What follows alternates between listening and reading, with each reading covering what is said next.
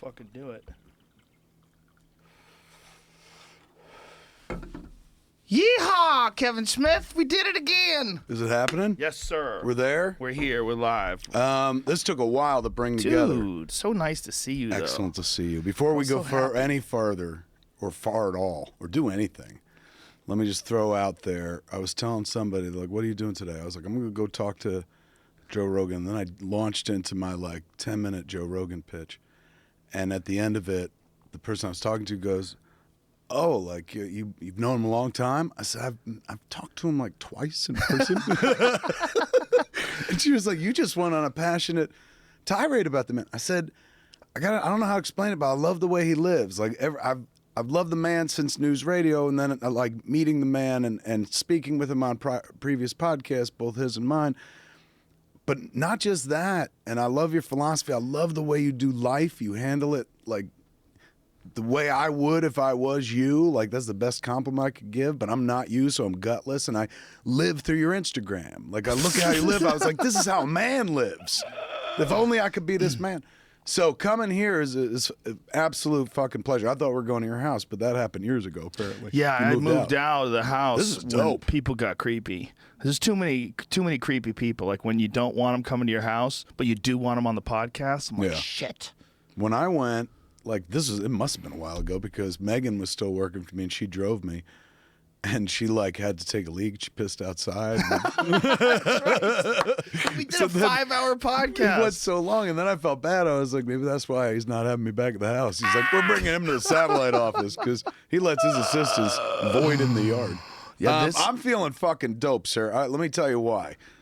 I made this movie called Yoga Hosers that just finally came onto Netflix, and I took it to Sundance in January. And they bent me over and just critically speaking, and were just hate fucking it. They hated this movie. A lot of people reviewed it from the moment we announced it. I'm like, hey, I'm going to make a movie with my daughter, and Johnny Depp's in it, and his daughter's going to be in it too. And right away I saw fucking the long sharp knives come out. And so as expected, it goes to Sundance, and so I'm not saying this movie's for everybody. It's for 10 people in the world. But the 10 people that love it will love it like religion and stuff. Well, haven't you always done that, though? You just kind of do what you like to do. Story of my life, If I could turn it around and turn on you, what I like about what you do is you're very much an accepted inside guy who lives like some guy from Jersey who's trying to break into the business. Is that this is useful because you never really understand how people, professionals, see you. You know how the world sees you because they'll tell you at any given moment. Yeah. Joe Normal or Sally Normal, people who live in the real world and shit. But your peers and people we work in entertainment and shit. Yeah. Tell me that again. You're very unaffected. You're a uniquely unaffected guy. But also ineffective at the same time? No, you're very effective. You're effective at doing what you enjoy. And that's why you have such a unique and loyal fan base, is because they know it's in this world, there's not a whole lot of unique visions. There's a lot of ideas that get brought to producers and executives, and a bunch of people pile in, and it becomes more of an idea where it's trying to appeal to a broader audience, and it switches up, and then someone wants to bring in a love interest. There's all sorts of influences that happen that homogenize as you drink some milk. I know, that was perfect man timing. Drinks his milk. Oh my Lord, that was perfect. The perfect timing of a stand-up comic. Well done. It does really. That's the best word for it, because even though if it's good, you don't feel like that guy. Tarantino is one of the unique guys where even though his movies are these gigantic mega blockbusters, it feels like he's doing his own thing. Yeah, it feels like this crazy fucker just got the money and the wheels, and they're listening to him because he's Tarantino. Your movies have the same kind of feeling. Also connects with more people. Yeah, there's more of a oh yeah, that's cool. It's cinema of cool. Because you could just look at, even if you don't have an experiential connection to it, I once went to a 50s cafe, as per Pulp Fiction. You're just that looks badass. Yeah. Seeing John Travolta dance with Uma Thurman, that's badass. All the way up to the most recent. Yeah, everything about it is just cinema of cool. And fed by a lifetime of movie loving and a movie diet. Yeah. So if you love movies, here's a guy that distills everything that's the essence of cool of cinema, and I don't want to keep hitting the cool bell because people are like, come on, that's a hipster term, but it does distill it down to those moments, not so much like massive arcs, but, ooh, this feels awesome. Oh, yeah. That's dope. Oh, that's metal. Well, yeah, you have that same kind of thing. Your movies For are very few people. Well, it's your comedies. Me, I think I'm the only one Your left. comedies in particular, like that was one of the more interesting and unique things about Red State, because you didn't tell me a word about it. You said I don't want you to know nothing. Just come and sit dry, there. which sounded filthier than I meant it. And me and Marin sit there and watched it, and we're at the end of it, we're like, holy shit, like holy shit, like what the fuck was that? Like that movie was crazy, and it wasn't a comedy at all. It's nice to be able to every once in a while like throw him a curve and be like, oh, he's nice. We thought we saw everything. Like I always felt most people saw me as like, oh, he did Clerks and then he's done about 96 variations. People on Clerks. need to see Red State. If you haven't seen Red State, that is I don't want to say too much because I want people to go into it the way I went into it. Just go see that fucking movie. But that's another movie where even though it wasn't like the same voice, it was still a unique voice. Right. You know, it's like I don't know what it's like to make a movie, but it's got to be a lot of people have a lot of say. Depends what your budget is. The bigger the budget, the more you have to listen to a bunch more people, and you can't be unreasonable about it. If you get tremendous amounts of success, like J.J. Abrams, and you're a nice guy at the same time, you can get away with being like, I'm going to do whatever I want, and people are like, what you want tends to work, so here, go nuts. But generally speaking, the more money you accept, the more input you also have to accept. Lower the budget, and if it's coming out of your pocket, you don't got to say shit to anybody, or nobody can tell you anything. But, if you're putting together something small, it's still a smaller circle of people to kind of answer to. You always have to be willing to hear what they're saying. If somebody's willing to give you ungodly amounts of money to make pretend, mind you, this is not like I'm going to give you funds and you're going to give me eggs, and then I'm going to sell those eggs, and I'm going to make more money selling those eggs.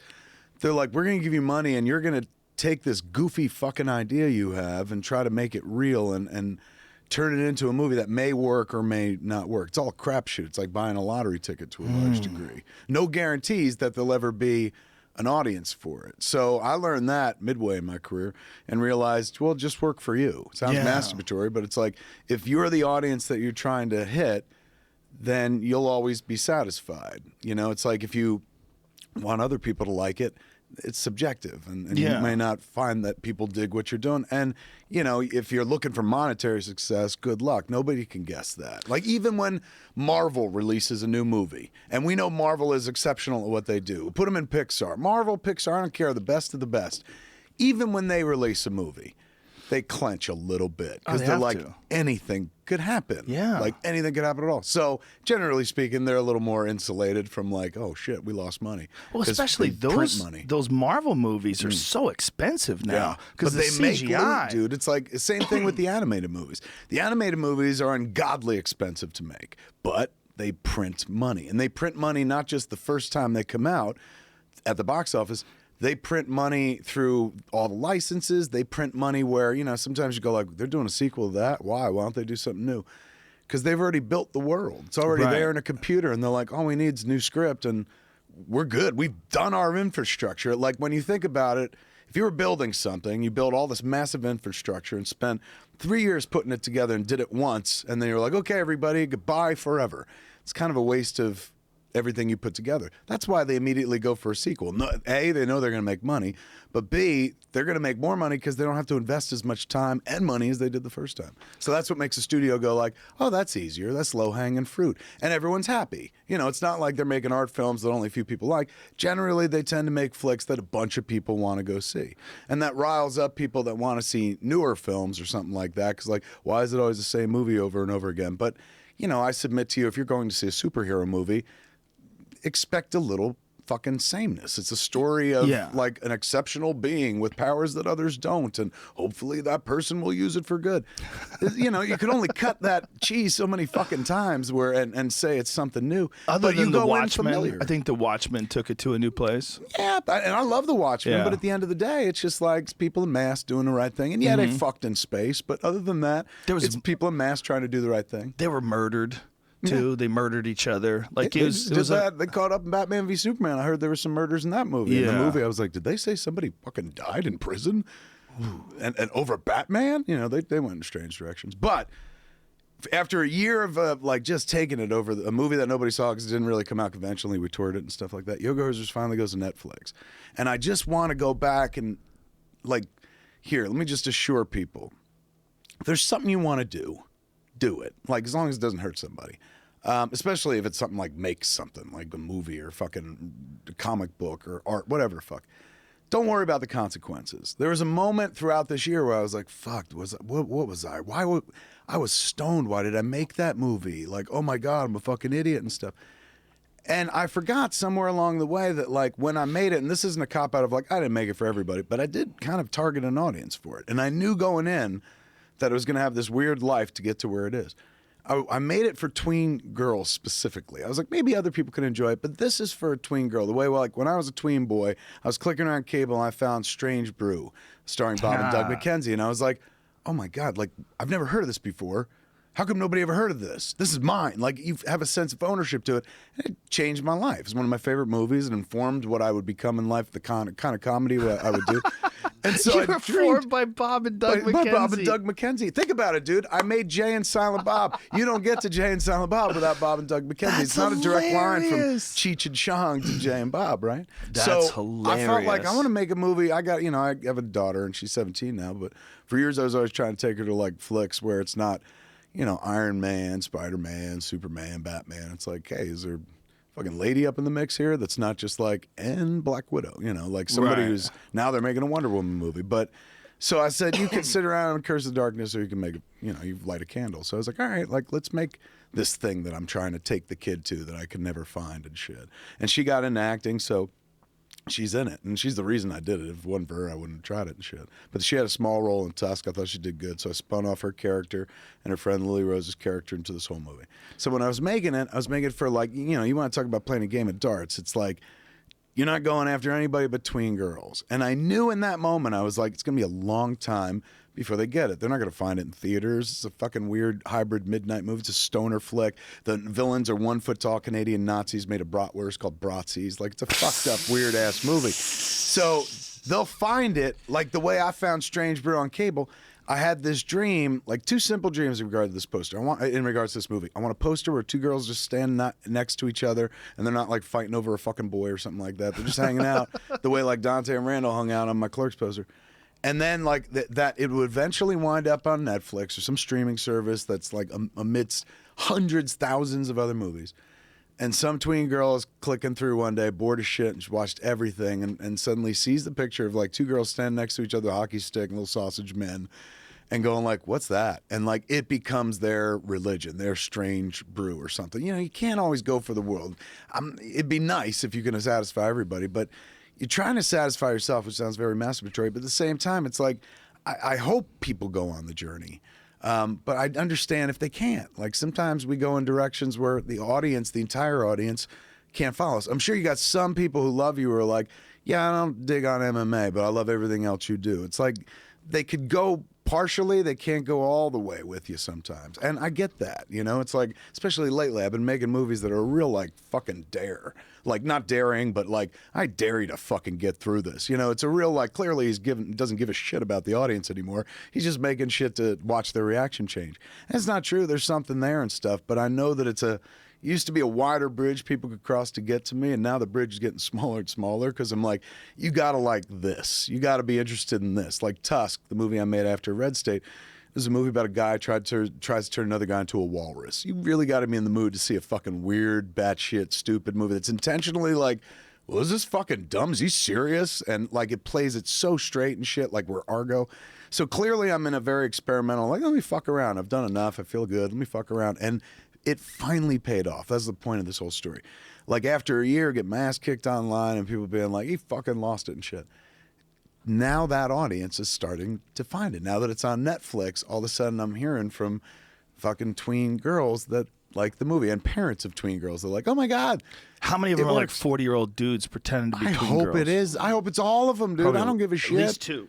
I'll take them all. If they were all 40-year-old dudes that said nice things about it. After a year of people being like, it blows, it's nice to have people being like, oh, it blows on purpose, or oh, I get it, or blah, blah, blah. I got to ask you this. Yes. How much of your thought process when you make something is worrying about how it's going to be received or dealing with the people that don't like it? Lately, not anymore about either. But sooner or later, there's a factor of want to see, because that has to do with, whether the thing makes money or goes at the box office. Right. How something makes money is completely different now. You're never counting on like, oh, people will come out and see it in a theater and shit like that.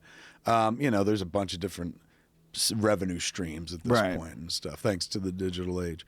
But at that point, when I'm making it, of course you think, hey, somebody's going to see it. It's not like you're doing it in a kind of like an abyss and nobody's there but you or something like that. But at the same time, when it's all done, just stupid questions like what do you want the poster to look like dictates a commercial thought. I can't say like I never think about that shit, because sooner or later somebody's going to ask me a question that I have to, where they're like, hey man, we get it. You're making it for you, but you did take a few $1 million. Like, how do we sell this shit? How do we get our money back? So, then that's when you start going, okay, how do we get it to the right audience? No more like, how do we tailor it, or how do we fucking trick them into seeing it or something like that? Like, put it on Front Street. And then dealing with the fallout.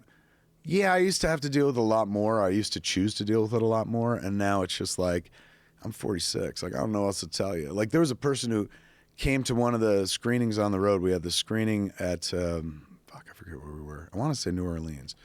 And of Yoga Hosers, and I was doing Q&A afterwards. And, everyone's getting up and they're like, oh, it's fun. It's fucking stupid, and asking questions. And then one guy gets up and he is like tight, dude. He's very serious. And he's just like, okay, you told a big long story before that movie began. And I did. There was a big intro before the movie began. Told like an hour-long story of how we got there.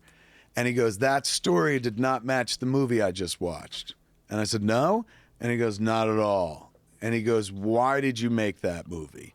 He's going, I found that unwatchable. I was like, and everyone in the audience is going, oh. And I was like, no, man, he paid. Like, he overpaid to see this movie if I'm sitting here talking. So, yeah, let him say what he wants. Like, I'm a big boy, I'm fine.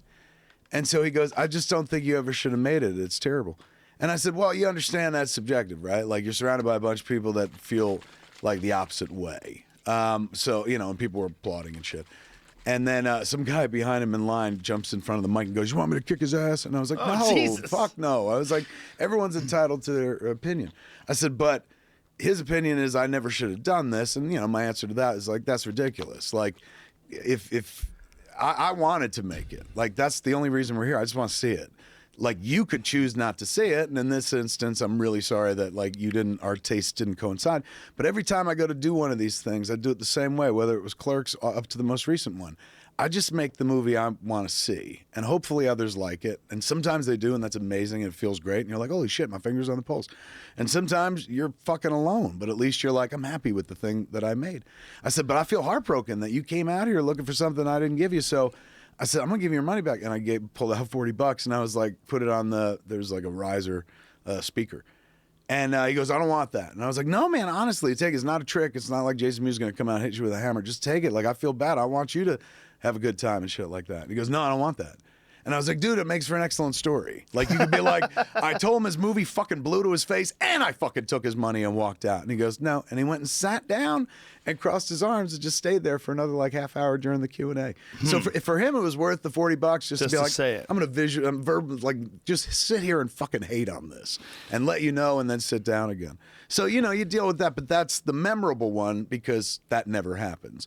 Generally speaking, like when we toured the movie, you're touring you're in a safe zone. It's like going out and doing a club night. It's like people there are there because they love you. They're not going, right. I wonder if this fucking tween sausage movie is for me. Like, they're already dialed in on some part of the journey. Like, oh, I've loved Tusk, or I've been with him since Clerks, or so forth and so on. I feel like I'm rambling. Let's talk about No, you're not rambling at all. It's interesting because the relationship that you have to the people that buy your stuff is very direct. You also have a podcast, so you talk about things in a pretty open and honest way like this. And, you express vulnerability, which makes people super uncomfortable. Does it really? Is that your experience? Not. It doesn't make me uncomfortable. No. But in the world in general, if you tell people like, oh, I fucked up and I'm stupid, or I'm fat, or my dick's small, they're like, hey, man, that's too much. Well, I think there's two factions. There's one faction that enjoys it, and they go, hey, Kevin Smith is just like me. He's kind of fucked up just like I am, and nobody really ever gets it together. And then there's the faction like, God, I wish he was like Will Smith. Will Smith just seems to have his shit together always.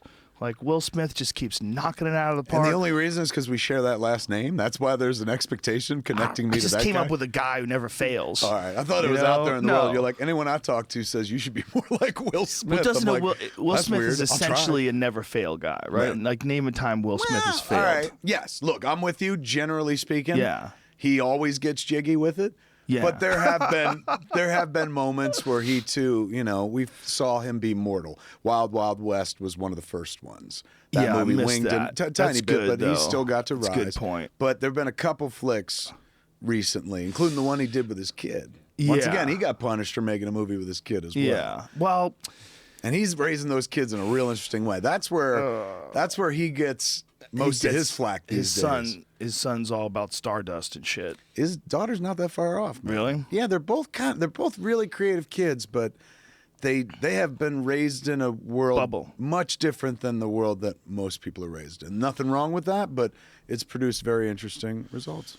Yeah, and if you're that sheltered, like your dad is some super movie star type character, your transition to regular, ordinary adulthood is probably like super confusing. I got one kid, and I'm not fucking Will Smith by any stretch of the imagination. I ain't even fucking Joe Rogan, which is not saying you ain't Will Smith, but I guess it kind of is. Definitely not Will Smith. So, but I got, I've done some shit, so some people know me and stuff, and I got a kid, and I was talking to her recently, and it came out that she was like, well, it can be hard to be your daughter. And I was like, what are you talking about?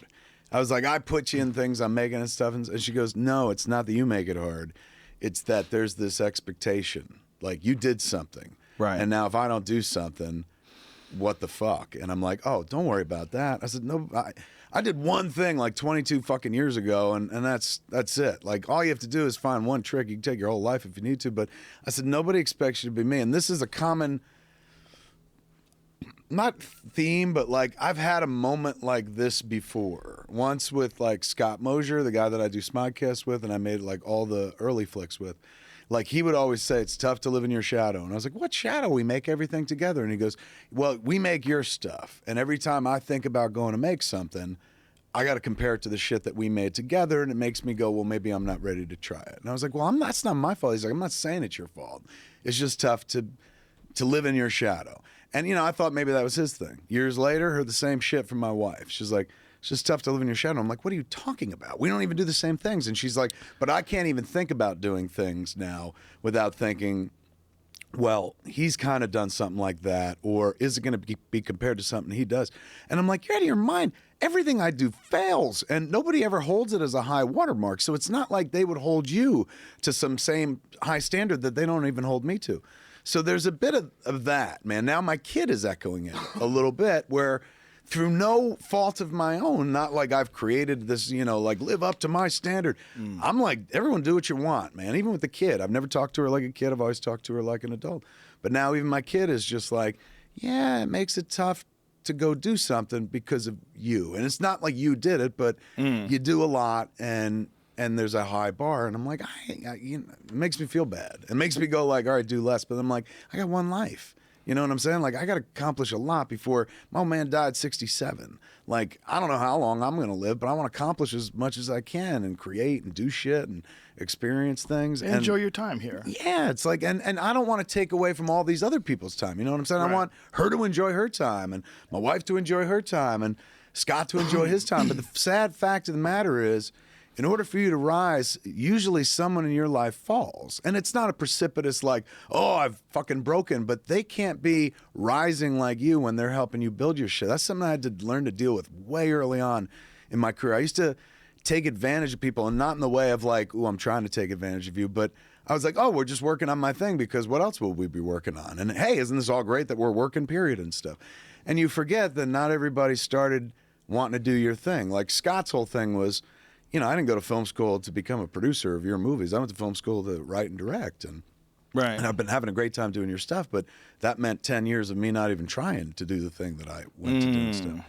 So it's a weird feeling, man, especially because I never really feel successful. I'm never like, well, I understand I understand I cast a wide shadow, but I don't think it's a very long shadow, because I'm like, there's no high bar here, kids. There's a high bar, in as much as like, I smoke a lot, but there's no like, well, he made the Matrix, motherfucker. Like, how are you going to be the kid of the guy that made the Matrix, or the ladies that made the Matrix now?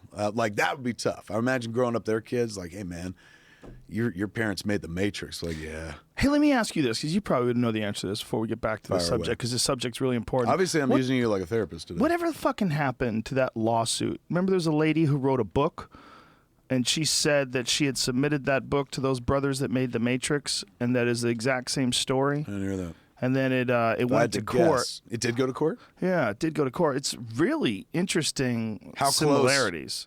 Between what she wrote and the actual thing? I don't remember, because it was quite a few years ago.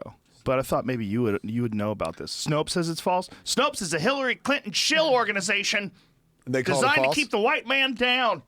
I'll get political, man. This is the one place people should run for politics. It's not even real. It's not real. It's I saw your Instagram post on election day where you were like, what happened? There was a picture of the results. Yeah, it was amazing. I think that might have been the place where I actually learned of the results. I enjoy chaos to a certain extent. So I'm looking forward to this. I really am. I wouldn't be looking forward. You live in interesting times, as they say. Yes. I would not have been interested in Hillary Clinton doing the same goddamn thing that she's been doing. And I'm not a big fan of how he behaves as a human. What's up? It's not false that it's false that she won the large judgment. I guess in 2005 there was a court case, and I guess she never showed up to court for her preliminary hearing. Maybe they paid her off. Because she was in the Matrix. Maybe they paid her off. Somebody disconnected her and she was fucking trapped and shit. She saw a cat on the way there twice and she was like, fuck. It's entirely possible that she just got paid. But that's the other option. Like, what was she, how much was she necessarily, was she like, I want half? Or was she like, give me 50 grand, I'll go away? And maybe it's a good question. But The Matrix obviously is a pretty goddamn big movie. Apparently her story was remarkably close. I mean, look, and I'm not taking anything away from them or her, but, like, there are archetypes in that story. And, like, that movie's brilliant. Of course. But it's like nobody can really go like, wow, I've never seen anything like that before. I mean, it is kind of like, go to the Bible. It's a Jesus story on some level, right? Like, messianic in nature. But if you're talking about these motherfuckers are in big batteries that power a fucking machine that we're all in and plugs in our head, then it gets very, very close. Isn't that even that concept that of one day we're going to live in some sort of a virtual reality, that's not a new concept. That concept's been explored. Like, do you remember? Are you watching Westworld? Oh yeah. Fuck, God, son. it's good. That is discussing that very subject while being vastly entertaining. Amazing. And you're like, oh my God, this is a great idea. But also, they are going into the idea of consciousness. And there are a few times as you watch that show, not where you're like, are we in someone's fucking game? But you start sitting there going, everything we know about what we understand to be reality, except to be reality, is a social contract in many ways. Like ideas and thoughts that we all agree on and stuff about what is real, what is important. Like, that's why when you meet people who are like, don't want to have kids, some people are like, well, that's fucking weird. It's like, no, their reality is like, kids are not a part of their reality, never were. Like, it's just not in them and stuff like that. I think, this year with the election, we've seen reality challenged. The thing that we all understood to be apparently was not, and now, things are vastly different. I don't know where I'm going with that. Save me. It's just the unique thing about it is that we have been living under this illusion that it either had to be one of these people, like a Democrat, or one of these people, a Republican, and that these people are politicians, and these are the people that won presidencies. I think, I don't want to. There's a faction out there, and I don't want to. We should really just stay away from this. But I will. Look, I'm a guy who always tries to find the silver lining to a situation. So I did not vote for this president, but I did not campaign against this president and stuff. I went another way. Didn't work out. It's not the first election where I voted for somebody that did not win. Right. But being the person I'm not going to sit there and be like, fuck the next 4 years. Like, no. Like, I've lived through presidencies that I didn't agree with, and things work out. I hope it's going to work out this time, but this is what I'll say. It's new. It's new. We might see and I'm not saying burn it all down and see what happens, but we've had how many years of a two-party system, essentially, where it's like, yeah, there's lip service to a Green Party and lip service to another party, but we, for all intents and purposes, I mean, I know it was claimed by the Republican Party, but we saw a huge upset of a third-party candidate. Yeah, if it happens once... They didn't want him in. If it happens once, that means it could happen again. There's now a new model. There's a new path. He was always a Democrat his whole life. That's what I thought. Yeah, he was. I mean, he was. I grew up in Jersey, so I was very familiar with the man and his work, throughout my life and stuff. He was a prominent figure in the press, always. Yeah. And he always seemed very liberal-leaning and democratic. Well, what he did is essentially, I mean, he played a certain group of people in this country, and he got to this ultimate position in power, and we're not sure. I mean, look, he's like 70 years old. You don't think he's a crafty guy? Like, he's probably pretty good at getting people to like him as a certain person. Who he really is. Like, I think you probably got to get to know him to find out who the fuck he really is. But also, who he I projected. honestly feel like to some degree, and I'm not taking anything away from him, but anybody could have just popped up and been like, I'm the other person. I'm not her. Right. I'm not him. She carried so much baggage. And that's the thing, too. And they were asking, and essentially, Democratic Party was going, come on, America, like... Let's vote a woman in. Come on. Like, we just had the black president. That was amazing. Right. Let's have a woman president. And I think if they'd gone with almost any other candidate that didn't have as much baggage, it'd be a different story. But they were asking you to like somebody who I didn't have an issue with, but a lot of people have got a big issue with. If she was a man, it would be a giant problem. But we gave her. What do you mean? Well, if she had all those problems, if she, all the campaign, all those shit. I mean, I don't know. We saw a guy with a lot of problems, and he seemed to squeak through. But I'm saying, if she was a man and she was up against Trump and she had all those problems, I she see would what be you're crushed. saying. She would have no chance. Yeah. But because she was a woman. Oh, you think she got further because of 100%. And man. legacy, there was a lot of people that were, they wanted to make history. They wanted to make history because, look, from a social standpoint, Barack Obama was very important because here was a super articulate guy who's really calm, and he has a very even presence about him always. You never see him riled up. You never see him crazy. Even like he gets heckled. Did you see that thing where the Trump supporter was heckling him and he handled it with grace? He's just a graceful guy. That's like probably the best way to describe him.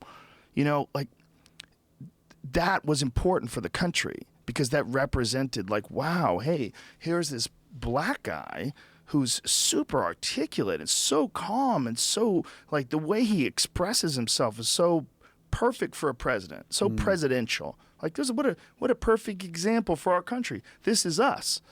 And then I think a lot of people felt like Hillary Clinton would be another one of those things. Like, look, we can have a woman running things. We're not sexist. Like, look, we are a really articulate, incredibly well-experienced woman who's been in business for a long time with the government. She's deep inside the machine. Public service since she was a teenager. Yes.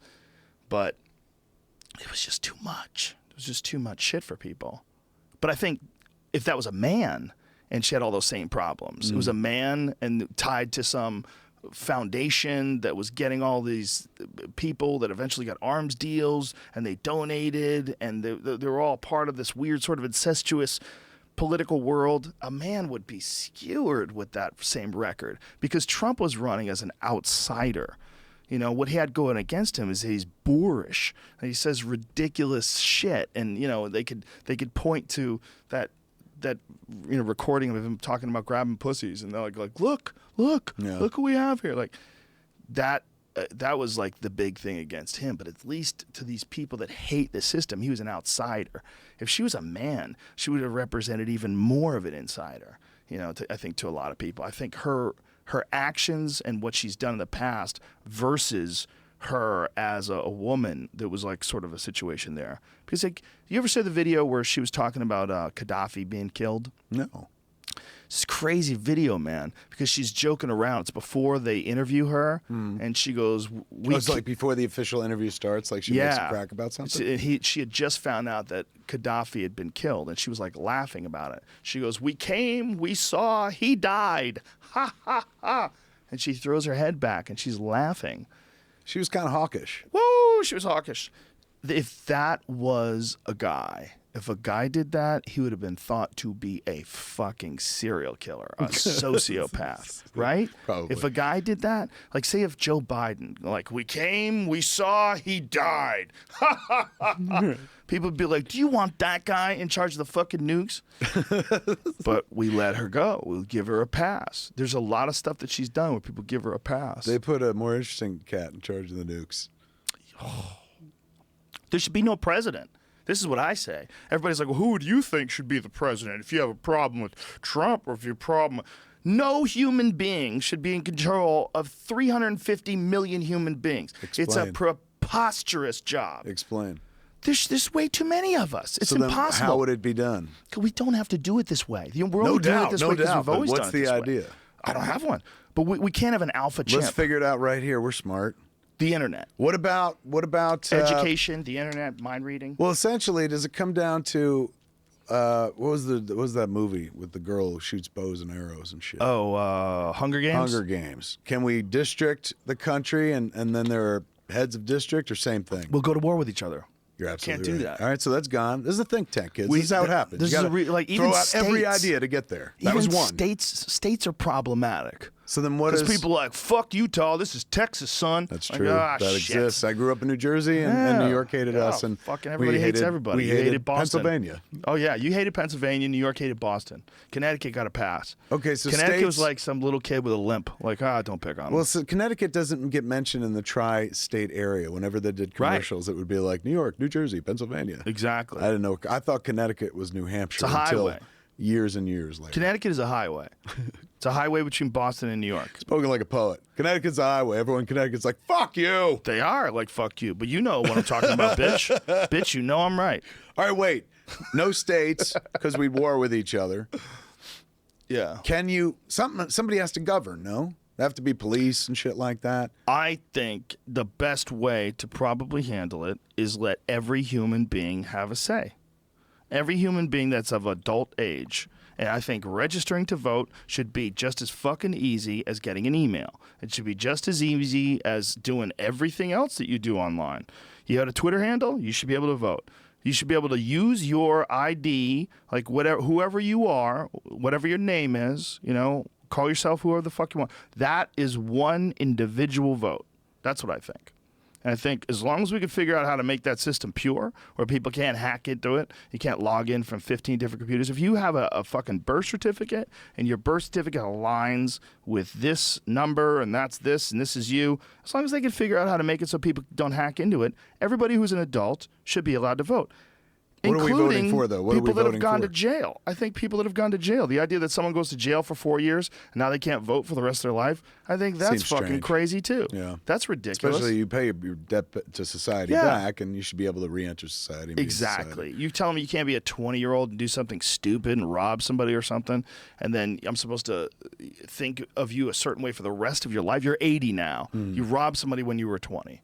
That's still you? You're a dangerous man talking about tearing down institutions. But the institutions are a problem no matter what. I agree. They're always a problem. I think the real issue is government, right? Governing us. So the real issue is what everybody wants is safety, security, protection, and unity. That's what everybody wants.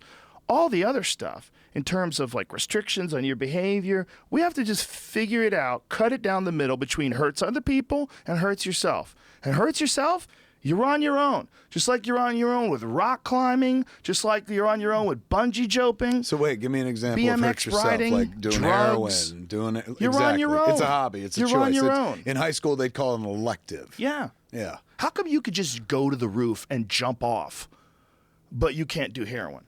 Like, no one will stop you. You can go to your roof and practice backflips. You're making so off your much sense. fucking I'm roof. ready to boot, dude. I'm ready to fucking jack a needle in my 12 gauge it right now. When you have people 2 tickets to paradise. telling other people what to do, you've got a tyranny. Yeah. You got a fucking problem. Even if they sort of can get away with it because it's written down on paper, did you agree to it? No. Nobody asked you about like child labor laws. You've never. No one's pulled you aside. I haven't had a say in that for years since I was a child. No one's pulled you aside and decided. Well, you've decided with them how old you should be when you drink. Right. No, it's all been done. It's all. Most people don't have a say. It's all written down somewhere, and the amount of people that vote versus the amount of people that are affected by that vote, completely disproportionate.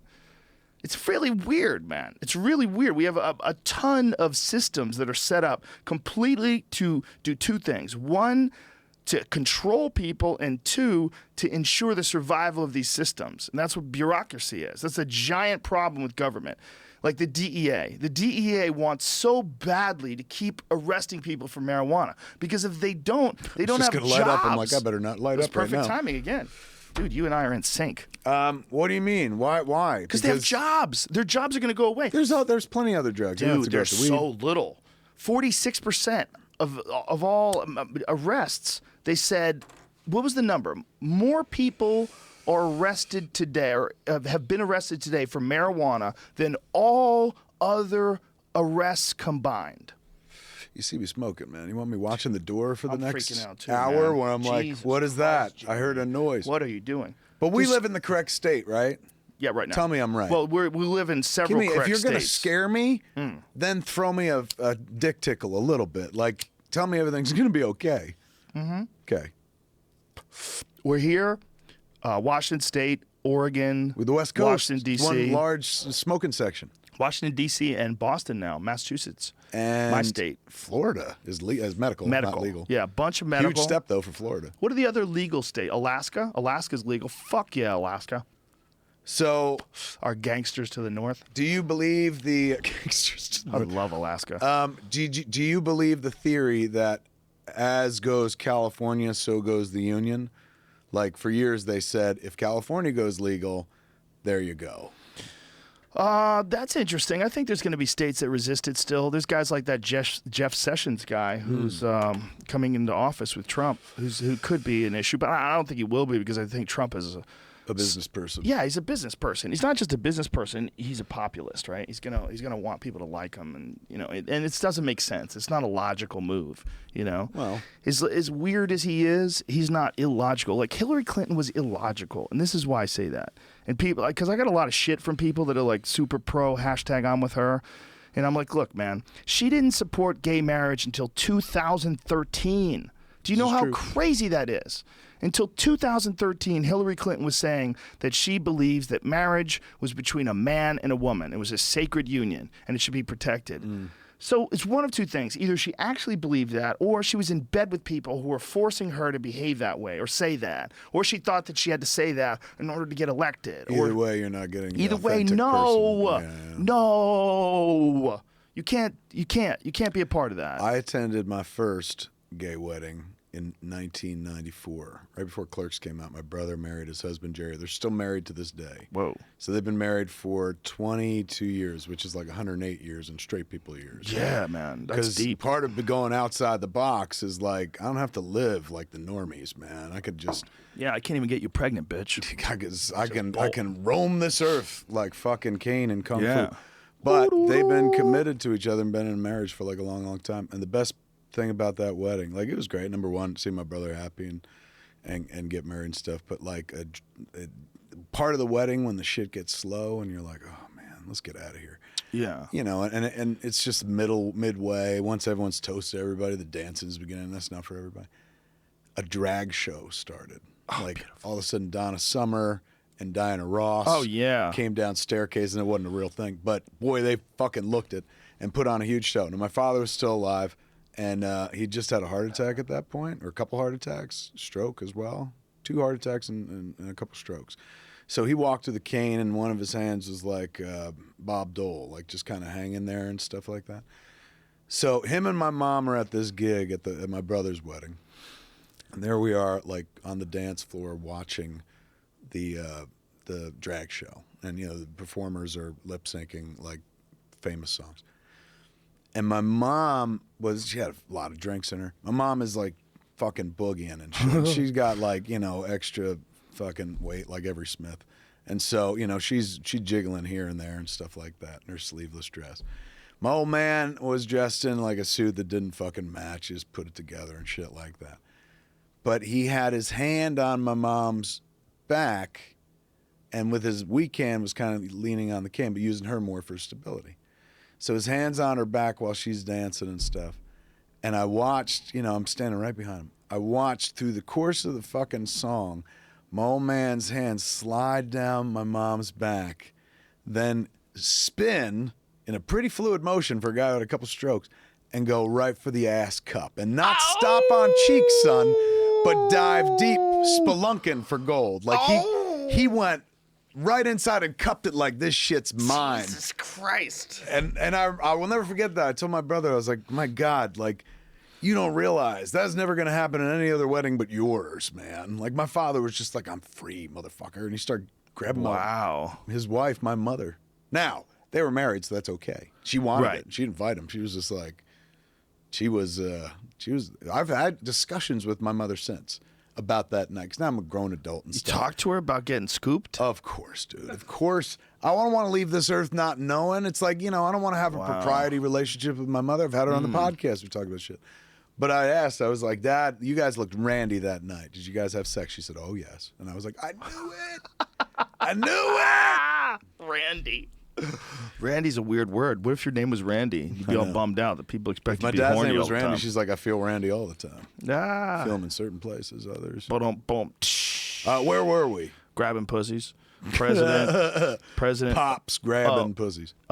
People that aren't truthful. And this is like another thing I want to say to people that think that I hate Hillary Clinton. No, man, you just will not leave the politics alone. It's your show. Go ahead. But this is what it's not even a politics thing. It's a human thing. Okay. I think we owe ourselves, like as human beings, to not accept like blatant lies. And I don't think it's good for her either. I don't think it's good for everybody. I mean, the rub is supposed to be that once you're in your 60s or something like that you're done. You're done developing. You're done growing. Is that true? I don't know. I don't think so. I think you're alive. If you're alive, you're a person. But we have categories of people, right? We have people that were 20, oh, he's young, he's stupid, he made a mistake. And then we have categories like in your 60, oh, you're never going to learn anything. You're done developing. They're stubborn. They're stuck in the ways. Like, let's just accept the fact that she lies all the time. Right. Like, there's this video of when they were talking about the emails, and there's a video of the director of the FBI talking versus her talking. Like, she would say what the director said, and then he would say what he really said. It was ridiculous. And it's like you see that she's being dishonest. That's not good for anybody, man. It's not good for her. It's not good for us. And I think for a person like her, this is probably just a system that she's been competing in forever. Yeah. And that's how this system operates. Makes you and that she's person. really good at it. And she was a lawyer. And she knows what you can say and what you can't say and how you can kind of distort things to make them seem like they were better than they were. We're still talking about her at this point? Yeah. Okay. Yeah. Because that sounds like him as well. Well, all of them. But doing that, when you do that, and we see that, that's not good for us if we say yes to that. It's bad for us. It's bad for us as a culture. No, it doesn't. Not as a nation. Just as a group of human beings, where one person at a very high level is supposed to be expressing for us. Like, if you're going to be the person who's expressing things for us, don't you think that's impossible? Like, exactly. I mean, that's as why you we said can't at have the a president. beginning. Oh yeah, but I mean, it's so. Then what's the? Do you have a binary presidency? Yes. One president who speaks for one half, one president who speaks for the other half? I don't think we should have a then president, you're back to man. warring factions. I don't think we should have a unique individual or even a small group that runs this thing. I think it's How crazy. was it done before we got here? Native The problem Americans. is it was done in small groups because everybody was a small group. There were tribes. And even if you came over on a boat, you came over on a boat with all those other psychopaths that were willing to hop across the ocean with you. How many could get on the boat? 1,000? Yeah. I mean, what's the most amount of people they had on, like, one of those boats? Why don't you Google that? Like the Mayflower. That's true. You got to really have a sense of adventure to get over here. You got to be a crazy person, right? So it's and all really these hate it where you small are. towns, small groups, little villages. I mean, that's essentially why we had representative government in the first place, because these guys in Utah couldn't really talk to the guys in D.C. Like, somebody had to talk for you. You're over there. It would take you months to get there. So they have to decide how the fucking thing runs. So you have to vote in your little spot, and this guy sends his vote. 102 passengers. Jesus Christ, that's which no one? one. Which one? The Mayflower. 102 passengers. That's it? Half died the first winter. Half died the first They winter. got here with 102 and 51 made it? Holy shit! Half died the first winter. They fucking froze to death. Just think about that when you're like, how come I can't fucking get Wi-Fi in the subway train? Oh my God. 102 people sailed the ocean blue. Oh my God. That's and it probably insane. was blue back then. And then came It's here still blue. with an How much idea did we of fuck like, it up? let's start America. Yeah, imagine what the ocean was like back then. Probably amazing. You None probably of just those little stick beads a that hook make in those and pull weird them out. plastic bead islands out in the middle. You ever seen No, those? yeah, I have seen that. That's Hauntingly very beautiful, but very fucking disturbing. terrifying. Yeah, and birds choke on it and shit. I read an article that said that seagulls or birds in general are attracted to the smell of plastic. Well, I read something they're saying because a lot of plastic has food on it. Like even if it's like in a microscopic That would make small more amount. sense to me, yeah. Yeah, well, a lot of our plastic comes in contact with food for sure. But I read another thing about a certain type of bird that lives on this one island where it's a real epidemic that these mama birds are bringing back plastic and feeding it to their babies. Oh my God. Yeah, there's these babies. It's like a supervillain plot. It's awful. There's these bodies of these birds, and their stomachs are filled with plastic. And, you know, they're rotting. Their bodies are decomposing, and the plastic is just sitting there exposed. Ugh. Yeah, it's super dark.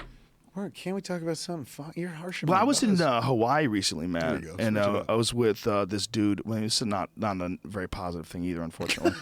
He's been a commercial fisherman for a long time. His name's Steve. Shout out to Steve. Okay. Steve and Scooter took me out fishing. But he, when we were fishing, he was telling me that he's been doing this forever, and he lived in Costa Rica, and ran a fishing camp out there, and now he's doing it out of Hawaii. And I was like, well, how much of a difference have you seen, like over the last a few years? He goes, oh, it's huge. It's a huge difference. He's like, between now and like 10, 20 years ago, like 30 years ago, the amount of fish. He's like, it's just totally different.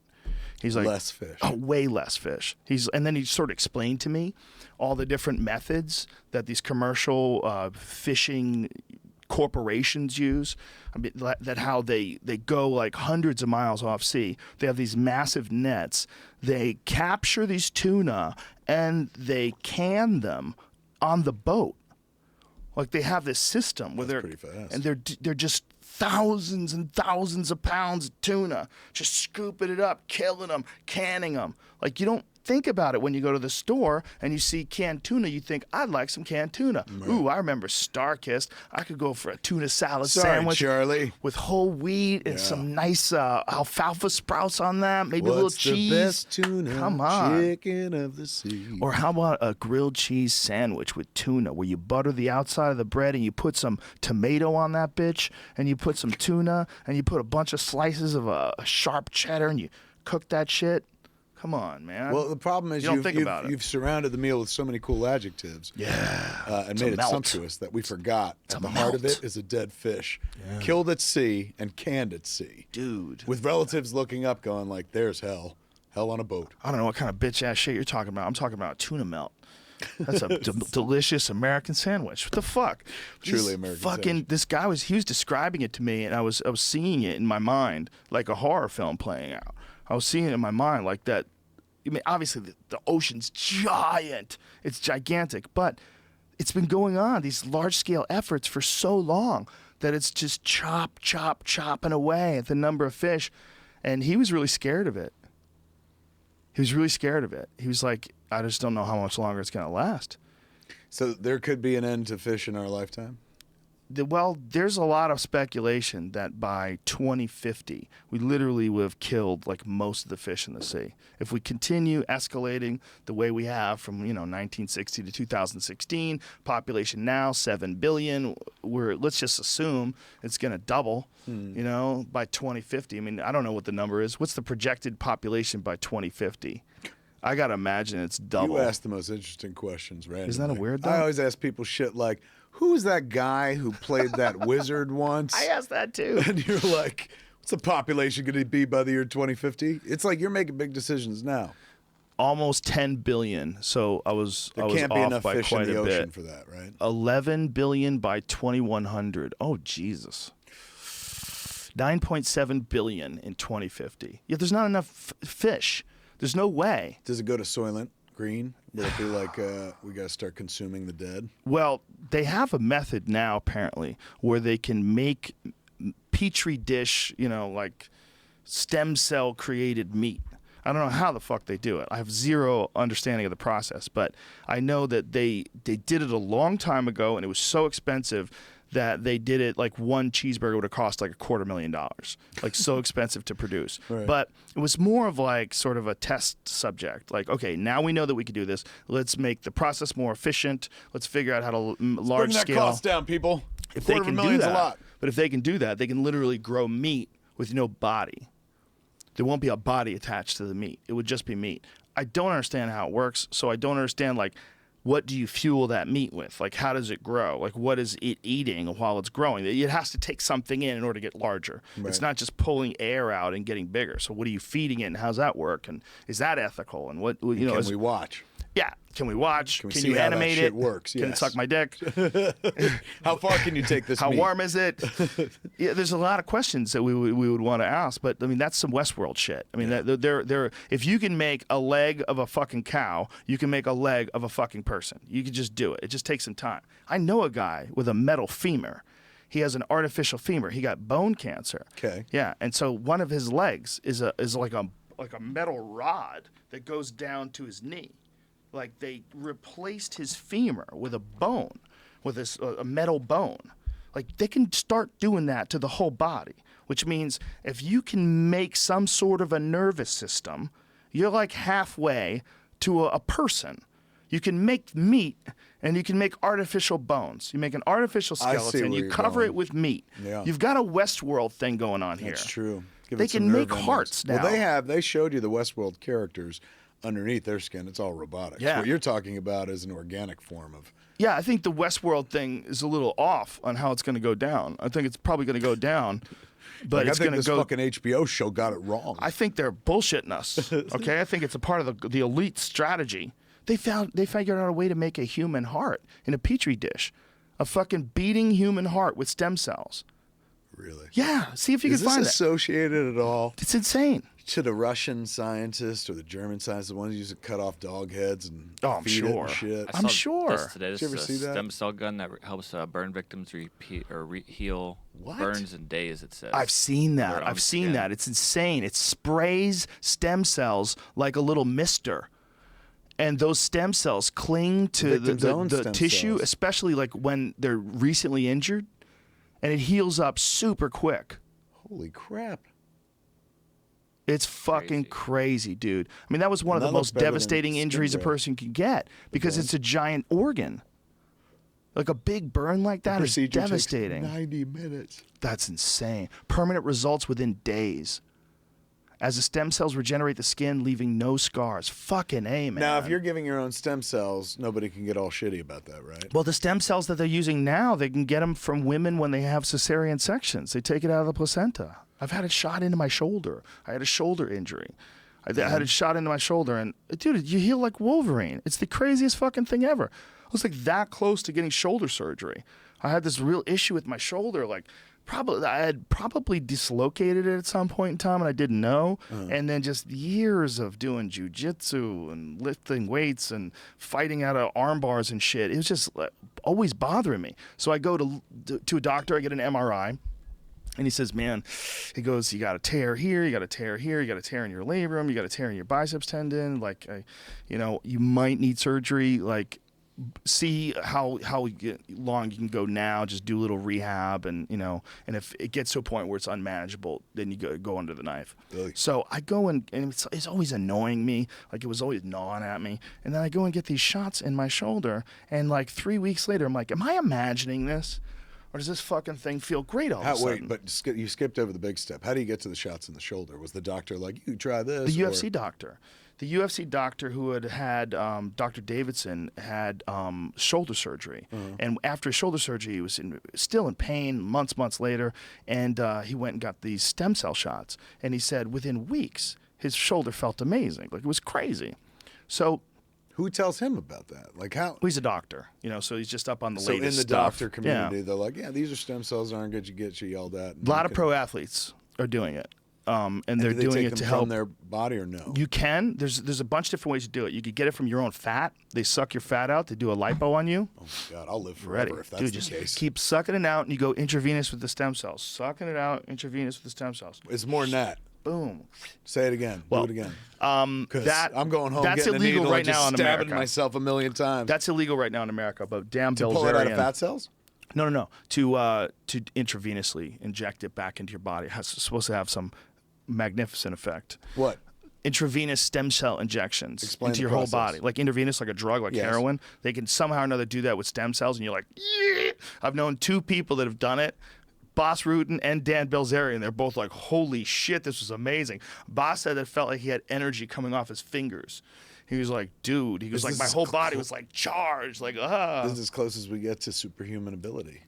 But it's with our own stem cells? With your own stem cells. You can do it with your own stem cells. They do. That's one method. Another method that another friend of mine did is they drilled into the bone in his hip and they pulled marrow out and used that marrow, used the stem cells from his hip marrow, and then injected that into his knee, and it had a pretty remarkable effect too. It's the opinion is divided over which stem cell therapy is the most effective. But one of them that seems to be very effective is one that I did, and that's with cesarean section. They take a woman who's given birth by cesarean section, and if they're young, I think they have to be within a certain age limit, then they take their placenta and they extract stem cells from the placenta. And then they have some sort of a process that I'll never understand, and then they inject the stem cells into the injury itself. And your body starts regenerating tissue. So that's the difference between this and any other sort of form of therapy, is that it actually allows your body to regenerate tissue. So things that are torn can actually heal and thicken and strengthen, like you're seeing with those burn victims. And again, don't listen to me because I don't know what the fuck I'm talking about. I just know how it's been explained to me. Right. But it had a pretty profound effect. What? So if you got nothing wrong with you, and you just inject stem cells, that's where the dude was like, woo. Yeah, well, he had something wrong with him, though. He was recovering from a pretty serious injury. Bas Rutten was, at least. But yeah, well, one of the things they're finding out is that with mice, they're taking the blood of young mice and they're injecting it in older mice, and these older mice start acting like young mice again. And they start literally like going back in age. And this is some crazy vampire shit. It really is, dude. That's very close, isn't it? It's totally vampire shit. Do you know First off, The Blood of Young Mice is an excellent fucking novel. I think we got your next movie, bro. Oh my god, what a great title. The Blood of Young Mice is your next movie. I mean, it's a great a punk rock band. But it's a great idea for like a movie gone wrong, right? I mean, yeah. Well, you're talking to the guy who made Tusk. Yeah, I could say I could make that work. Do you know who Elizabeth Bathory is? No. Elizabeth Bathory is like one of the most infamous serial killers in human history. And her gig was she would kill young women and bathe in their blood. Okay, then I did hear about her. She was a noble woman. And where was she from? Slovakia? What? Hungary. And she just killed a ton of pretty girls. She would go find these peasant girls and bring them back to her castle and torture them, kill them, and cut them up. And all the people that worked with her are just horrified by her because she just had like a dungeon of dead women, and she would just slaughter them and bathe in their blood. But because of the fact that she was a noble woman, she never even got executed. They just put her in house arrest. So they locked her in some fucking chamber up in the top of some castle like some monster by herself till she died. How old? I don't know. She was old when she died. She didn't die at 30, That's a real mom question. How old? Yeah, it's a good question. She was 54 when she died, which back then? Which right now, think about it. Think about everyone you've loved. 1610, yeah. Anyone that you ever loved that didn't make it to 54 and just realized that the blood bather who butchered all those women made it to 54. How old was she when they locked her in the hole? Did the process work? No, bathing in blood? No, it didn't work because she didn't know what the fuck she was doing. She had the right idea. I mean, in a way, like there's the right idea. She was the mice before the mice. But you don't have to kill people, you dumb cunt. I believe that was the name of the movie. They pay made young kids to donate blood. That's all you need to do. What she did wrong was bathe in the blood. What are you supposed to do? Oh, I mean, what she did wrong. She's a fucking serial killer. I'm killing people. Kidding, but her idea was somehow or another that she was going to get younger, would rejuvenate age, and that's like been a theme that people have sort of like repeated over and over again, and it makes you wonder. Maybe we know somewhere, and maybe it's just we're ridiculous, and blood's a liquid, and you can contain it and measure it, and we just get our heads wrapped around this idea that that's what makes you younger. Or maybe like we inherently knew that's the source of aging is the blood. And then chased it away during civilization just because there's only one way around that, the blood of others. Maybe it's not something that we knew or didn't know, but it's inherent knowledge. Like maybe your system, sort of like how your body knows when it's thirsty to drink water without anybody even telling you. Like you just kind of know, right? There's like certain things that you know. You see a snake, even if you've never seen one, you're going to back up. There's things that you just know. It could be highly possible that we have some sort of subconscious understanding of some aspects of our body, some needs that our body has, that we've never been able to see it written anywhere because no one's written it down, but maybe you kind of know things. And maybe somewhere... is just... Yeah, maybe somewhere in the back of the human DNA, we know that's the blood. When the blood goes bad, your body starts to get old and starts to fall apart. But if you pump that young blood back in, like, but we just kind of aging has to happen eventually, right? That's the scary thing, man, because that's the number one thing that people are hoping science can stop. Is people getting old and dying. That's the number one thing. If Look, you said, I understand going like, hey, man, wouldn't it be great if we could do all this without a president? But it's tough to be like, hey, man, wouldn't this all be better if we couldn't die? Like, of course, I'm not saying it would be better. I definitely don't think still, that. I don't even think it's possible. Like everything ages in one direction. The road goes in one direction. You can slow it down and you can make the path comfortable for yourself, as comfortable as you can. The journey even more so. But I don't think you could extend the road forever. Do you know that certain jellyfish are essentially immortal? Explain. They live forever. They also don't have a head, heart, lungs. But if we really can regenerate all the tissue in your body, except for trauma, except for accidents and somebody things, killing you, someone killing you, there could be only one. There's no physical reason why they shouldn't be able to figure out how to stop the aging clock and literally turn it back. No physical reason. What about the brain? Both that. I mean, that is also an organ. Does it just age? Does it time out? I'm sure. There's going to be a real question as to where your memories are actually stored and who are you. Once they start getting to that Ray Kurzweil shit of storing consciousness in some sort of in a data bank. Yeah. Did you watch Black Mirror? Oh, no, I haven't, but I heard I have to. You got it. You would love it. I watched one episode when they made the politician fuck the pig. Which is amazing. It's pretty badass. Amazing episode. What the fuck? You watched that and you were like, good enough. Any show that gives me that brilliance, I'd be like, oh my God. And that was their first episode. Let me see what the next one is. It's not that I'm opposed to it. I just too busy. They did one episode in the second season about they don't telegraph it up front. It's smart TV. They make you work for it.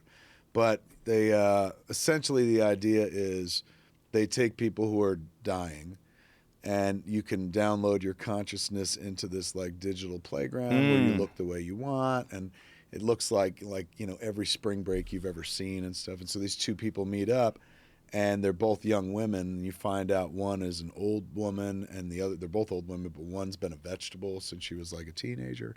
Wow. But in this virtual world, they can run, romp, and be free and be whoever they want. But it's generally considered if you could choose to just die and pass on to whatever you think is out there, if there's a heaven or something like that, or you could choose to go to the server, as they call it, and stuff.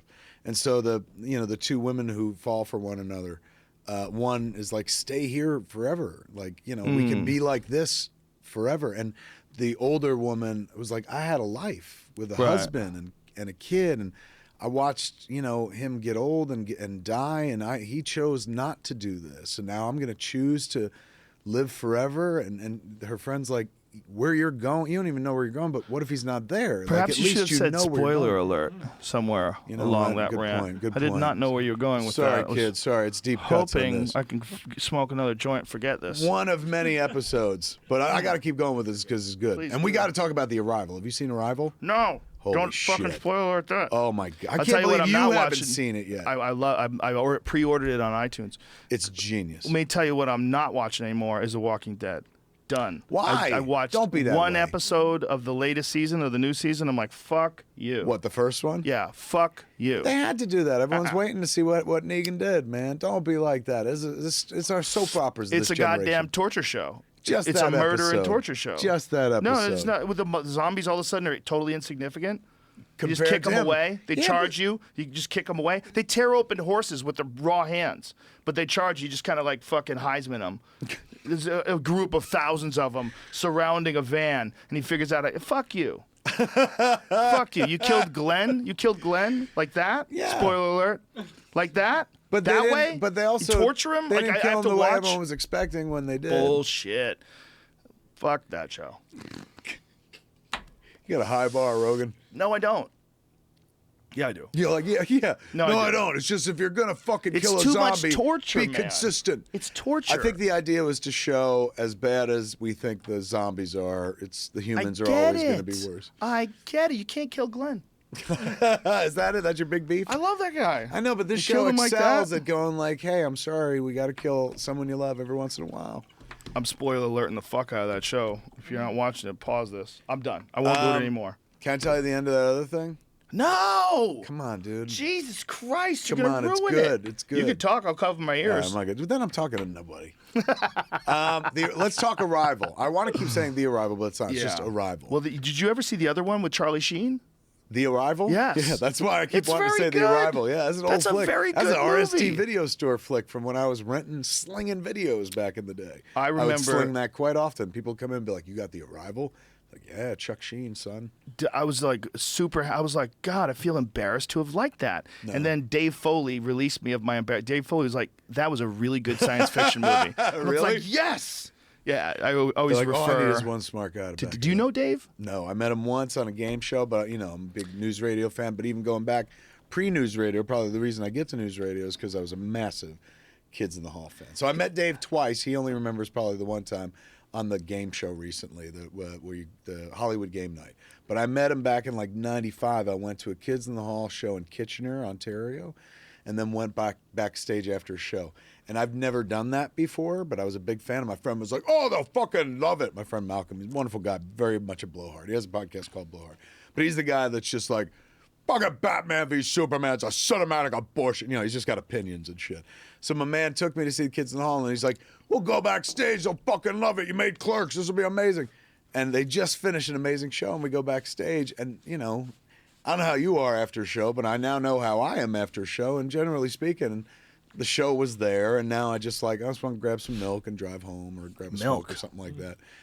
And instead, you're not like, hey. So I met them, and they were all like, hey. And not, they didn't fucking see Clerks. They didn't know who I was. It was early on in my career. But, they just give it all up on the stage, and they're like, oh, shit, we got to fucking do another mini show and stuff. So, I'm not like, what a letdown he was. The show was amazing. It's just not like, I doubt he'd even remember meeting me. But I did meet him on that Hollywood Game Night show and talked to him for a long time. But I'm a deep fan going way back. That's awesome, it's man. a long answer to a very short question, sorry. I don't remember what the question was. You like Dave Foley? You meet that guy or something like that? He's literally one of the smartest people I've ever met in my life. Arrival. Let's talk about the new Arrival. You got to see it. You would love it. But Dave Foley, I want to talk about Dave Foley. All right, listen, I'm going to go deep on Dave Foley. I just want to tell you. He's a secret producer of news radio.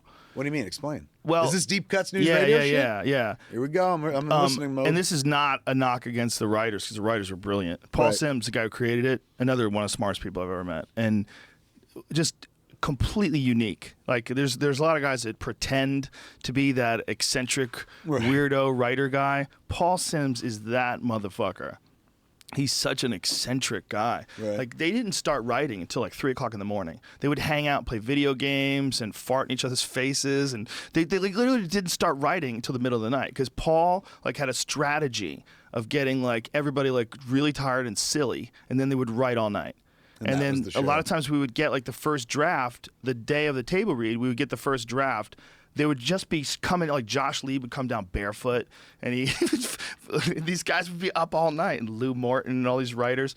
And I was like, you guys are fucking crazy. Like, you didn't even sleep like this? He goes like, no, we've been writing all night. This is how we do it. And they were just silly, because they were almost, without doing drugs, they were getting high by keeping, because as far as I know. They were curbing inhibition. The longer they're up, the more they're like, anything goes. Yes. And as you're sitting there, if you're well-fed or you're, in the middle of the day, perhaps you're less apt or less likely to be like, hey, I got a fucking stupid idea. Because you don't want someone in the room to be like, you asshole, that's not fucking funny. Nobody wants to get judged. So for me, I smoke weed not because it gives you better ideas, but because it's, it lowers your inhibitions. Where you're like, I don't give a fuck if people think it's stupid. I'm going to try it. And if that don't work, I'll try. I'll say another thing. Well, you can express yourself more honestly. You feel freer to express yourself more honestly. It must be the same idea. Keeping people fucking up and then just getting them tired and then be like, now, right. It's a strategy. It really is. It's a very good strategy. Very specific. It was very silly. It was a silly show. And that's one of the reasons why I think there's a lot of silliness going on. But which is a strong suit when you don't have the card to play of like, let's say cock or fuck. Right. Or shit. Like, you can't even do the basic cards. Right. So you're like, what do you replace those cards in the deck with? And that show replaced it with like, oh, we're gonna up the silly quotient in a way that doesn't look like other sitcoms silly. Like their silly was Bill getting a cane. Yeah. Where it's like, that's a real fucking silly episode. They built a whole episode around him walking. Everybody loves a cane. Like that's not the saying, Bill. No, it was a very, very silly show. And dopey shit like, your last name's Gorelli? Like, just repeating that. For 5 fucking years. That was like a running joke. Every time it happens, they're like, your last name's Gorelli? I was like, that's genius. That show was it was a very weird show in a lot of ways. Like Paul was he's such a unique guy that he would essentially let anybody come up with another line if like they were doing a table read or not a table read rather, but a run through. Mm-hmm. If you would get a hold of the script, Dave would come up with an alternative line, and like right away the show was in trouble. Like because like the first year that we were filming, like it wasn't really doing very well in the ratings, and they couldn't figure out how the show. I bet you that number would be. Well, it was weird. We moved like 9 times in 5 years, but there was this or 4 years, whatever we did, and it was this moment when they were just trying to figure it out constantly. It was a lot of work, and they would all get together and try to rewrite scenes, but Dave Foley would rewrite scenes like on the floor. And as the show kept going, it became more and more of a thing. Like he was like a secret producer, like, but not that it was a secret, because the writers were so open-minded that they just wanted to see the best jokes. He's the best kind of actor, though. He's the actor that you love because he's a writer as well. Yeah. So he comes to set and he's not just doing your script. He can give you 5 other scripts just as funny if you want him. And if he's like the good ones, he's not jamming my shit's better than yours down your throat. He's like, if there's an opening, gracefully it goes in. But that, in the beginning of my career, I used to reject people that were like that because I'm like, no, if it's not my writing, then what is it? And then the older you get, the more comfortable you get, and you realize, dude, you're going to get credit regardless. Like, go ahead. Like, I remember, for me, it was Chris Rock. There was a moment in Dogma.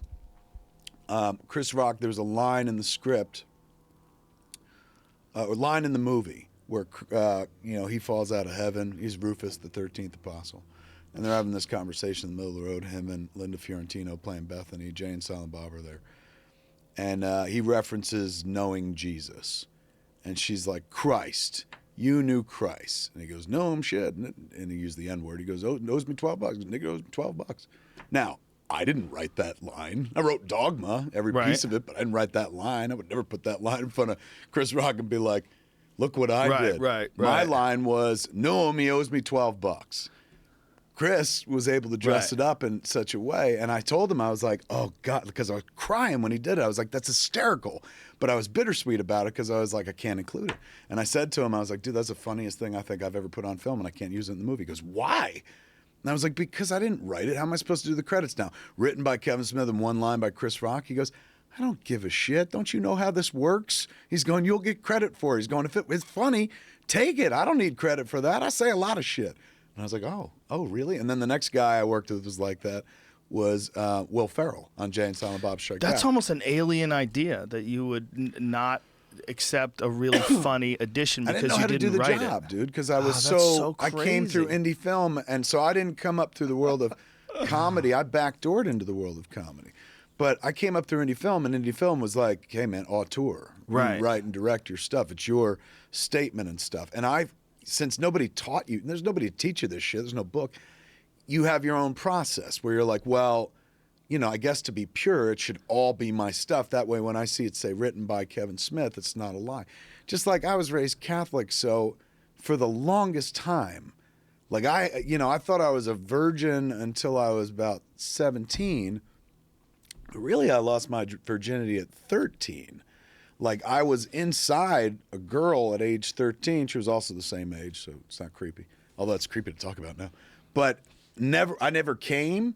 And in Catholic school, there's no class where they're like, sex is penetration. They don't tell you shit. Right. So, I was like, well, you make rules for yourself and you just buy them as those are the rules. So for years I was like, well, I never came inside a girl, so I've not had sex yet. And then when I finally had sex, I was like, oh, I guess penetration counts, and hence I had sex a long time ago. It was a problem for a minute with my current girlfriend then. She's like, you said you were a virgin. I was like, I thought I was a virgin. But she was like, you've been inside somebody. I was like, yeah, but I didn't come. Isn't that like, if you don't come, it don't count? And she's like, where'd you get that? It should be super impressive. Anytime a 13-year-old doesn't come, should be super impressive.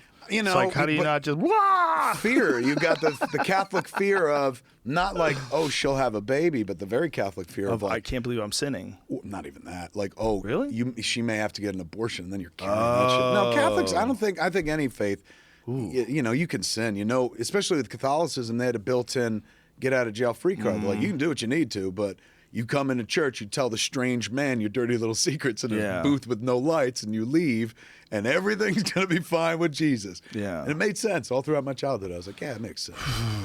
All right, so wait, where were we before we got into that? I don't know. We don't have to be anywhere, man. I know, but we were on a good thread, man. Like, we were talking about, it is what you think it is. Like, you build the rules for yourself. So I said to myself, if I include Chris Rock's amazing ad lib in my movie, then I've taken from another writer, and hence it can't say written by. It's bullshit. Well, I understand why you would think that. Absolutely in my head. I understand why you would think that. He got that out of me, man. It didn't make sense to me just because I was really lucky in the only real comedy that I did that lasted was news radio, and it was a crazy environment like that where it was based on you though, right? Like Joe Gorelli. The character was very loosely based on me. It was like essentially they saw your stand-up and said, fucking do that on the show. No, Paul was just like really good at picking out the goofy shit that you do and like exaggerating it. Because I was always into stupid UFO stories. So it would always like be some conspiracy theory or some gadget, because I've always been a dork, when it comes to like technology. I'm fascinated by all sorts of gadgets and shit, but I don't actually like know how to make anything. Flashing on moments where you were like, you see this, and it's just a card, and you're like, it's from the elevator, but I don't know which one. It was like during Ray's period and stuff. All the Gorelli moments are washing over me as you say that. I probably don't even remember them, but I bet you I know more about that show than you. If you and I went head-to-head news radio trivia, I bet you. I bet you would too. No doubt. Like Andy Dick was a perfect example. Andy Dick is a super exaggerated version of Andy Dick. That's what his character was, Matthew. Matthew was just a super exaggerated version of Andy Dick. But like in ways Andy almost sometimes at his craziest was like more of an exaggeration, but in a totally different way. Right. When he was partying and getting crazy. But the silliness of that character was really just Andy Dick. And it really was him. I can see that because Matthew takes off. Like, he's funny, but he becomes the Matthew that he is for the rest of the show. Right. About 4 to 6 episodes in. Right. Like, you slowly see him start to become the Matthew that when you think of news radio. Oh yeah, Matthew. So it feels like same thing with you. Well, you weren't even the first guy, right? Pilot, they had a different guy, and then you. It was Ray Romano. 2. Was he the guy? Yeah, Ray Romano. He was the you? No, he was the guy before me. This is what happened. Ray Romano was cast in it originally, and then I guess while they were shooting the pilot, they decided to go a different direction. Right. I don't know what that means. So they brought in another guy, and that guy did it, and then after the pilot, they said, we want to replace that guy. And so then they had this open casting call thing, and then I got involved in that. And what had you been doing at that point? Stand up? I was thinking about moving back to New York and thinking I shouldn't have got a fucking apartment in L.A. Oh my God! That's so what I was thinking. Classic story. It's like you got it just at the right time. I came out here for a show called Hardball. It was a show by this guy, Jeff Martin and Kevin Curran. These two guys who wrote for Married with Children, and they also wrote for, I think they wrote for The Simpsons. And they wrote for a lot of shit. They were really funny guys. The names I recognize. They came up with a great pilot. Me and Jim Brewer and a bunch of other great guys were in it. And then Fox got a hold of it and just sort of fisted it and just came in its eyeballs and just twisted it all around. Turned it into like a really hacky, it's just a really hacky version of what it once was, and then eventually got canceled. So I thought, being a young, dumb guy that I was, I thought, oh, this show's definitely going to be a hit. I should get an apartment. I'm going to live out here. I might as well get a year lease, you know. Everything's going great. And then all of a sudden the show gets canceled. I'm like, what am I doing out here? Like, I don't have any friends out here. Hardly know anybody. My friends were all back home. And I was like, gosh, I should just move back to New York. And then I got a development deal. It's like NBC got in touch with my management, and they asked me if I wanted to do my own show or if I wanted to do this show that they have already, this show called News Radio. So I got to watch the pilot before. I had no idea what it was like before anybody ever saw it. I got a VHS tape of the pilot before it ever aired on TV. And so I got to watch that, and then I auditioned for it. So it was a big advantage in that, like, I kind of understood like the style, the rhythm of the show that they did. But it was really interesting. Was what he did was the first audition wasn't funny necessarily. It was just a scene, and I was like, this is weird, like, because the pilot was really funny, but this seems like they did it on purpose to see if people would ham it up. Like they didn't want anybody who wasn't playing it real. And so they weeded people out by making something that wasn't really that funny. Right. How fucking crazy is that? That's kind of nuts. And then the second time I come back, and it's hilarious. The second time, the banter is just genius. And I'm like, oh, these clever bitches. Like, I see what they did. They just whittled it down to people who could play it straight. That's. I mean, I'm not saying insidious in a negative way, but genius. Ingenious maybe is the word I'm looking for. So, instead of insidious. That's like, I don't think like that. No. I'm just like I remember stupid. we cast Clerks. I still cast the same way. When we cast Clerks, we had a First Avenue Playhouse. It was a little dinner theater in Atlantic Highlands in New Jersey. And so we put an ad out, like, I think in the free paper, and I hung up ads any place where, like, college kids congregated and stuff. Monmouth College at the time. Now it's Monmouth University. So we had this open casting call, and you know, as people are coming through, we're seeing people do things that, like, were blowing us out of the water. I had no experience. Marilyn Gigliotti, the girl that plays Veronica in the movie, she got cast because she, like, cried during the audition. And I remember, like, looking at my friends going, like, who could do this? Who could just, like, cry like this? And none of them auditioned with comedy. Like, Brian O'Halloran, who played Dante, auditioned with a piece from, like, Don't Be Afraid of the Dark. No, not Don't Be Afraid of the Dark. Oh, fuck. Yeah, maybe Don't Be Afraid. It's the one where Alan Arkin is, like, stalking Audrey Hepburn, and she's blind, and he's, like, robbing the place. Alone in the Dark, maybe that's what. But it's a real, like, killer monologue that's nothing like his character. So we were like, this guy's fucking, he can act. If he could act like that, he could fucking say, I'm not even supposed to be here today, and stuff like that. So, yeah, I could see, that was my process. Just, I'm blown away. I'm easily impressed.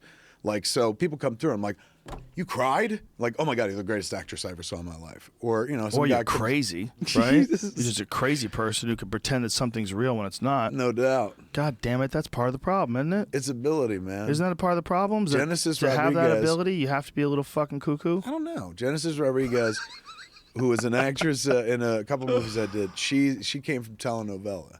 So she From what? The Spanish Telenovela. Telenovela. Oh, okay.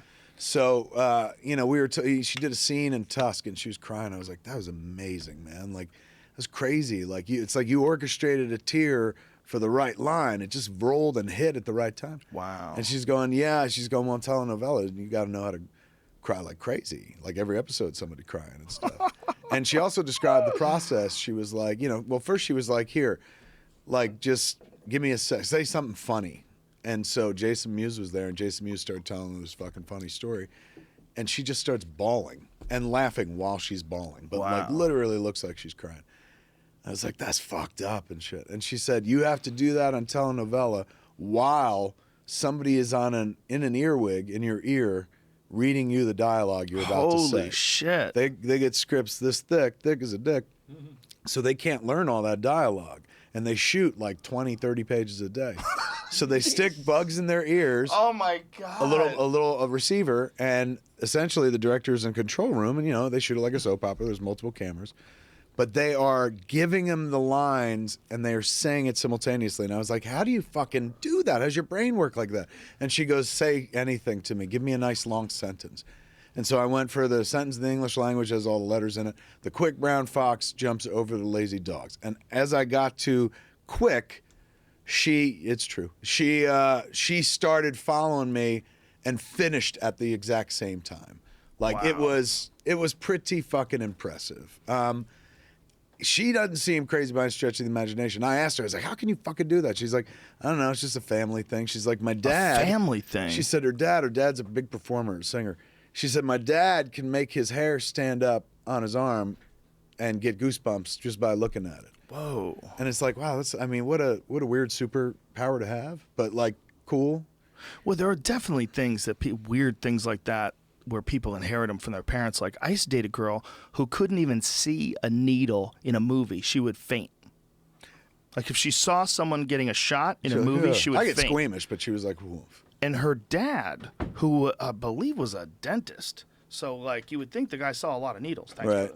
That guy would do the same thing. Like if he saw something bad, he would faint. So even though he normally saw needles, he probably stuck needles into gums and shit like that in his job. He was a dentist? Yeah, yeah. So in his day job, trauma. He's doing shit and then watching trauma on TV. Well, she was telling me that her brother had like a real severe sunburn to the point where he had like blisters, you know, like where it's like, whoa, like you really fucked this up. That reminds me of childhood. And he saw it and he fainted. And they were like, what the hell? Like, he couldn't help it. It's just he was so, you know, you love your son. Buddy. If it's not physical... in the mouth, you don't, like, you react like that. It's like, you know, it's sunburn. It's bad. Well, it's a weird, I don't think it's his fault. That's what I'm saying. I don't think it's reaction. Like, yeah, man, there's like something in the system. There's something bizarre in the system. I react when people tell stories when they're just like, you know, and then fucking I tour this. And I always do that and shit. The idea of, I'm low tolerance for threshold for pain myself. And like hearing people tell stories about injuries, I react.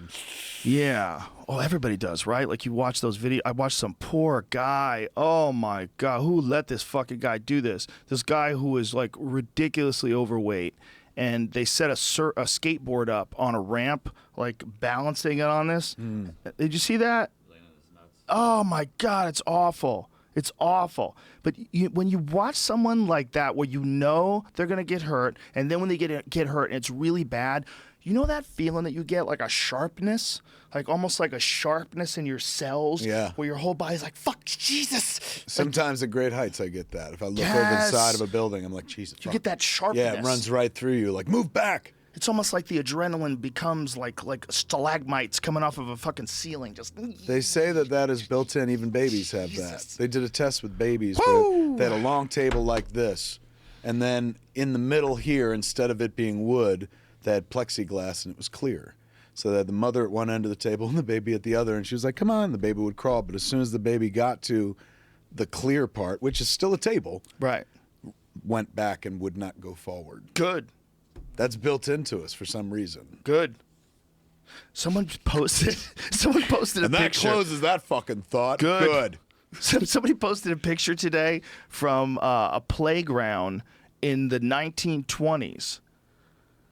And I don't know if it's real, because I really probably shouldn't be talking about it. But if it is real, like, Jesus Christ, these bars were like 50 feet off the ground. These kids are just climbing ladders and shit, these metal ladders. I mean, the way the setup looked like, today there's not a chance in hell you would let your kids play on this thing. You would freak the fuck out. Like, look at this. Look at this goddamn thing. Look at this. How many kids got hurt before they were like, they died. Maybe we kids should. died every day. We should bring it in. I know. Look at that height, dude. Dude, they're dead. Because even if it's all sand, you're still dead. Hitting something hard.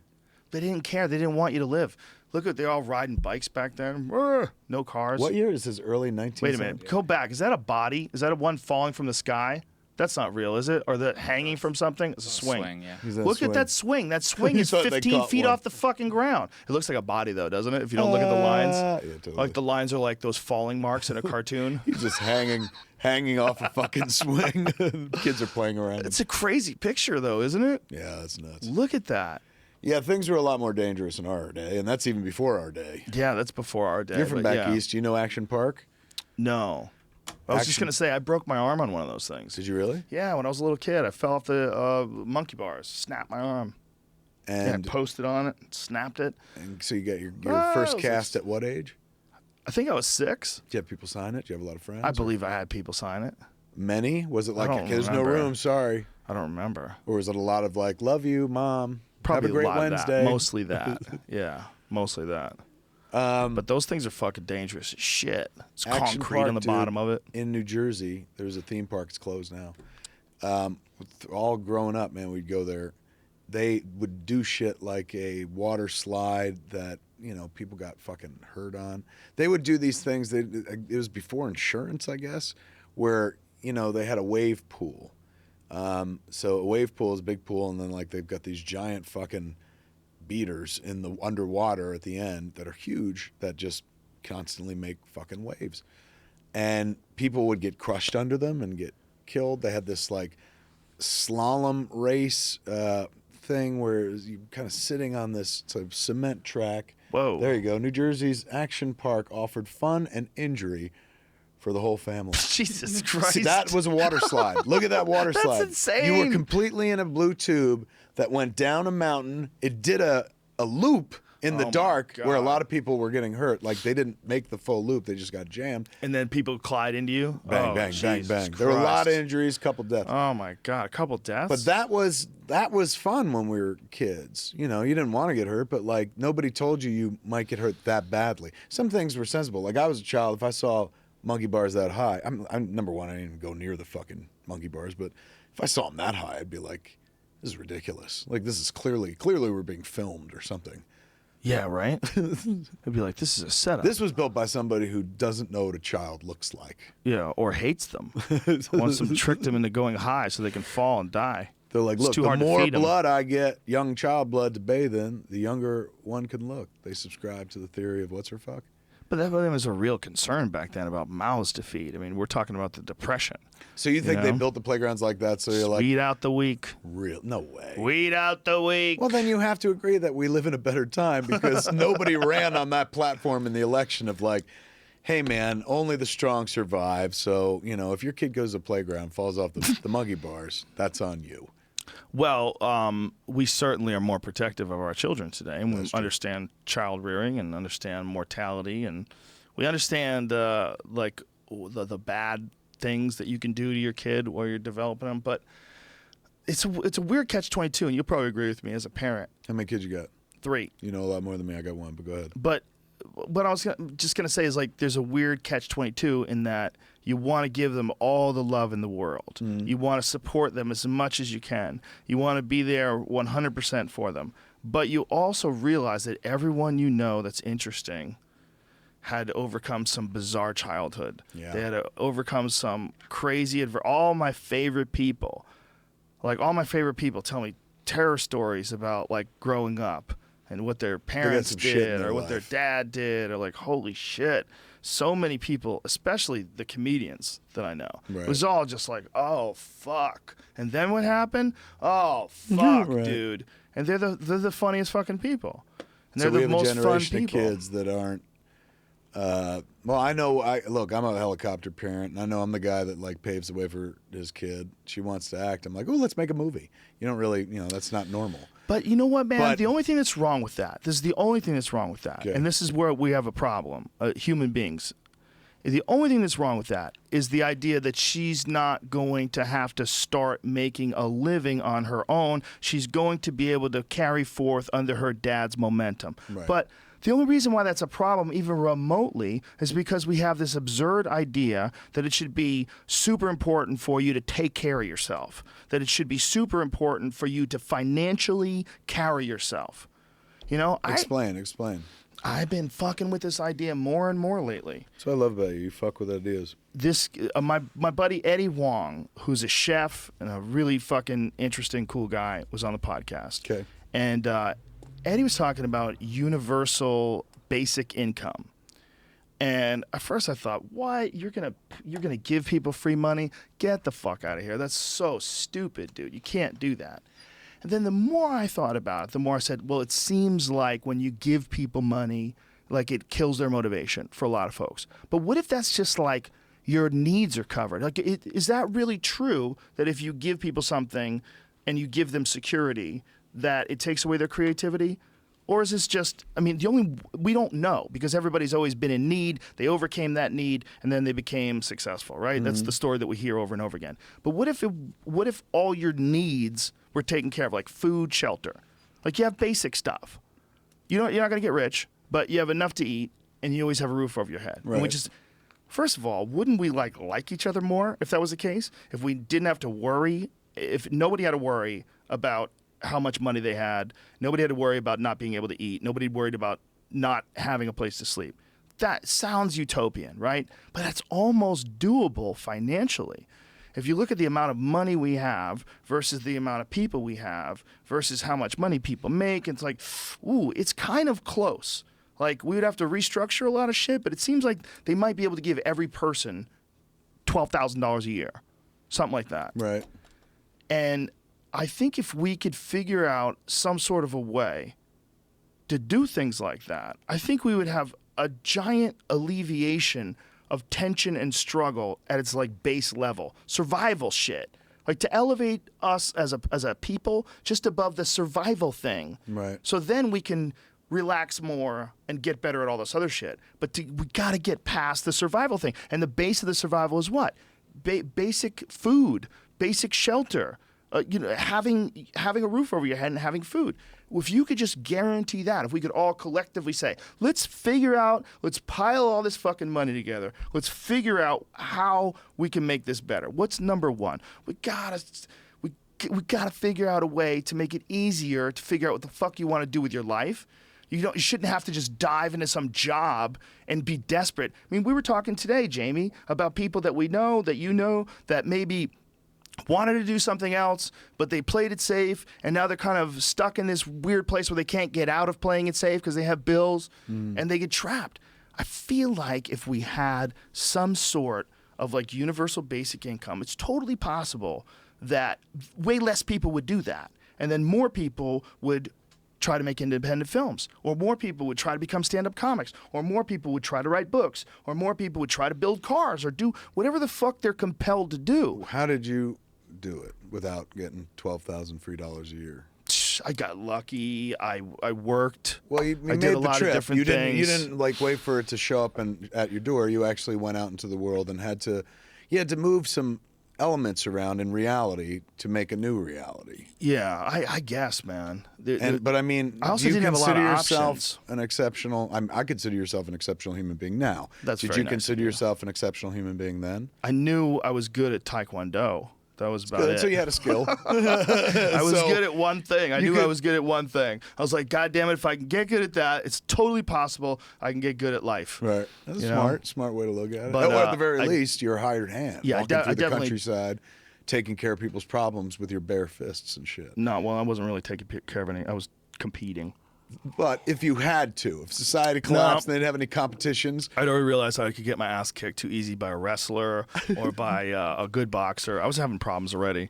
Some sparring problems. But you built a world. And I'm not saying like, I like your idea, but at the same time, it's like, not anybody could do exactly what you did, but anybody could take the steps that you did. Well, I'm not saying that this here. world Like that we live in right now doesn't offer take... opportunity. Yeah.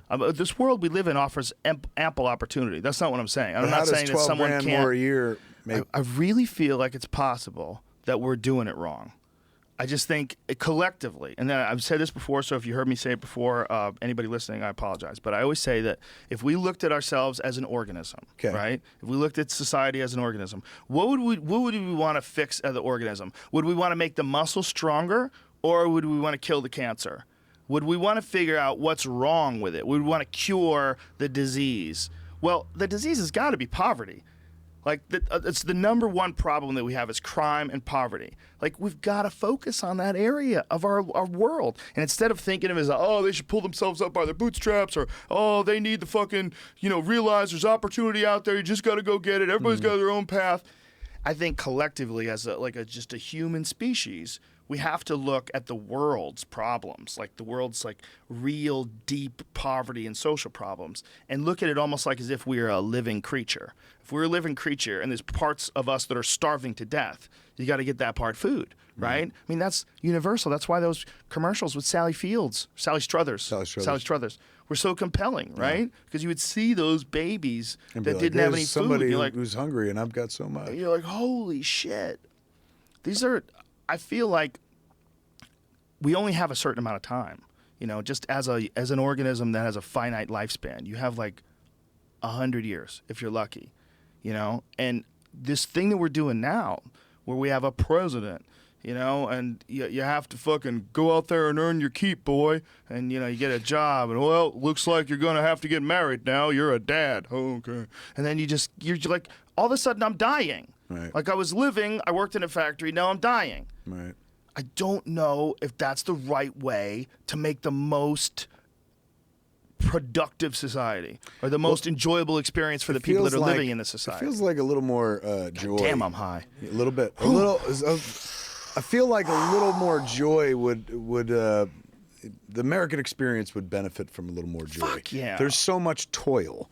And as you said, there's so much, you could do anything here, but you got to do it. And we spend so much time chasing something that makes life easier. I'm not going to argue that. Money makes things easier to do.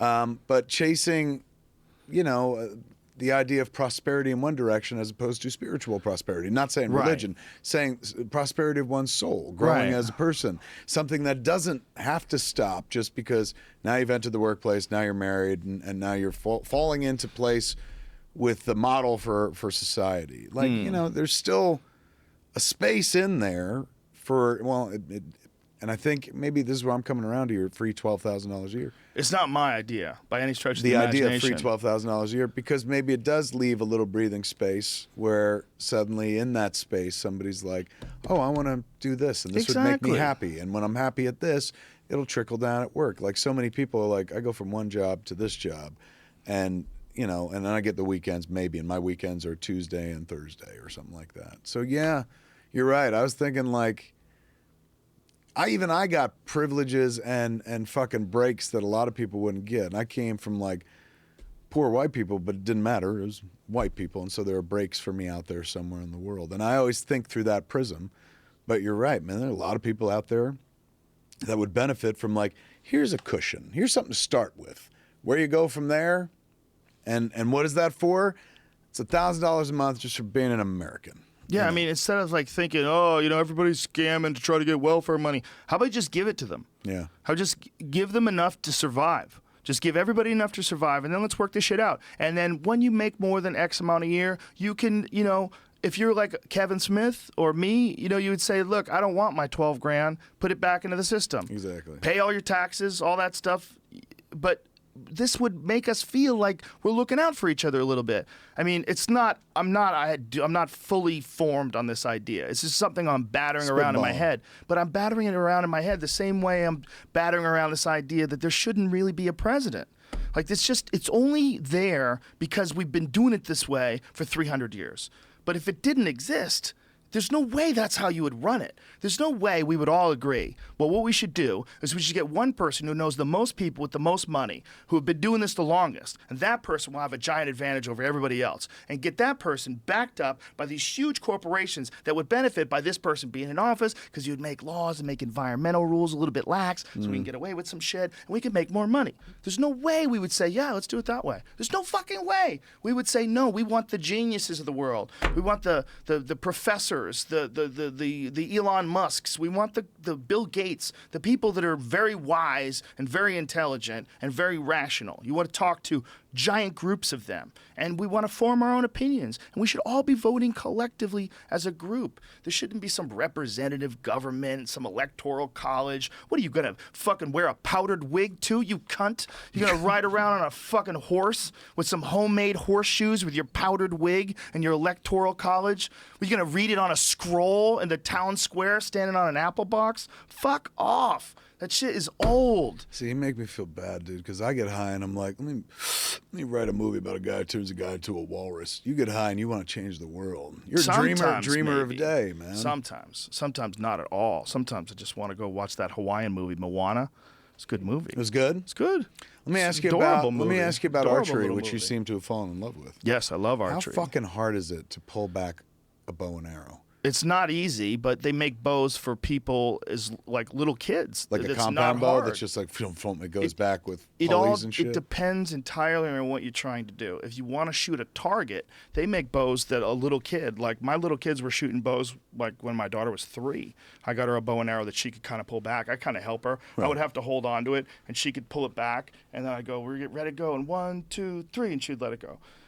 So you can have a bow. Can we do that later before? Sure. But that's the way I would need to be handled. But then for a compound bow, you have two possibilities that you're using it for. One, which is target archery, which is what I do more than anything. I shoot targets just in my yard and with friends, and I'll go to some ranges, and there's a place in Vegas I go to that's really cool.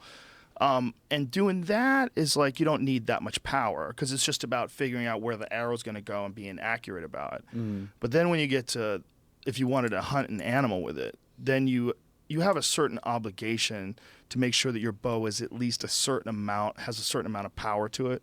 And most people agree that somewhere around 45 or 50 pounds. It's debatable. But in Texas, I know I think they fought back a law because they were trying to keep kids from bow hunting unless they could pull back. I think it was 35 pounds or 45 pounds. I forget what the weight was. So there's a measure of strength in order to do something? They don't even do that for driving. Well, the only reason why you got to be strong enough to drive. Did that is because it's not ethical, because you really almost don't have enough kinetic energy to actually penetrate an animal and kill it. So you would be hitting sticking something them, and they'd be like, the arrow would stick out of them, right. And it does happen. Yeah. So you have a certain amount of requirement of like the kinetic energy where it's ethical to bow hunt.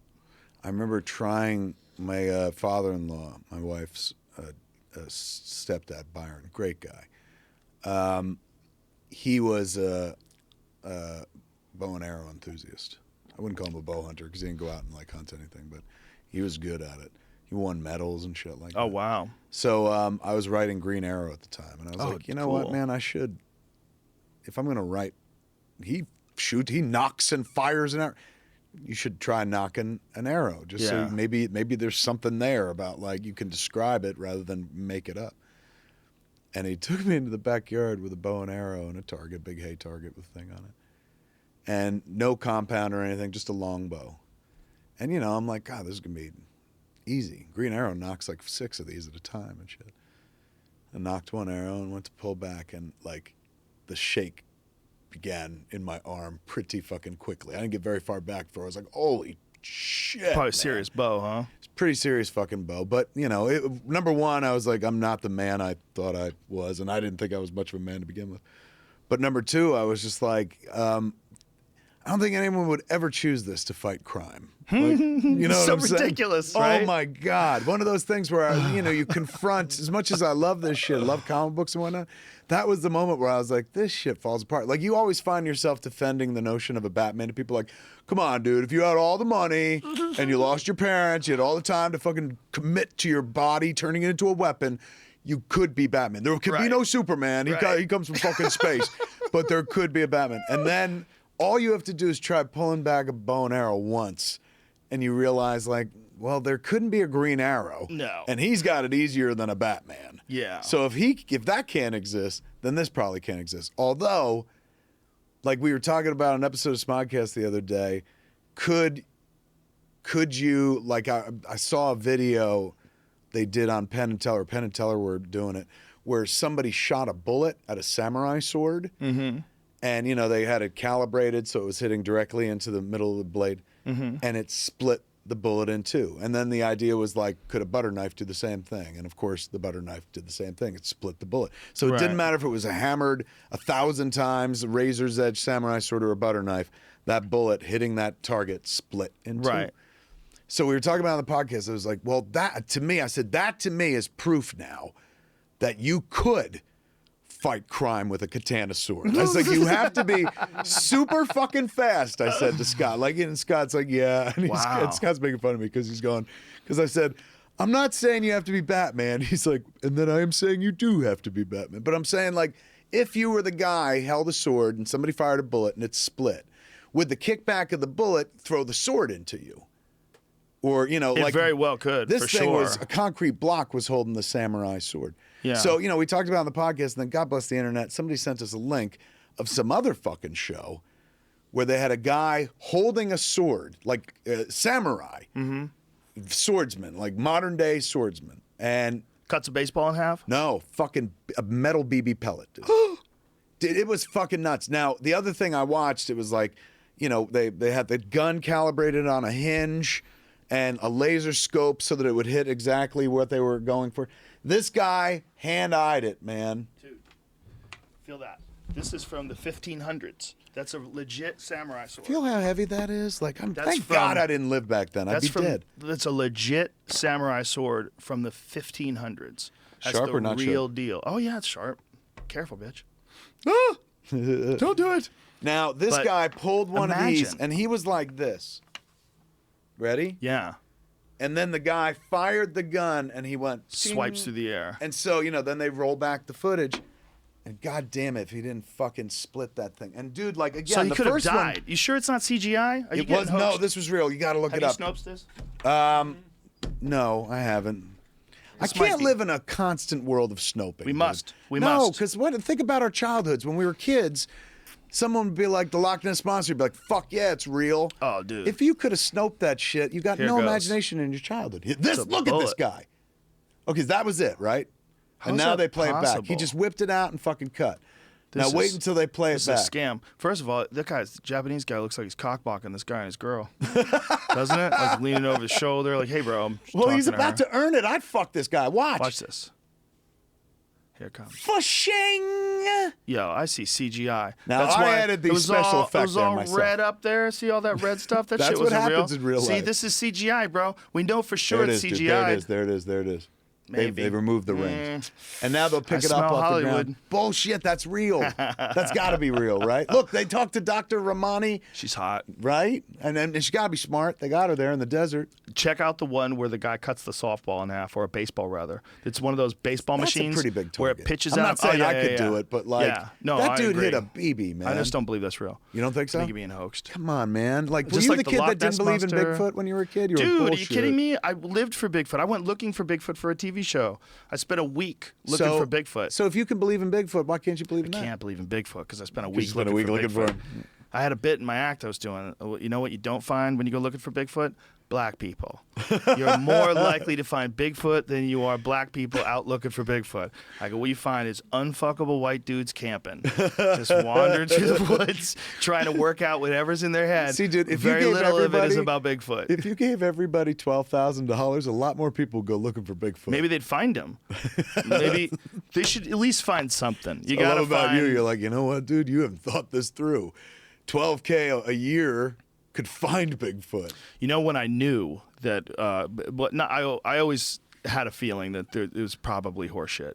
But when I knew, Yeti too? Does that cover Yeti and abominable snowman? There used to be an animal called a Gigantopithecus. That's what a lot of this is based on. The Okay. Gigantopithecus lived as recently as 100,000 years ago. Ape or man it was or a bipedal hominid in the orangutan family that was potentially 8 feet tall.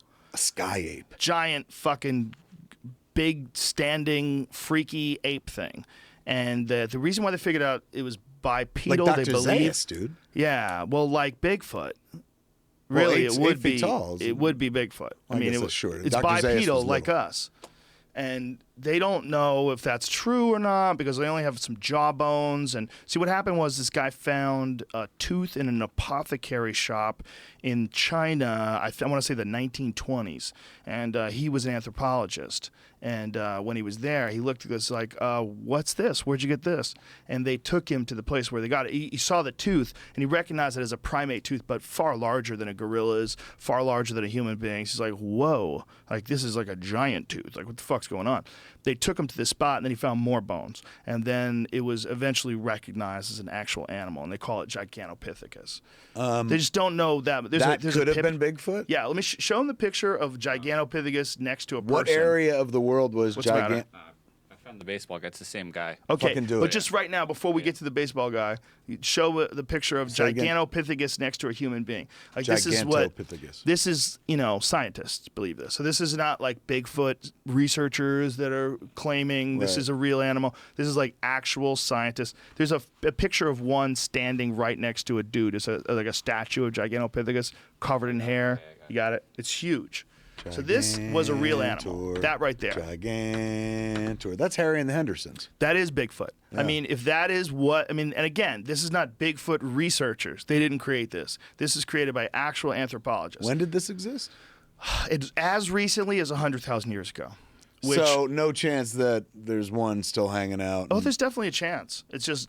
I mean, unless we comb every inch of the earth and we give an audit on every single living creature that is in the densest of dense forests, we can't really say that. That's true. Because they find new shit all the time. Alive, dude. We find new shit all the time. And the Pacific Northwest, where these things, the reason why it works geologically or geographically, because that animal existed in Asia. We know that humans came from Asia, like literally American Indians, Native Americans, they're from Siberia. Like they have the same DNA as people who came from Asia. They came across that Bering Strait. Pangea or something like that. The whole thing has been connected and separated for as long as humans have been human, right? So if we came from that area, we know that a bunch of other animals came from that area too, and they think that it's entirely possible that that big ass monkey thing came from that area too. Somebody brought it with them. It just came, like all these other things. Just took they came a walk across. Before us. Yeah, just like, maybe let's make the walk. That could be where the whole Yeti thing comes from. The Yeti thing is one of those living in an extremely cold climate during the Ice Age. I mean, it's entirely possible. And people either saw a remnant of it, but never alive. They would have never crossed paths. I bet they did back in the day, for sure. I bet they did. Are you serious? Yeah, 100%. We crossed paths with all the other great apes. We crossed paths with orangutans. Why wouldn't we think we'd cross paths with a Gigantopithecus? Like, it's entirely likely. Because you'd see it and you'd fucking run. If it's really smart, it would have a fucking house and a cell phone. It's not smart enough to hide from us. Like, get the fuck out of here. If we could find a gorilla... They're going like, wait, what? This is the problem. We can find a gorilla. We can find a chimp. We find the howler monkey. So you should be able to find this guy. one monkey's so slick. Yeah. It's still a monkey. It doesn't even have pants. This stupid fuck. He doesn't have shoes. He doesn't have a house. Is that your barometer for intelligence? Yes. You like pants or no pants? Look, you gonna freeze I could beat death? a man with no pants. You gonna freeze death or you gonna figure out fire? You're walking around on two legs like you're the shit. Yeah. Come on, bro. Figure it out. Yeah. So if he could figure out nothing except escaping people, he'd be like, wow, what an extraordinarily intelligent animal. It's figured out at least how to get the fuck away from people. Right. But it doesn't even have a house. Like, come on. I'm not buying it. I don't think it's a real thing. I'm with you, but I think it was a real thing. It's based on but I don't something. think it is a real thing. Yeah. So do you think somebody sees one of those frozen in a cave and then it's passed down? Or they could have encountered it. If people have been around for, I think, what did we decide the other day? In this form, I think the consensus is like at least 250,000 years we've been in this form. That means for 150,000 years, we lived around those fucking things. And that has got to be in our head. Because most likely they were probably peaceful because they were so big, like orangutans. But if that wanted to, it would just throw you like a water balloon. Yeah, and you would splatter against a coconut tree. And that would be the end of that. And you'd imagine there'd be somewhere in our history where we're like, and then there was the Great Ape War. We probably killed them. We probably figured out bows and arrows. And we probably started fucking killing them from a distance. It's probably why we're alive and they're not. And nobody remembers? It's too long ago. How can we know? Is shit passed down? People we know things. we killed I know shit about my grandmother and grandfather. We know we killed those Hobbit people. That's a really a fairly new revelation. Oh my God, this is my favorite part. Island of Flores. Yeah. There's a small being that they found on the island of Flores that's in the human species that they're literally calling the Hobbit people. It's called like Homo floriensis or something like that. And this is 100% confirmed now. I mean, this is 100% accepted by mainstream science that this was an actual type of human being or type of... So where, the third one in? The third one in. That was a real animal. It wasn't a human, necessarily like a Homo sapien, but it was some humanid or hominid. Some human-like Based hobbit on finding person. skull? Finding a bunch of them.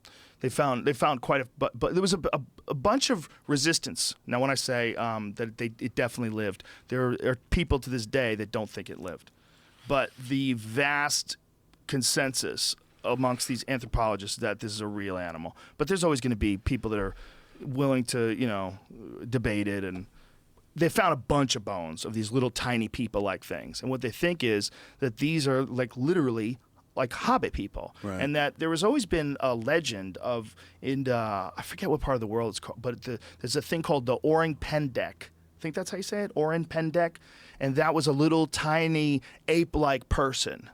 And they think that this legend of these little tiny ape-like people, it was this species, that this was a real species. And they think that this real species might have even preyed on human children. They might have been competing for resources. We might have cannibalized them.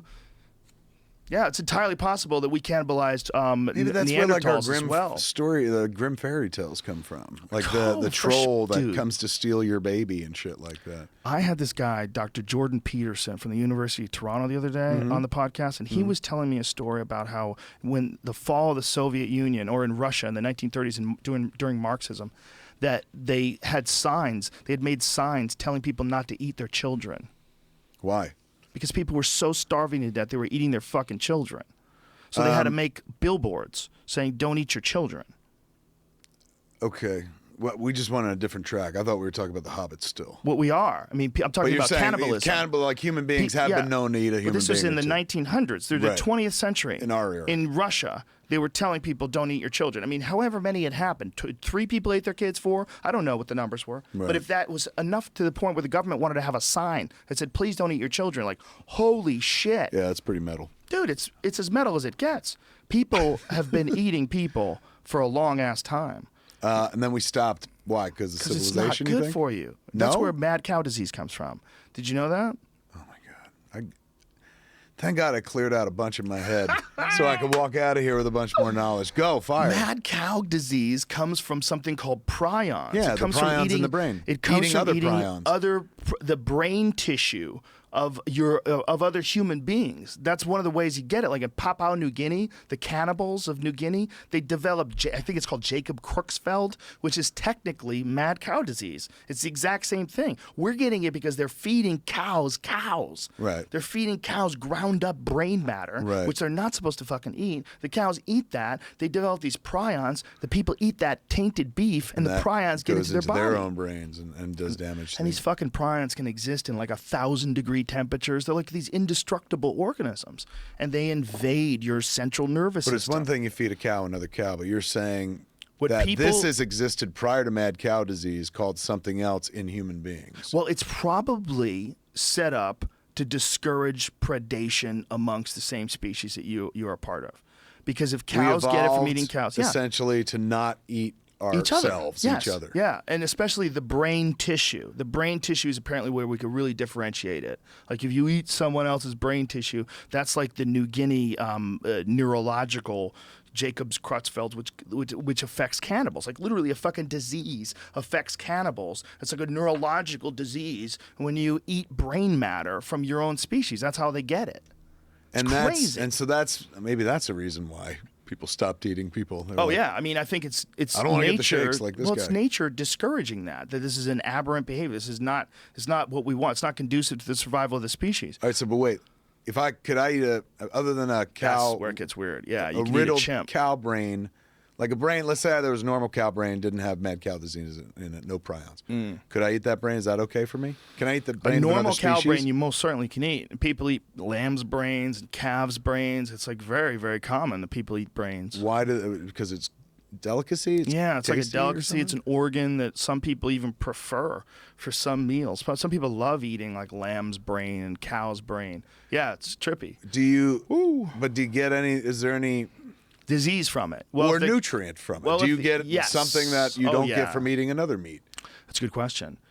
I'm not saying, will it make me smarter to eat a lamb's brain? But I am saying, like, will it make some part of me stronger? What if it did? What if it did make you smarter? But cows cows aren't brain? that smart. I would be. I mean, it's not like that wouldn't be bad. What if you? Oh, thank you. How Thank you dare very much. you? Sorry. Bad How pun. dare you? But yeah, if you ate like if you ate a really intelligent thing, I wonder if you'd get more intelligent. Well, obviously, it would have to be something outside your species. Imagine if there was like magic in brains, and the more brains you ate, the more power your brain had. Yeah, and you just I think people have believed that. Is that a zombie thing? Time. I don't know if that's necessarily. Well, the zombies they used to want brains. Have called for brains not in the Romero flick. No. Well, think about it. Romero's the modern father of zombies, right? Yeah. I mean, there have been the concept of undead human has been around forever, but calling it a zombie, it comes out of the graveyard, it wants to eat your brains. I don't think they ever said brains in that movie. The zombies never say brains. Who did say brains? Who do you think said brains I think the first one that might have happened, and you could look it up, but I think it's, is it Revenge of the Living Dead? Which had nothing to do with the Night of the Living Dead. That one Remember was the scene in the cemetery where the girl has like sex? She takes her gear off. Like, yeah. I remember watching that in early days of cable. I'm like, oh my gosh, she's gonna have sex right here in the graveyard. And then there's a zombie attack. Dude, that movie was great. It was a really wonderful film. That was a fun movie because it was like kind of tongue in cheek. It did. It had like a hypness to it, something funny to it, and shit. But it was pretty committed to its gore as well. I gotta write that down. Revenge of the Living Dead. Revenge of the Living Dead. Get my shared childhood. I can't hate on zombies because I'm bailing on The Walking Dead. You got I got to fulfill my zombie love elsewhere. Is that what it's called? Return of the Living Dead. 1985. Return? That's right. And what did it say? Because it was made by John Russo, parted ways and reached the agreement that Russo would retain the rights to the Living Dead suffix, while Romero agreed to use of the dead in any subsequent media he produced. How funny, man! Those are the two dudes came up with Night of the Living Dead. So he's like, you take Living Dead, and I'll take of the whatever. That's hilarious. They split it They up. negotiated it. That's hilarious. That seems rational, though. Not bad. I like to think they did that with a smile and they shook hands. Do you think George Romero is like, man, I wish I'd put my zombies on TV? I don't know, man. That's what I was saying. The problem is it's not about zombies anymore. The zombies have they're back to the little they're people. So radically Go back to different. these little people. Could they eat human brains? Yeah, that was the problem. One of the things they were speculating. We got to finish that, man. One of the things they were speculating human brains. is that those things might have preyed on people, and that we might have preyed on them, and that might be also what we did to the Neanderthals. They found Neanderthals apparently that had some scouring marks inside their heads, like we might have someone in the past might have killed a Neanderthal and then ate him and broke his brain open and scooped the brains out and cooked it. Yeah.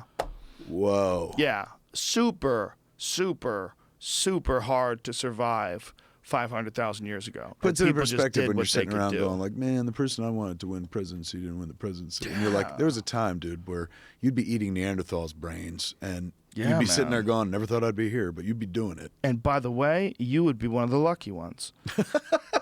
Because most people, they'd be eating your brains. That's true. If you were eating Neanderthal brains, you survived, dude. You clubbed him with that mastodon bone over the fucking head while he was trying to rape your mom or whatever the hell went on. Oh my God, every story goes dark. Can't it just can't it be like a first Thanksgiving story where like me and the Neanderthals like come to a common ground? No, you're eating his brain. They give me a brain and I give them some wheat. Maybe. Like a dude who just fell.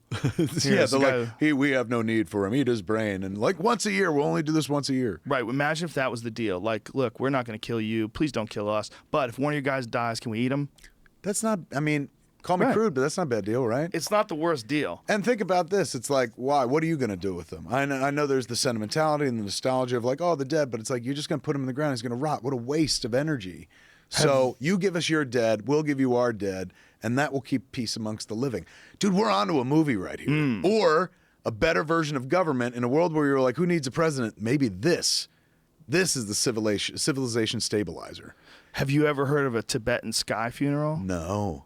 Dude, Tell me. Prepare to freak the fuck out. Here we go. Because the way they handle it in Tibet, the Himalayas, they take the body out, they score it, they chop it up into chunks, and then the vultures come in. And they get it down to the bone, and then they smash the bones up, and then the vultures come in and they consume the bones. And they do it all. There's images of it. You could watch it all. Here, pull it up. That blew my Jamie. mind as much as I'm like, that's kind of a letdown. No, like no, at the end of the day, I it's thought you were like, then they take the bones. No, this is how they deal with their dead. They feed them. They literally feed them to vultures, and they film it, and they take photos of this. This is like this intense ceremony that they do of their dead. This is what they do now. Well, you can see it. Like that's why I'm having Jamie pull it up. I thought this was like the pictures of the little people that didn't exist anymore. This is happening right now. Hey, this is on Live Leak too, so I'm not going to put it up. So no cemeteries just for go them. with the images because there's a bunch of websites that have some. Tibetan sky funeral. I mean, we don't want to watch it necessarily. Let's just look at some of the images. But they film them now. Like people can see. I'd rather these watch it people than go to one. Yeah. Like if I have to choose between the two. Yeah, you don't want to be there while that's going down. It might be a little weird. Not putting these up on YouTube either, though. But just give me the images so that we could see them. So that's just a spinal cord and a skull. And mind you, this isn't in the upper like left-hand corner, they kill the Jamie. motherfucker. This is just one of their dead monks. Just a regular person. So rather than bury them in the ground Look or at this burn guy. them, He's just getting picked apart. And then after they pick him apart, like he's almost down to nothing, then they have the bones, and they'll take the bones and smash them, and the birds will come in and eat the bones. And the birds know, like if what you just clicked on, Jamie, up above, right there, like where you see the body, right next to that. Yeah, look at that.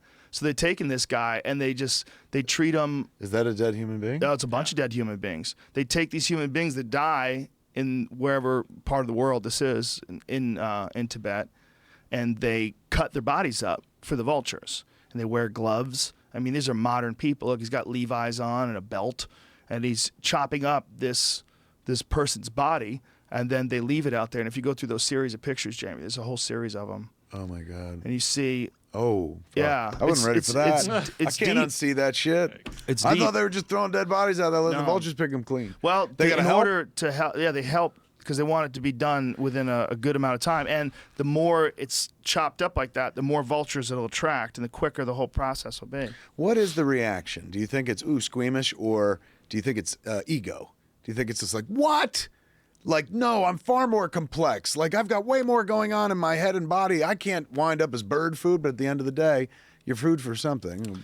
Yeah, man, it's not the worst way to go because you're gone. Well, you're I mean, gone. as long as like, you don't go, like, fucking, like, at the mouth of something while you're still alive. But if they were like, look, when you're dead, however you pass, we want to feed you to something else. Yeah. I think I'm okay with that. Well, particularly I feed a lot, motherfucker. They'd remember me. They'd be like, oh, he fed the village for like 9 months.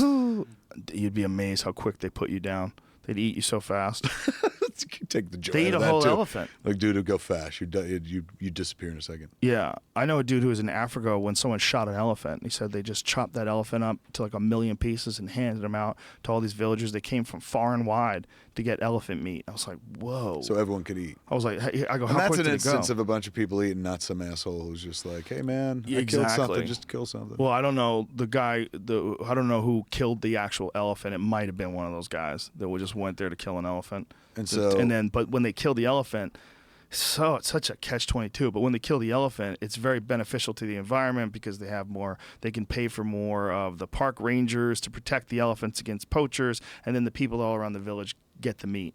The thing is, some places elephants are endangered, but some places the people decide there's a surplus of those elephants because they're trampling on people's crops or eating people's stuff.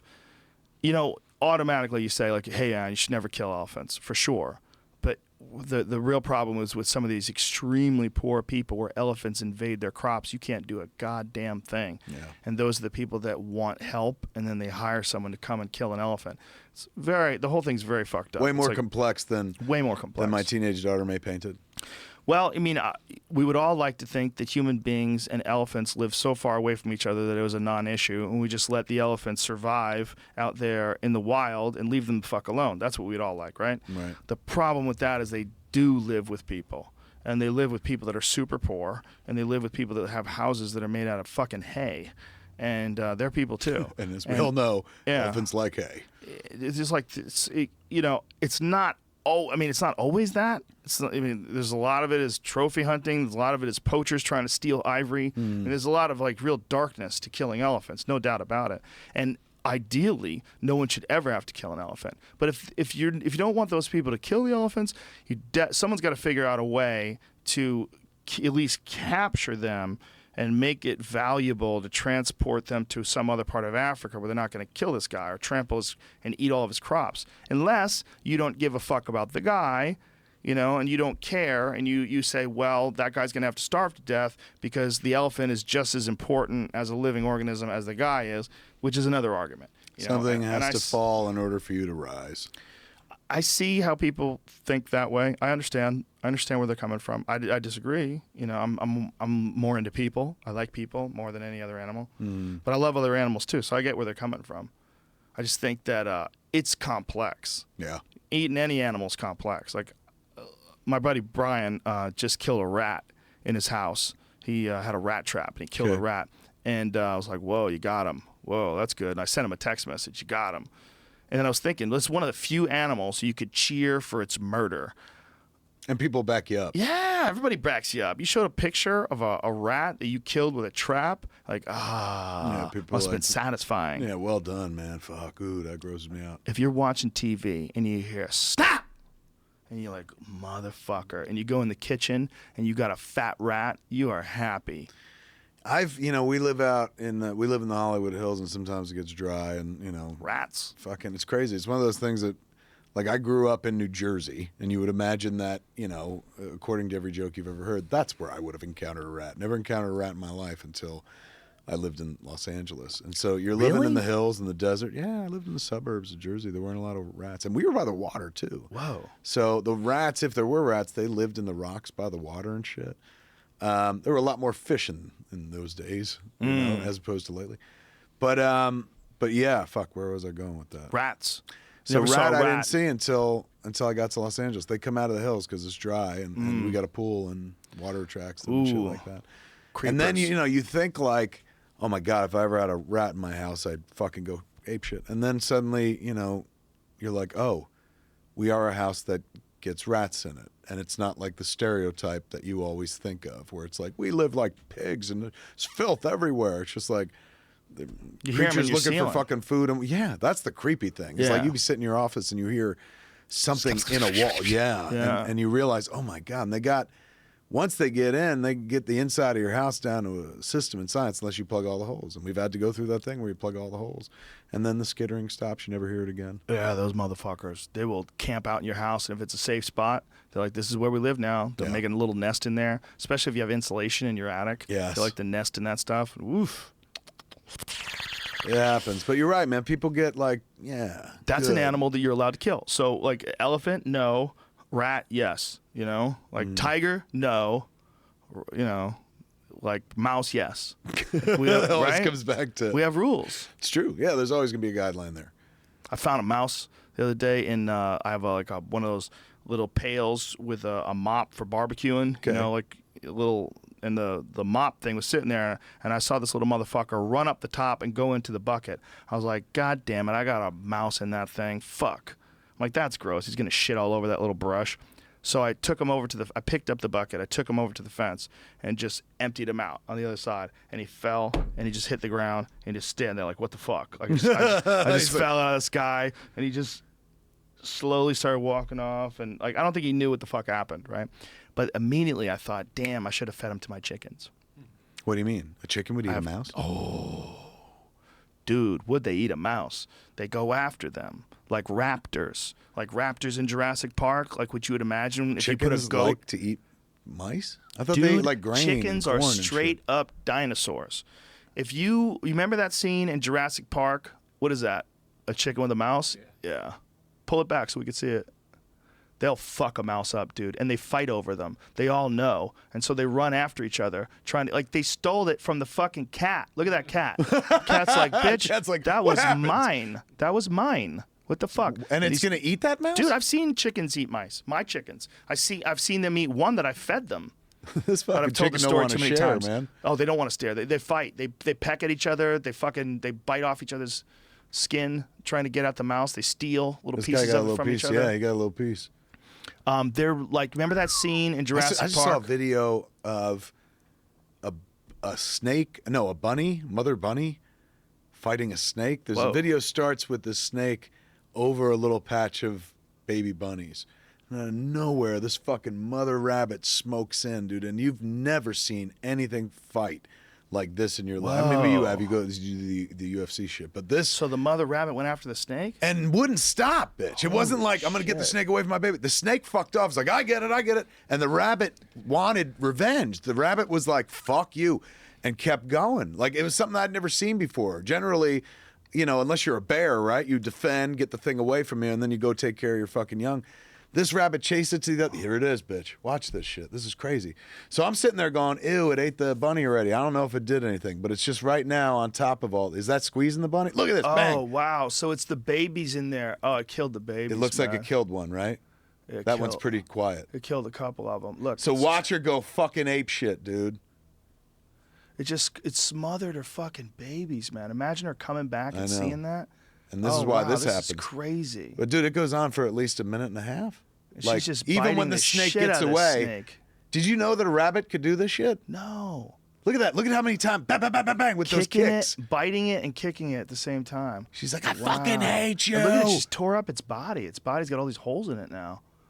Wow. But not done. Watch. Wait till it gets to the wall and does a fucking 360. Watch this shit.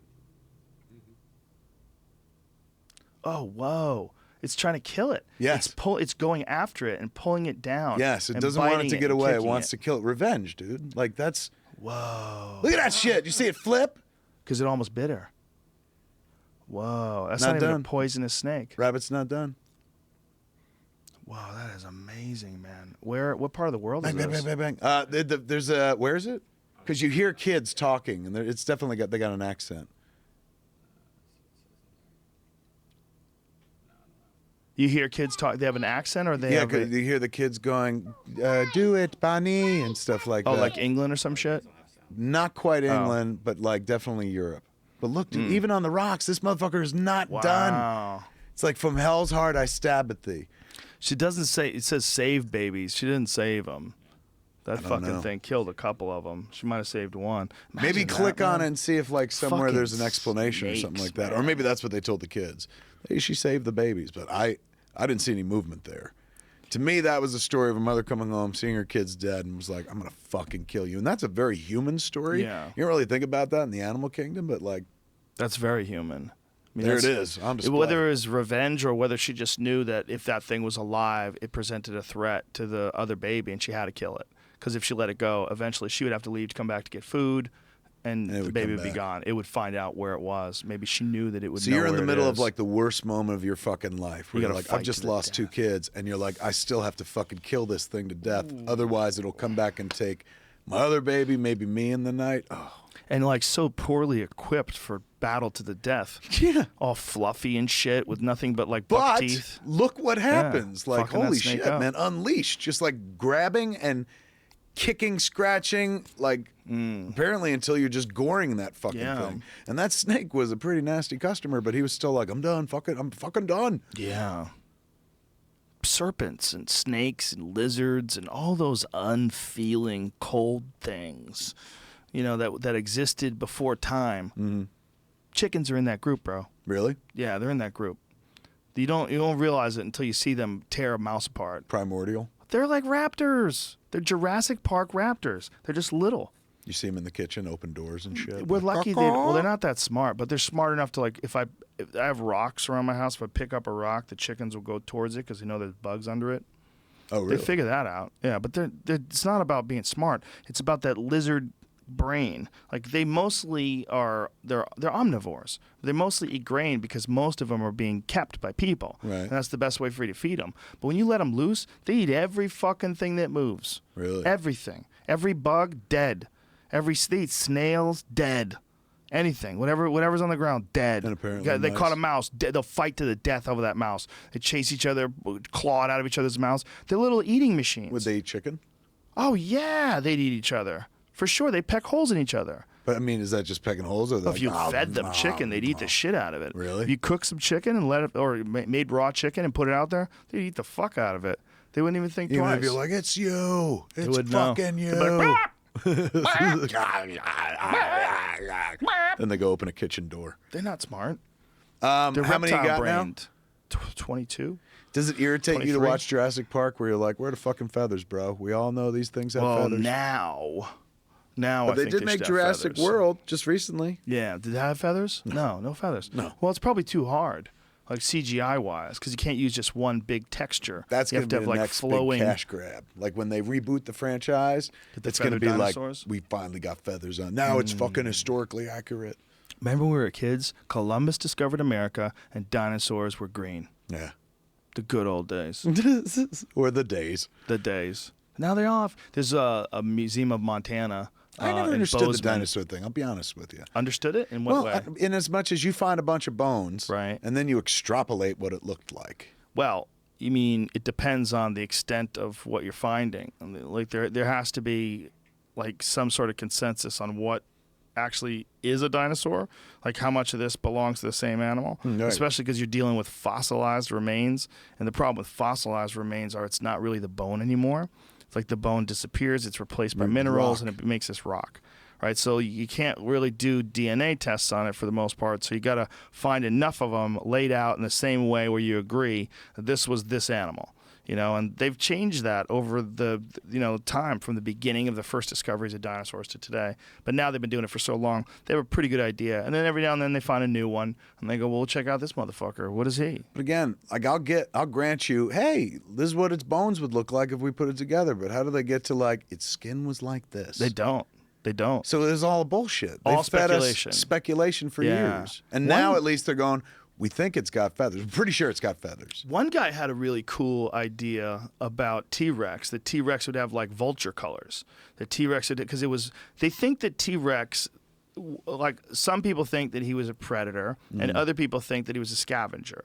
And one of the reasons why they think that he's a scavenger is they look at it the way his body's built. They're like, he couldn't possibly run very fast. He couldn't really possibly chase things down. He's really super awkward. But then there's other people that point to the idea that the atmosphere itself was very different back then. And it might have been much richer and thicker. And it actually might have been able to support an animal like that easier. In terms of his size? In terms of his size, in terms of the amount of life on the planet itself, that the animal was so large and consumed so much. But everything was so large back then, and everything consumed so much back then. There were so many examples of these mega animals, right? Like Brontosaurus and fucking Allosaurus and T-Rex and these crazy, gigantic fucking things roaming the earth. The speculation is that there was more richness of life. There was more life. And so the animals that consumed life, whether it's in the form of plants like a brontosaurus or in meat like a T-Rex, they just got bigger and bigger and bigger because there was so much to consume. There was no need to like hold back their size. Whereas like if you're a chimp or if you're a human, like there's only so much you can eat. The more you eat, we've shown, the more people eat and the more prosperous their nation, the larger the people start to get, right? And so I think that it's entirely possible that that's the case with the world back then, that the whole world was like, it just supported bigger things. It was just more life, more green life, more animals for T-Rex to eat. And it was just this big fucking thick, oxygenated soup of life. That nobody was lizard looking. Well, they were probably bird and lizard, because today we have crocodiles, we have Komodo dragons, and we have chickens, and we have eagles. And an eagle is fucking clearly a lot like a dinosaur, right? This crazy-ass thing with swords on its fingers and death in its eyes, and it swoops down, and it's got the strength to catch a fucking fish in the water and pull it out and fly with it. They can catch goats and pull them off the side of cliffs and watch them fall and smash on the rocks below. They do it as a strategy. In order to eat it. It's like, we'll knock it down. Have you seen that? I've heard. I've never seen. You never seen those videos? There's videos. They swoop down, they catch a mountain goat, they pull them off the side of the cliff, and then they let them go. And they smash on the rocks down below. Golden eagles in particular, because they're some of the largest eagles. Yeah, giant fucking 7-foot wingspan flying demons. The way they snatch them and throw them. They're doing it just because that's the... Yeah, that's how they get meat. Watch this shit. This is crazy. Well, look, this is a golden eagle. Look at the eyes in that thing. That evil fucking cunt. That looks very much like a dinosaur. Oh, it is, as depicted in the movie. So sweat this. He swoops down, and they know what's coming too. They boogie. They're like, "Fuck this." He swoops down. God, this shitty resolution. This must drive you nuts as a filmmaker. I'm fine. He swoops down. Look at him. He drops down. Boom. He gets one, and then he takes it. Watch this. Snatch. Up and away in my beautiful, oh my God, my beautiful balloon. Oh my God, this poor thing's like, no. Boom. Oh my God. Look at that. He literally follows it to the rocks to make sure it lands on its head. And then boom, all the way to the ground. So this is a strategy. This is a strategy for eating these goats. So he'll go down there and now easy pickings. Easy pickings. I mean, he earned it. He caught a goat slipping. Nature is red in tooth and claw. Look at this too. He carries it right to the rocks and then lets it go. Watch this. Let's it go right here. Badoja. Wow, he flew so far with that one. Look how far he flew. That's incredible. With a goat. Maybe if he got a good hold of it, he doesn't have to throw it. If you couldn't carry, I couldn't carry a goat that far. Look at this thing. With him. What a majestic animal, man. Do you think the goat, there's any part of the goats that's like, maybe I'll survive this?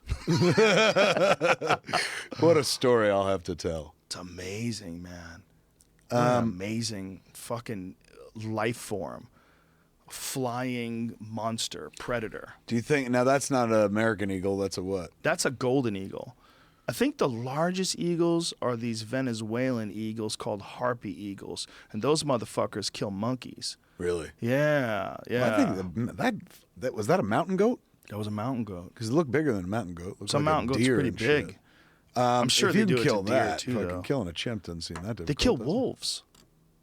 So they just swoop down. In Mongolia, the Mongolians have trained eagles, golden eagles, to attack wolves and kill them, and then they use their fur. There's video of that too. Can we? Oh yeah, for sure. Makes you feel lazy. Makes you feel like it should. Make us. We should go kill something. No, it didn't make me feel bad, Joe. Look, but sweat this. He swoops in. Okay. This eagle swoops in, and the wolf knows exactly what the fuck is going on. Oh, he's I like, mean, fuck. That guy, look at that guy's face. That guy is a direct descendant of Genghis Khan. I mean, they have the traditional Mongol wear on, and these eagles swoop down. They see the wolf. They know exactly what to do. Look, he's got the little things. This guy's like, hanging from him. please, Yeah, no. the wolf's like, fuck this. You can't really defend against that. I would have never thought that eagles were so fearsome to wolves. I thought wolves would fuck an eagle up. If you like had turn asked around me, and bite its head off at the right time. I'd be like, a wolf? Dude, wolves are ferocious. But this wolf is way bigger than the eagle, too. Like, if you look at the actual body size of the eagle, I mean, it's like the wolf's like 3 or 4 times bigger than him. See how small he is? Dang. Look, he just grabs the back of his fucking neck and pierces him with his claws. It's amazing. Is that a second bird or the same? Yeah, oh my second God. bird Then comes they double in. team this poor dog. Double jack him. But the first one's already handled him. Look, he just grabs a hold of his head with those knives and just sticks those knives in his neck. Are they eating that wolf right now? Yes, they're eating the fucking wolf. You would have never thought. I would have said, dude, that Why wolf didn't they is ever gonna show fuck this them shit up. in Mulan? This looks amazing. So he wait. gets his eagle friends. That Thanks. dog's definitely dead, right? Thanks, boys. That Oh, yeah, wolf? the wolf's dead. Dead as fuck. And look, another one's coming in. Oh, look at How it. come It the- lands right on his arm. This is amazing. Why don't they try to eat the man? I don't know. It's a good question. You know what I'm saying? Like, how long before they're like, you know, we can keep attacking these wolves, or we could turn and hit the dude in the hat? Well, maybe if the dude keeps bringing him wolves, they're like, look, guys, he seems pretty cool. Yeah, but if the bird figures out, like, he didn't bring me a fucking wolf. There are wolves out there for the taking, just like there are humans. I could be picking this fool off. I could turn around and eat his fucking eyes out. It's a good point. Damn, you're making a lot of sense today.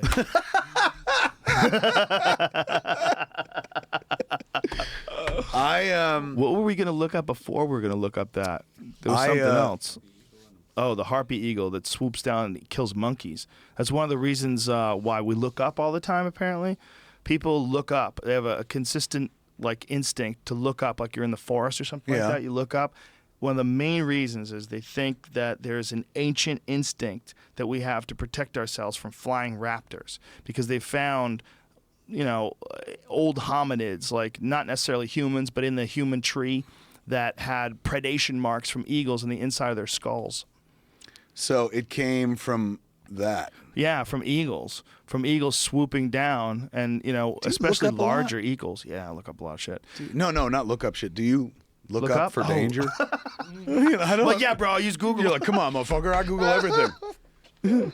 I need references. No, I don't. But apparently, it's an I mean, I'm not mostly in the woods, like looking around in the forest. But apparently, when you go to the forest, like there's an instinct to look up. That's also what's could be connected to cats too. It's potentially. You know, What do you but mean? most of What? the time, big cats are not hiding in the trees, and they come down and get I'm you. looking. But they can be. Fucking cats. I'm worried about ticks. I'm Ticks looking up too. because I'm like, Ticks I'm are- getting ticks in my hair, man. Somebody have to use a Bic later to burn it Fucking out. Lyme disease, man. Yeah. That's a dark and silent killer. And it was That's something some we've scary seen shit. develop in our lifetime. Am I right about that? It didn't Yes. exist when I was a kid. And then one day somebody was like, if you get bit by a deer tick, you'll be fucked up for a long time. It's like mono times 1,000. Yeah. I know a guy who got Lyme disease, misdiagnosed. Stephen Kotler, a guest in the podcast really recently, misdiagnosed for about a year, wound up spending 3 years in the hospital because of it. 3 years in the hospital because of Lyme disease, wrecked his immune system. Because the misdiagnosis of over a year, and all these different doctors told him it wasn't that, that's not what it is, you might be going crazy. One doctor told him he had AIDS. Are you fucking yes, shitting doctor me? told him you have AIDS. He's like, what? Like it was, during the time where a lot of people had AIDS, and he was saying like, this is what you, it was like, no, I think it's Lyme disease. And like doctor's like, no, you have AIDS. Like, holy shit. Because your immune system is devastated when you have Lyme disease. And Can you he was wasting away. Oh, yeah, sue a doctor like that? Sued the fuck out of everybody. Jesus. He didn't tell us the numbers, but I believe he got paid. So, as Damon Wayans would say it. He had to go through a lot to get there, though. There's easier ways. I'm sure he wouldn't have chosen Oh, he didn't want it. But I think he learned a lot about himself, like overcoming this incredible health crisis. But I've had many people that I'm friends with get Lyme disease. I know at least 10 people. But you go out in the woods a lot and hunt and shit. Yeah. So that's where they're all contracting it? I know several people who've gotten it from that, for sure. Yeah, but I know other people that have gotten it just from don't say just from upstate New York. You're just like going there, fishing or something like that. And, I mean, it doesn't have to be upstate New York. It could be North Carolina. It could be, all outdoors though, right? Almost all outdoors, almost all ticks. Ever happen here in California? Yes. It's not as prevalent, but it has happened here in California. Like ticks are fucking bad news, man. They're carriers, and that disease is insidious, and it's a tricky one too because it's oftentimes misdiagnosed, or especially what he was talking about. Kotler was saying that the doctors in California weren't really hip to it because it's not common. But AIDS was more common, so that's one of the reasons why this guy. Well, it was also insurance. And, like it was a shitty deal where the doctor wasn't getting paid very much for each person that came to him, so he wasn't very motivated. Right. We kind of went through the full gamut of explaining how it came to be. But, yeah, misdiagnosed for a year, wound up spending 3 years in the hospital. Yeah, losing that much time to something where you're like, what bit me? Again, that's where human arrogance or ego would come in, where I'm going to be like, a fucking bug put its dirty spit in me, and now I'm going to be in a hospital 3 fucking years? This isn't fucking fair. And then you remember there are guys out in fucking Tibet chopping people up for vultures. People up so the vultures can eat them. While you're making movies and smoking weed. Exactly. Relax. Yeah. Relax, buddy. Doing fine in life. Everything seems pretty awesome. I'm not sweating the ticks anymore. You're not sweating shit. You're doing fantastic. I came back from recently. I was in Vancouver. I have been in the woods lately. I directed 2 episodes of The Flash, one last season, one this season, which was fucking fun. And that one episode, the second episode. Is that on Netflix?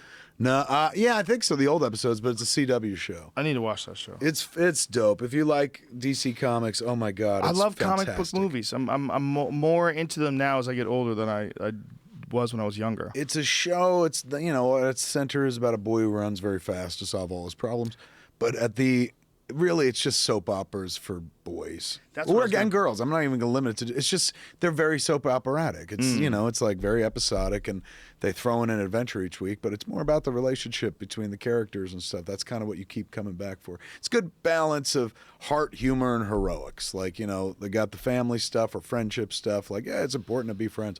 Then they got some laughs, and then the heroics is like, holy shit, look at them run fast. Holy shit, look at her fly. I did an episode of Supergirl as well. So I was in Vancouver like 3 times in the span of the last year. And we were out at one point out in the woods. And I remember being kind of like, can I get some protection? And like, you thinking of getting laid out here in the woods? And I was like, no, for like ticks and stuff like that. Like, that's not a real big problem here. I don't know if it is up in the Pacific Northwoods. You would imagine with all I don't those think it's a fucking real trees. big problem in the Pacific Northwest. I think it's Why? It's more of an East Coast problem. Well, they tick, named though, it after Lyme, Connecticut. That's where where it originated. That's where the original diagnosis of it was. How long it existed before that is anybody's guess. Knows, right? I don't know. But I do know it's also connected to other neurological disorders like Morgellons. Morgellons is a weird one where people think they have strands of fibers growing out of their body, and oftentimes they have these crazy delusions. And what Kotler was saying was that it has a neurological effect. And he didn't have like Morgellons disease, But one of the doctors that I interviewed about Morgellons was telling me that he believes it's connected to Lyme disease because Lyme disease has some sort of neurotoxicity effect. It has some sort of an effect where it distorts reality.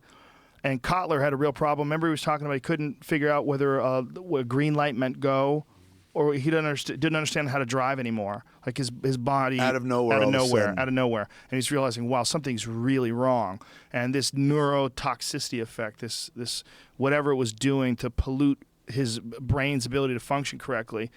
The Morgellons people think it's also what makes you claw at your skin and think there's fibers in there, and you start seeing shit that and then they get like fibers from their clothes stuck to their scabs, and they think that's growing out of their body. But it's more likely just an offshoot of Lyme. Because apparently when you get Lyme, you're not getting one bacteria. It's one of the reasons why the results that people have, like when they get bitten, vary so widely. It's like there's a gang of different ones. Right. And there's a bunch of different also like neighboring poisons and toxins that this tick could have in its body. It might just not be the simple Lyme disease. Oh, here's that one bacteria. The tick has it. No, the tick might have a host of different pathogens that affect you as Lyme disease. Like it's not. This is this guy who has it explaining it to me, and I'm shitting my fucking pants because I know so many people who have gotten this. And there's no one like, hey, you take this antibiotic, it knocks it out. No. And it varies widely how your body reacts to it, when you get it. My friend Steven Ranella, his son got it. The doctor misdiagnosed him. The kid wound up getting Bell's palsy, where his face started going numb. In childhood? Yes. That happened to my dad when he was in his 50s. Well, most likely the young body could probably bounce back from it better than the old body. But for a lot of people, like my friend Cody has it. He's like 26, I think, and he says his fucking joints hurt all the time, and that it's from having Lyme. Like from that point on, like his joints are always achy. I've not been bit by a tick, and I don't have Lyme disease, but lately I've noticed. I'm 46 now, so I have noticed aging in a way that I haven't before. My knee lately, doing nothing, and I'm not an active guy at all, has been being fucking weird. And somebody said it's from descending a hill. I walk every day, walk the dogs like a mile and a half up a hill and back down. That's like my exercise routine. And down the hill, they said that's what's doing it to you. They're like, how do you walk? And I was like, I don't know, like this. And they're like, you don't do heel toe? And I was like, I don't know, don't I? And they're like, no, look. And apparently I walk ball heel. Well, ball heel up is the way to go. Yes. Ball heel down. Is it heel toe down? Apparently is what they're saying, but I don't know anybody, like unless you're thinking about walking heel toe, I don't know if you necessarily fall into a heel toe type pattern. Well, the real issue is there's a big issue with shoes. Like the way we have constructed shoes, we've created a gait that's an unnatural, like heel toe forward gait. Like people always used to walk on the ball of their foot because the ball of the foot acts as like a shock absorber, and it allows you to slowly lower your heel down to the ground, which is why a lot of like those barefoot runners, they do so well. Like if you're running barefoot all the time, you're developing like these incredibly strong feet, and they're springing, and they don't need like these big thick cushions. But and I guess it was like the 1970s when Nike came out with a running shoe, they developed that big fat ass heel, and then people started running on the heel. They started bouncing on the heel instead of using the natural shock-absorbing motion of landing on the ball. You tell me a fucking shoe changed the way we walk as human beings? It changed our running gait. Wow. Yeah. Which would it affect your walking gait as well? Sure. Yeah. Sure. Yeah. Because so prior to the sneaker, what was that guy's name? Phil Knight or something like that? Or I don't know who invented Nike. Jamie Urs. Is it Phil Knight? Jamie goes, yeah. He's excited. He's a sneakerhead. Phil Knight literally changed. Was it? He buys Yeezys. What's that? Exactly. Thank you. God bless you. Kanye God bless you and your sneakers? kind soul. You're a I heard kind soul. Easy in there. I was like, maybe that's Kanye West. Yeah, it's amazing that you don't know that. Thank you. I try to keep my head firmly lodged up the ass of the 90s. That's where shit was good for me. He was like, you don't know what Yeezys are? I'm like, you get away from me. You're not poisoning me. Always keep your finger on the pulse, Joseph. But meanwhile, people look at his sneakers. Hey, yo, fresh Yeezys. And he's like, yeah. Jamie gets all and he looks over at me like, how many people have done that? Like 5 or 6 easily, a lot. Right? Yeah. A lot. All right. A lot. No, look, I'm not saying it's me. You big sneakerhead? Oh, he's a dork. We had a pair of sneakers once. We had a Smodcast pair of sneakers for the podcast. He's a super sneaker dork. Sneakers are awesome, man. I like them, but I only like certain. Got to tell me, man. I have those Converse 2s fell apart on me quick. Kind of shocked. Like the Converse 1s, virtually indestructible. You know, Converse 2s fell apart on me pretty fucking quick. You tend to do a lot more active shit than the average bear, though, to be fair. Yeah, but like these are the shit. Converse 1s. These are the shit. Chuck Taylors, they're the shit. They have no sole. There's like the rubber sole, but there's no cushioning. There's like very little like sponge. Kind of like you Vans. Feel the ground. Vans were like that as well. You feel the ground. Yeah, sort of. Yeah, like those thin-soled shoes. To me, it's like that's how you're supposed to walk. Mm-hmm. You're not supposed to walk with like this crazy cushion on the bottom. You know, like whenever I do the UFC, I wear dress shoes, and dress shoes have like a heel. And if you stand in them with that heel for like a while, it kind of makes your feet feel weird. Like they don't feel good. Like they want to get out of them.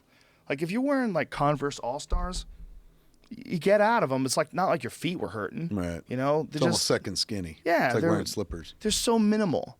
They're the best sneaker in my mind for like just wearing them, just walking around wearing. I'm not even getting paid by Converse, bro. No.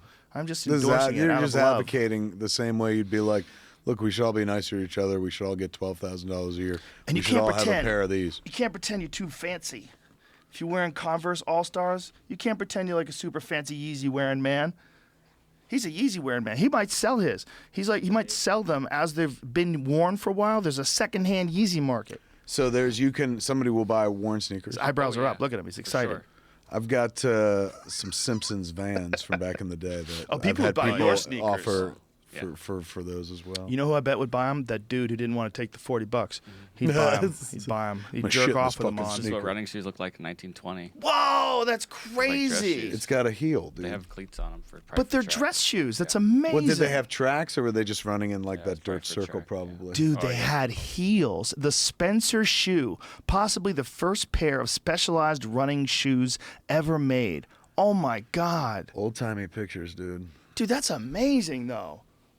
Look at those stupid things. This is off the topic, but old timey picture triggered in me. Have you ever heard of the Cottingley fairies? No. So I guess maybe turn of the century or the beginning, like 1900 or something like that. There are these little girls in England that photographed themselves playing with fairies. Whoa. And the world was exposed to it. This wasn't the only person, but what's his name? Sir Arthur Conan Doyle. There's a picture. Sir Arthur Conan Doyle, the writer of Sherlock Holmes, was a spiritualist, and so he actually wrote an article defending that picture. You go through all the pictures. Those are the Cottingley fairy pictures. Hey, dude, I'm going to take a leak. Go I'm ahead. holding in some pee for quite a while now. Go ahead, but this take a this peek at needs to that. be debunked. Okay. Jamie, tell them about your sneakers. I was gonna say keep talking, but there was a I thing will. that says Museum of Hoaxes. I wonder what they talk about. Oh, this is a fucking Okay, hoax. yeah, This is a has to be, big time hoax. The kids years later admitted that they had kind of cut the picture. They admitted something that if you look at these photos, you'll be like, that had to be admitted? Like to us, it's very clearly she cut pictures out. Those are pictures. Those are two-dimensional images of fairies and pretty traditional fairy imagery. Years later, they revealed that they traced the images out of a popular book and put their own spins on them and then cut them out and took pictures with them. But Arthur Conan Doyle, the guy that wrote fucking Sherlock Holmes, like really defended this shit, going, no, there are fairies. There is another world, and it's trying to break through. And these little girls have been in contact with it. You know, and he was ridiculed by over half the population because a lot of people looked at that picture and saw what we see, which is kids with little cutouts, pictures of fairies. But there was a time where almost half the world was like, oh, no, that's real. Yeah, that could be real. The Cottingley fairies are pictures that these kids fucking took, Joe. And clearly, just blow one up. Clearly, That shit's fake as fuck. Exactly.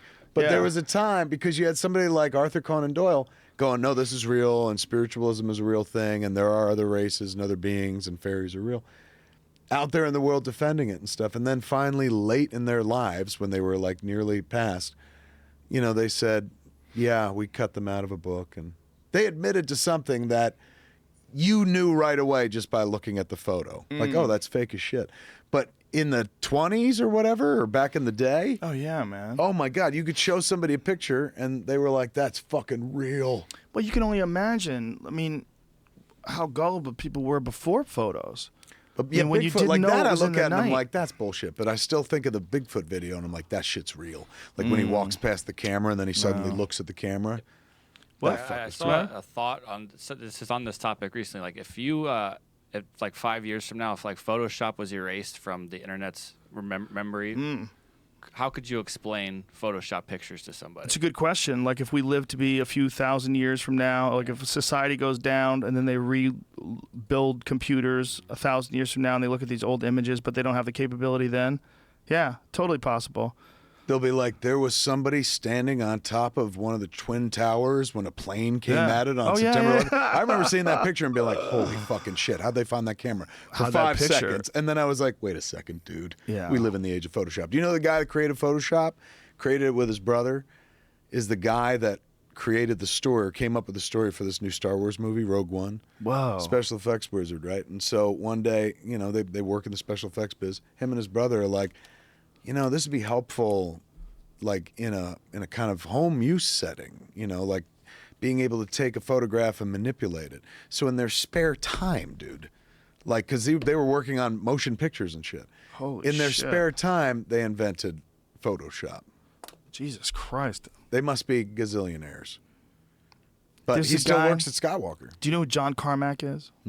John Carmack sounds is familiar. he's one of the original owners of id Software. Okay. He's the head programmer, lead programmer. He created Quake and Doom and a bunch of different awesome video games. And now he also works on Oculus Rift. Yeah, he's working on that.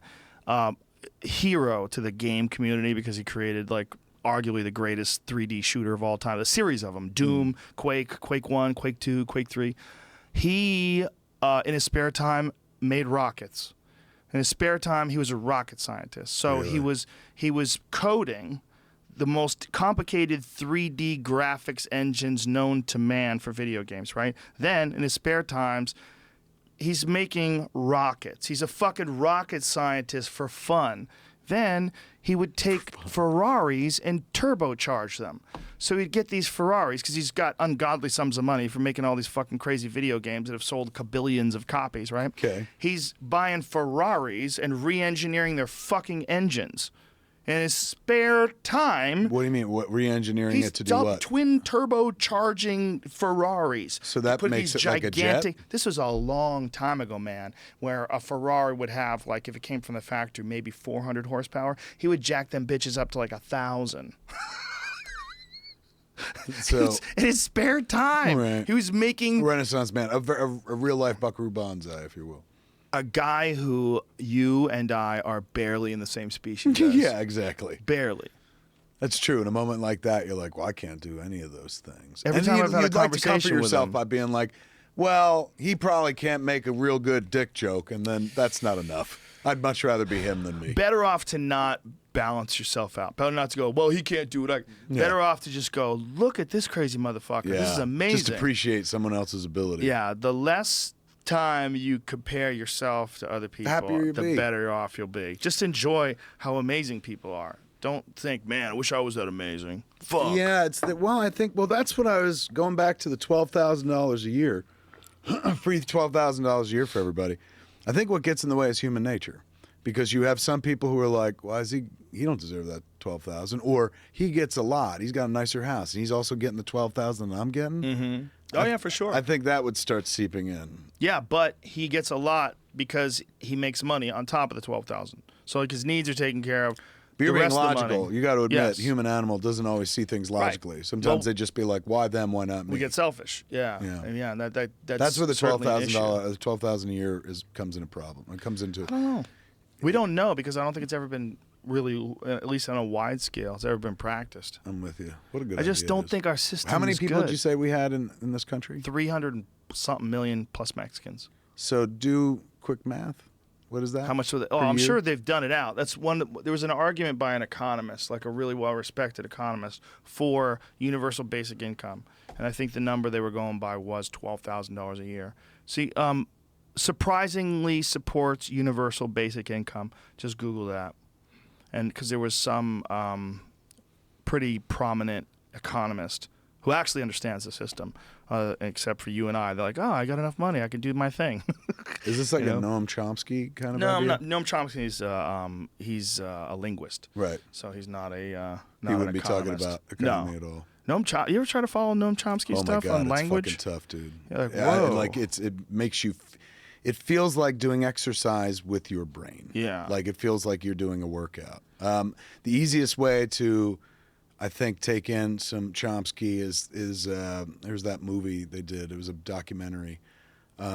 Is the Tall Man Happy? I think is the name of it. Huh. Is the Man Who Is Tall Happy?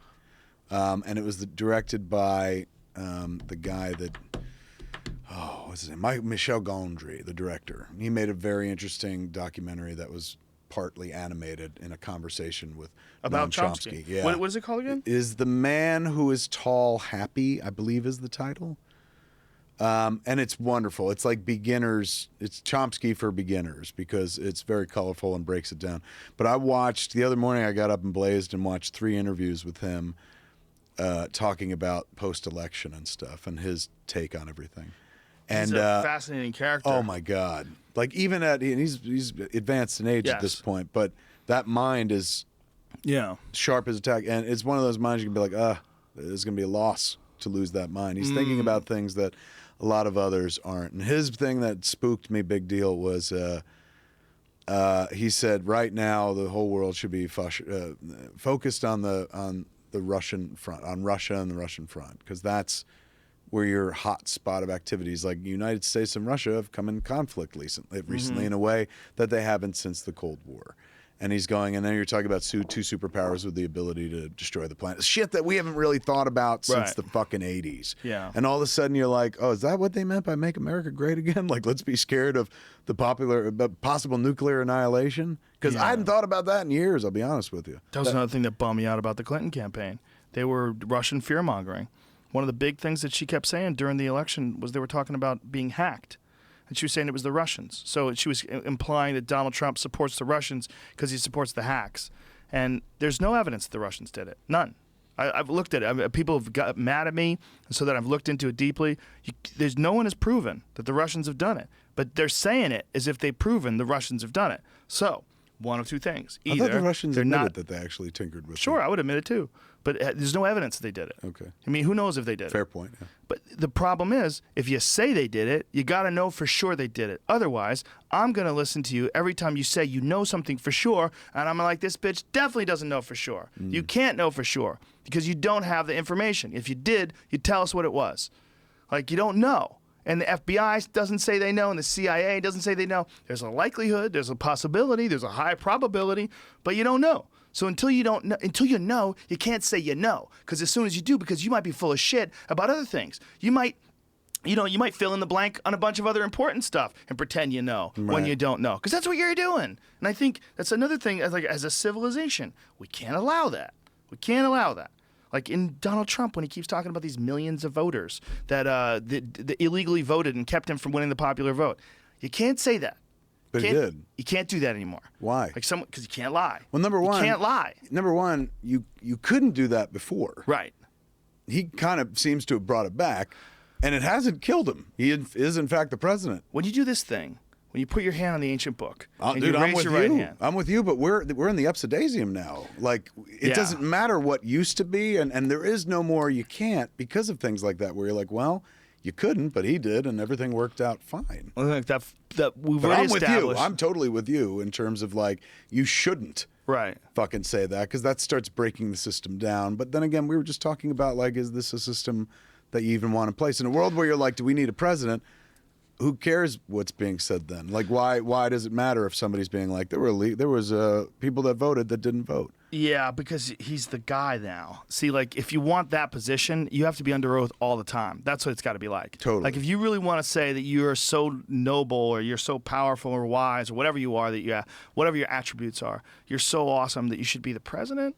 Like, man, you can't be lying about illegal voters. Like, unless you have some data, you can't say it. Until you have some data, you can't say it. And once you say it, you got to have some data. But he said a lot of things with no data whatsoever. I know, but I understand, like, you say anything to get elected, but now we're beyond that. And it's still playing the same kind of game. I've just not grown comfortable with, but I think I have to learn to accept the fact that, what I used to consider a fact is no longer a fact. People talk about facts in this real loose way now where they're just like, well, what is a fact? A fact to you may not be a fact to me. And it's like, well, that's not the definition of fact at all. A fact is a fact. But people go, what's factual for you may not be factual for me. We're on such a fucking slippery slope now that the Matrix, bro. That's the least egregious thing at this point of him being like, it's 2 million people voted illegally. Because the dude was literally saying he won the popular vote. Like, right. That's the first big weird kind of untruth. Well, but he said a lot of things that like sometimes he chalks up to like, oh, I was kidding.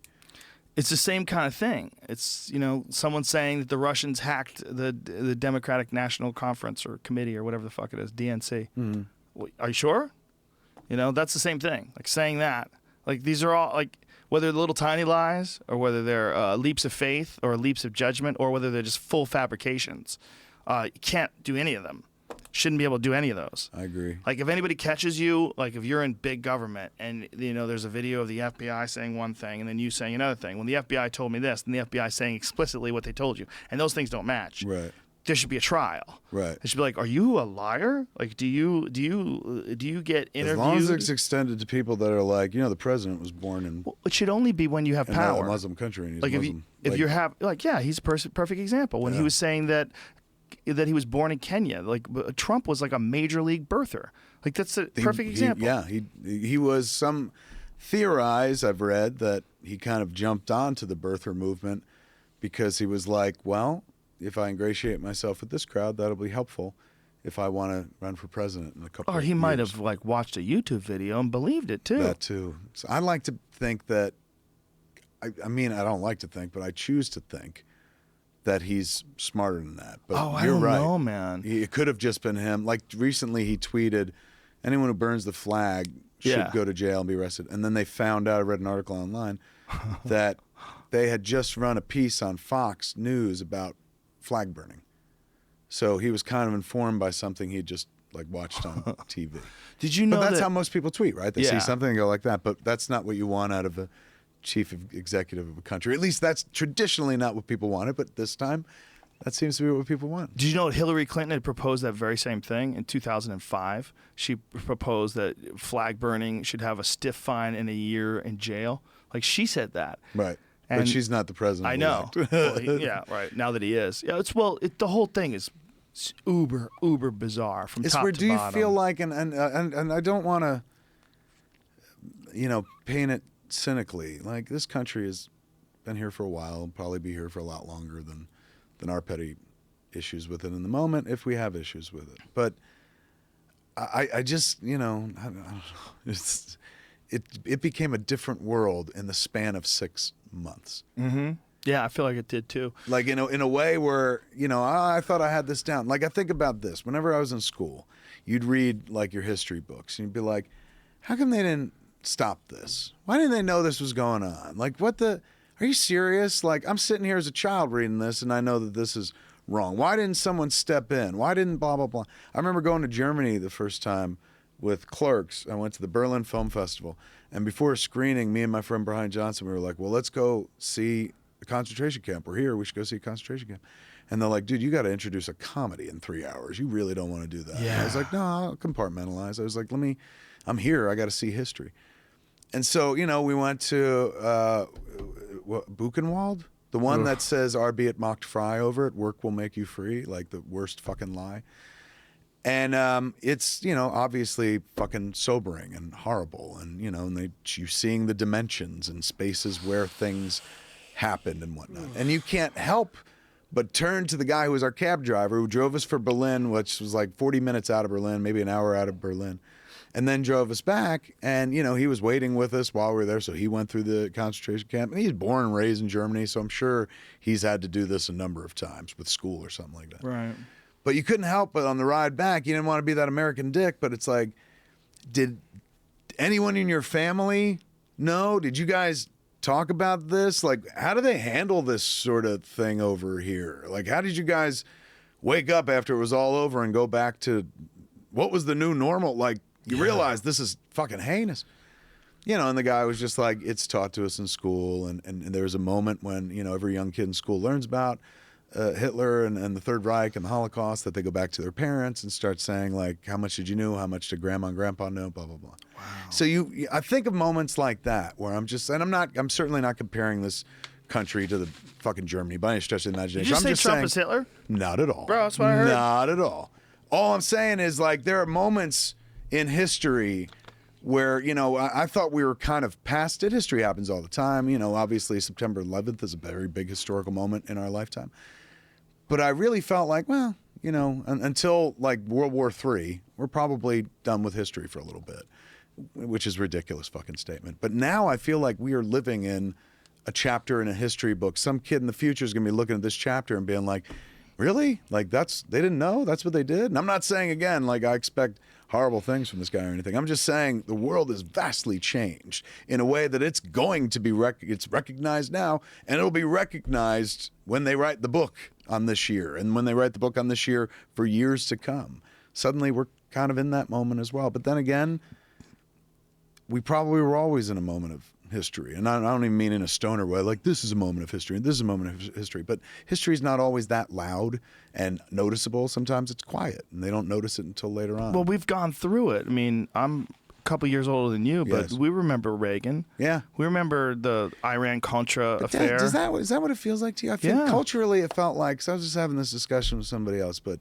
in the 70s, 60s into the 70s, you had this kind of progressive growing America where suddenly, maybe there wasn't as much segregation and people were kind of developing, evolving and becoming more like the world we recognize now.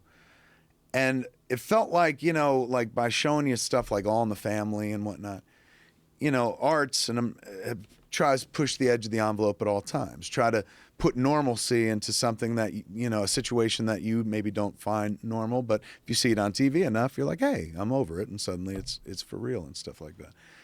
Felt like, the 80s and Reagan, and again, I'm not a political creature by any stretch of the imagination. I lived through it, but I was not active during it by any stretch of the imagination. But it feels like that time was a reaction to the culture. Like, hey, things have gotten too loosey-goosey around here. And then things got conservative for 8 years or more.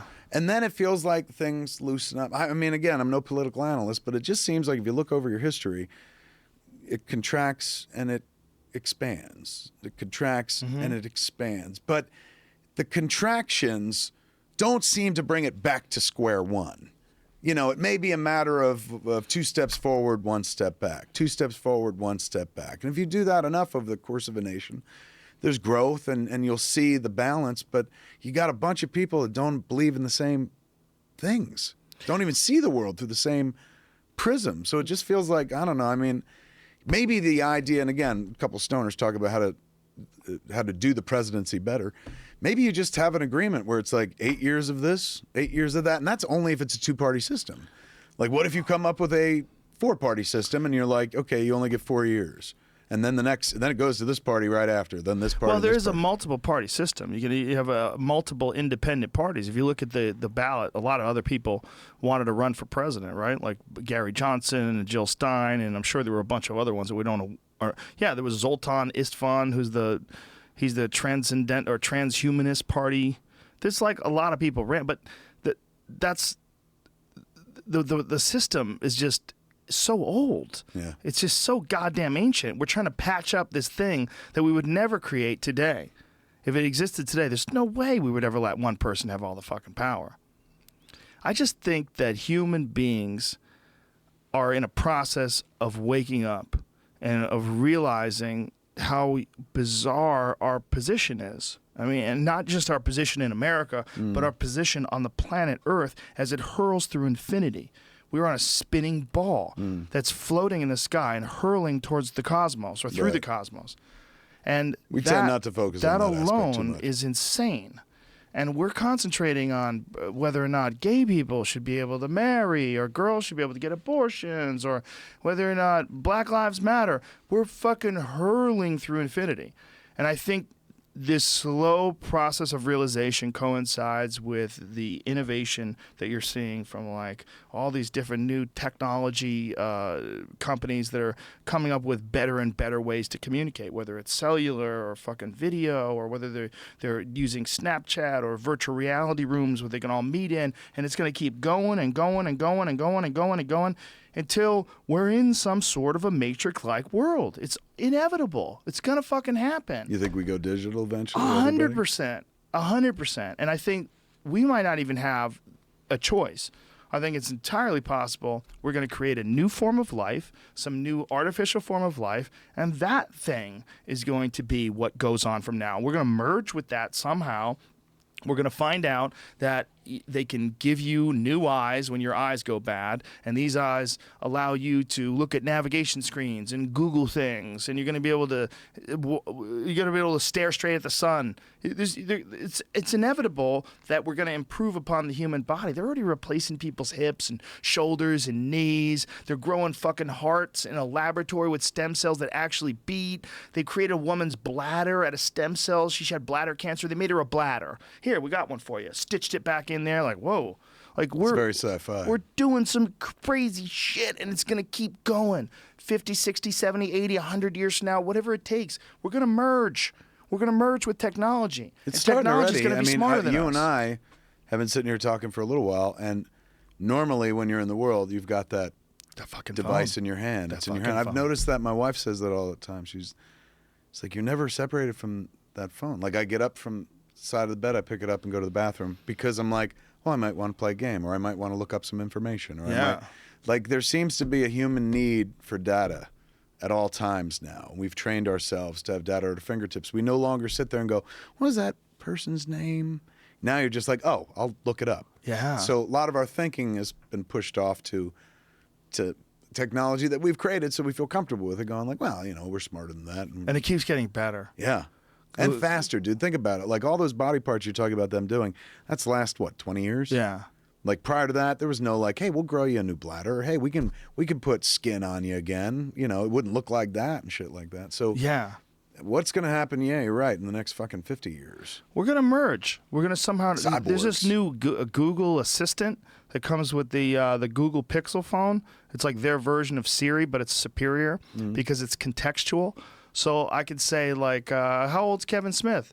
And they'll say, Kevin Smith is 46 years old. What's he working on these days? Like, it knows I'm talking about you. I'll say, what's he working on these days? Kevin Smith just produced a movie. It's called Yoga Hosers. But could you say that about, like, Grace anything. Smith, my mom? Like, no, I mean, it'd have to be out on the internet, like all the data and details. But like, say if you wanted to my know, mom's always like, on the fucking cruising Craigslist trying to get fucking cock. Okay, what is Craigslist? It'll tell you. Craigslist is this. Is it how many people on Craigslist are selling drugs? Well, we found approximately 5,000. It gives you like contextual. It'll make it much easier. Like, look, I'm looking to have the girlfriend experience. How many people on Craigslist that's are for offering sure that? gonna happen. Like, Well, if you could get like sort of, how Bitcoin has sort of enabled people still to, happening, Bitcoin? Oh yeah. Don't you ever say that around Andreas Antonopoulos. It's still He'll going get on. Furious at you. Yeah, we have this guy. He prefers not to call himself Bitcoin Jesus because he doesn't like how his story ends. He likes Bitcoin Buddha. Right. Feels like it's better. It leads to enlightenment. Didn't they have a problem? Like, somebody fucking hacked their account or something like that? Oh yeah, at well one that's well, this is a long conversation if you want to go with point? that. No need, but it's still happening. That Bitcoin. is actually an exchange that got tapped into. It was the Right. Magic the Gathering exchange. All right, that's what it started out as. You know that game, Yeah, Magic the Gathering? totally. Started off as that, and then during that time, people started trading Bitcoin on that when it was nothing. Right. And then that Bitcoin became worth hundreds of millions of dollars, and then they got robbed. So all the Bitcoin got stolen out, and this guy got in trouble because he ran this site that he was never, no one had any idea that it was going to be worth hundreds of millions of dollars, and that this guy would lose it all. So the whole thing was like a really crazy and sordid affair, but the spirit of Bitcoin is that you and I can exchange Money money and shit. for services, right, with no third party, just you and I. there's no bank involved. Yeah, like you want to buy this computer, I say sure, give me X amount of Bitcoin, and you send it to my phone. All right, cool, we got a deal, and then you're done. And this idea, I mean, if you could get to the point where you're talking to your phone and you tell your phone, to order you a pizza and pay for it in Bitcoin, and it's doing everything digitally, and it's Bitcoin or Bitcorn? Like, when you Bitcoin. eat, it's Bitcorn. Bitcoin. When you're buying shit, it's Bitcoin. What is it when it's a hooker? Bitcoin. Ah. I don't know. That sounds racist. Some will have the coin, but not everyone will have the quan. What was the quan? It meant like love, respect, everything. I don't know. What does that mean? What does that mean? Remember Jerry Maguire, man? He was always talking about the quan. I don't. He said it was the full package. It was love, money, respect, endorsement. I don't know. But it was a bigger deal than just like fucking money. All right, but go back to Bitcoin. So it's still going on. Oh, yeah. There's some people who love it. Yeah, I like the idea, but I think it's awesome. With it. Very democratic way to, like, it's my money. Why do I have to go through this? And I understand those institutions and FDIC is all built to protect your money, but it also seems engineered to keep your money and get your money and take a percentage of it as well. I have the weirdest abstract take on cryptocurrencies. Okay. I think that ultimately all money will be digital, and since money, if it all becomes digital like that, money is basically information.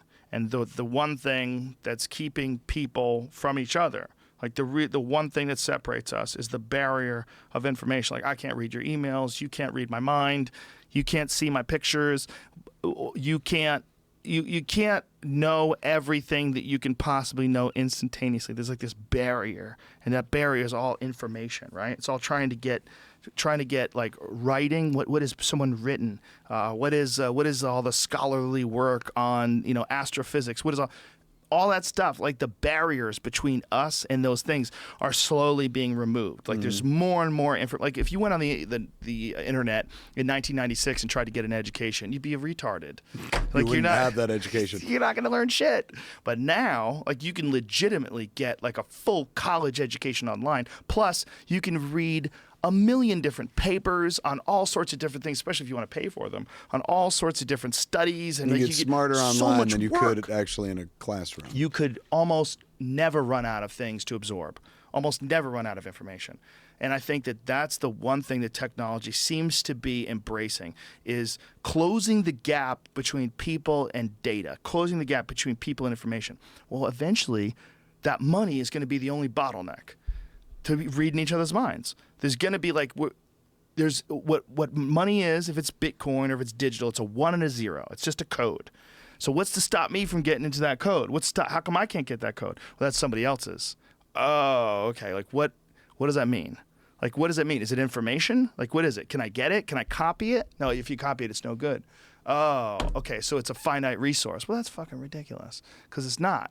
We're not talking about oil or water or rocks or minerals or metals. We're talking about some goofy fucking numbers that you've got on a goddamn computer. It's information. Right. It allows us access to resources. Like, we should all have access to all the information. And then it's going to be some weird merging of digital minds, some sort of a hive mind system created by something like Google or some company that figures out a way to allow people to communicate thought to thought, and it's going to have money attached to it. All of it. It's going to be a big fucking soup of information. That's going to be the breakdown. The breakdown is money. Why? Why that? Because it's information. Because if money becomes information, this is obviously super stoner talk. Go ahead. But if money just becomes ones and zeros, what's happening with WikiLeaks, with these these emails getting hacked, data getting out, Sony getting hacked, all their data getting out, all these people. The barriers are falling between people and information. They said in the government right now, our government. I love it when I say something retarded and someone nods. Like, yeah, I'm dude. Like, that's dumb, dude. They said that there's a deep need for hackers in this country. Whoa. There's not enough because everywhere else, like, hacking has exponentially increased over the course of the last few years by double the amount that it was, and that's why you're seeing things like they took down Sony, they took down this one, they took down this one. So. Yeah, lately I've just been like, do I really want to have all my world online? I go the other way, where I'm just like, well, how do you protect that stuff? How do you protect? Well, you think you will be able to for a while, but I honestly believe that you can't. Well, the trend is clearly going to the cloud. Yeah. Like, if you look at these goddamn new Macs, they don't even have a slot for a USB, like a thumb drive. Scary, right? They don't have a DVD player. There's no other way to. You have to do everything wirelessly. Like, wow. This is weird. So you have a very minimal hard drive. The hard drives of the new MacBooks are smaller than the old hard drives. They've made them smaller.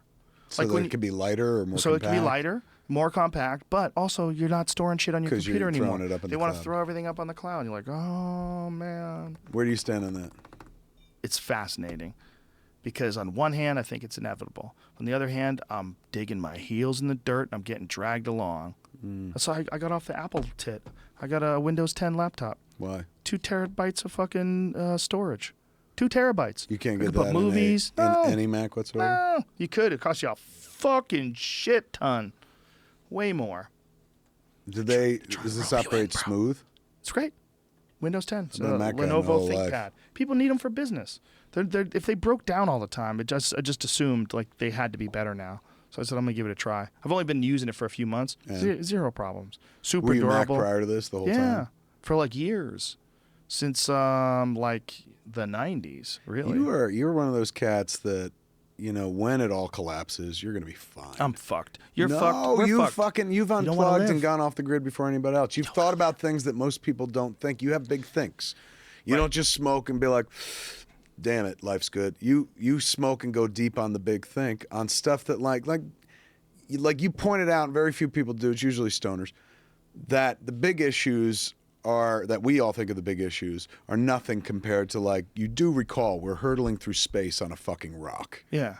Like, spinning. Anything can happen. And you're worried about this or this. Nonsense. Or fucking, you gender identity knocked off pronouns. Netflix or something like that. Yeah. Oh From my small God. to even the big things that people are like, this is everything in life. Yes. So you do the Kentucky big think Derby. on everything beyond the obvious, beyond the temporal or the daily. You're going like, what's next? What happens 10 years from now?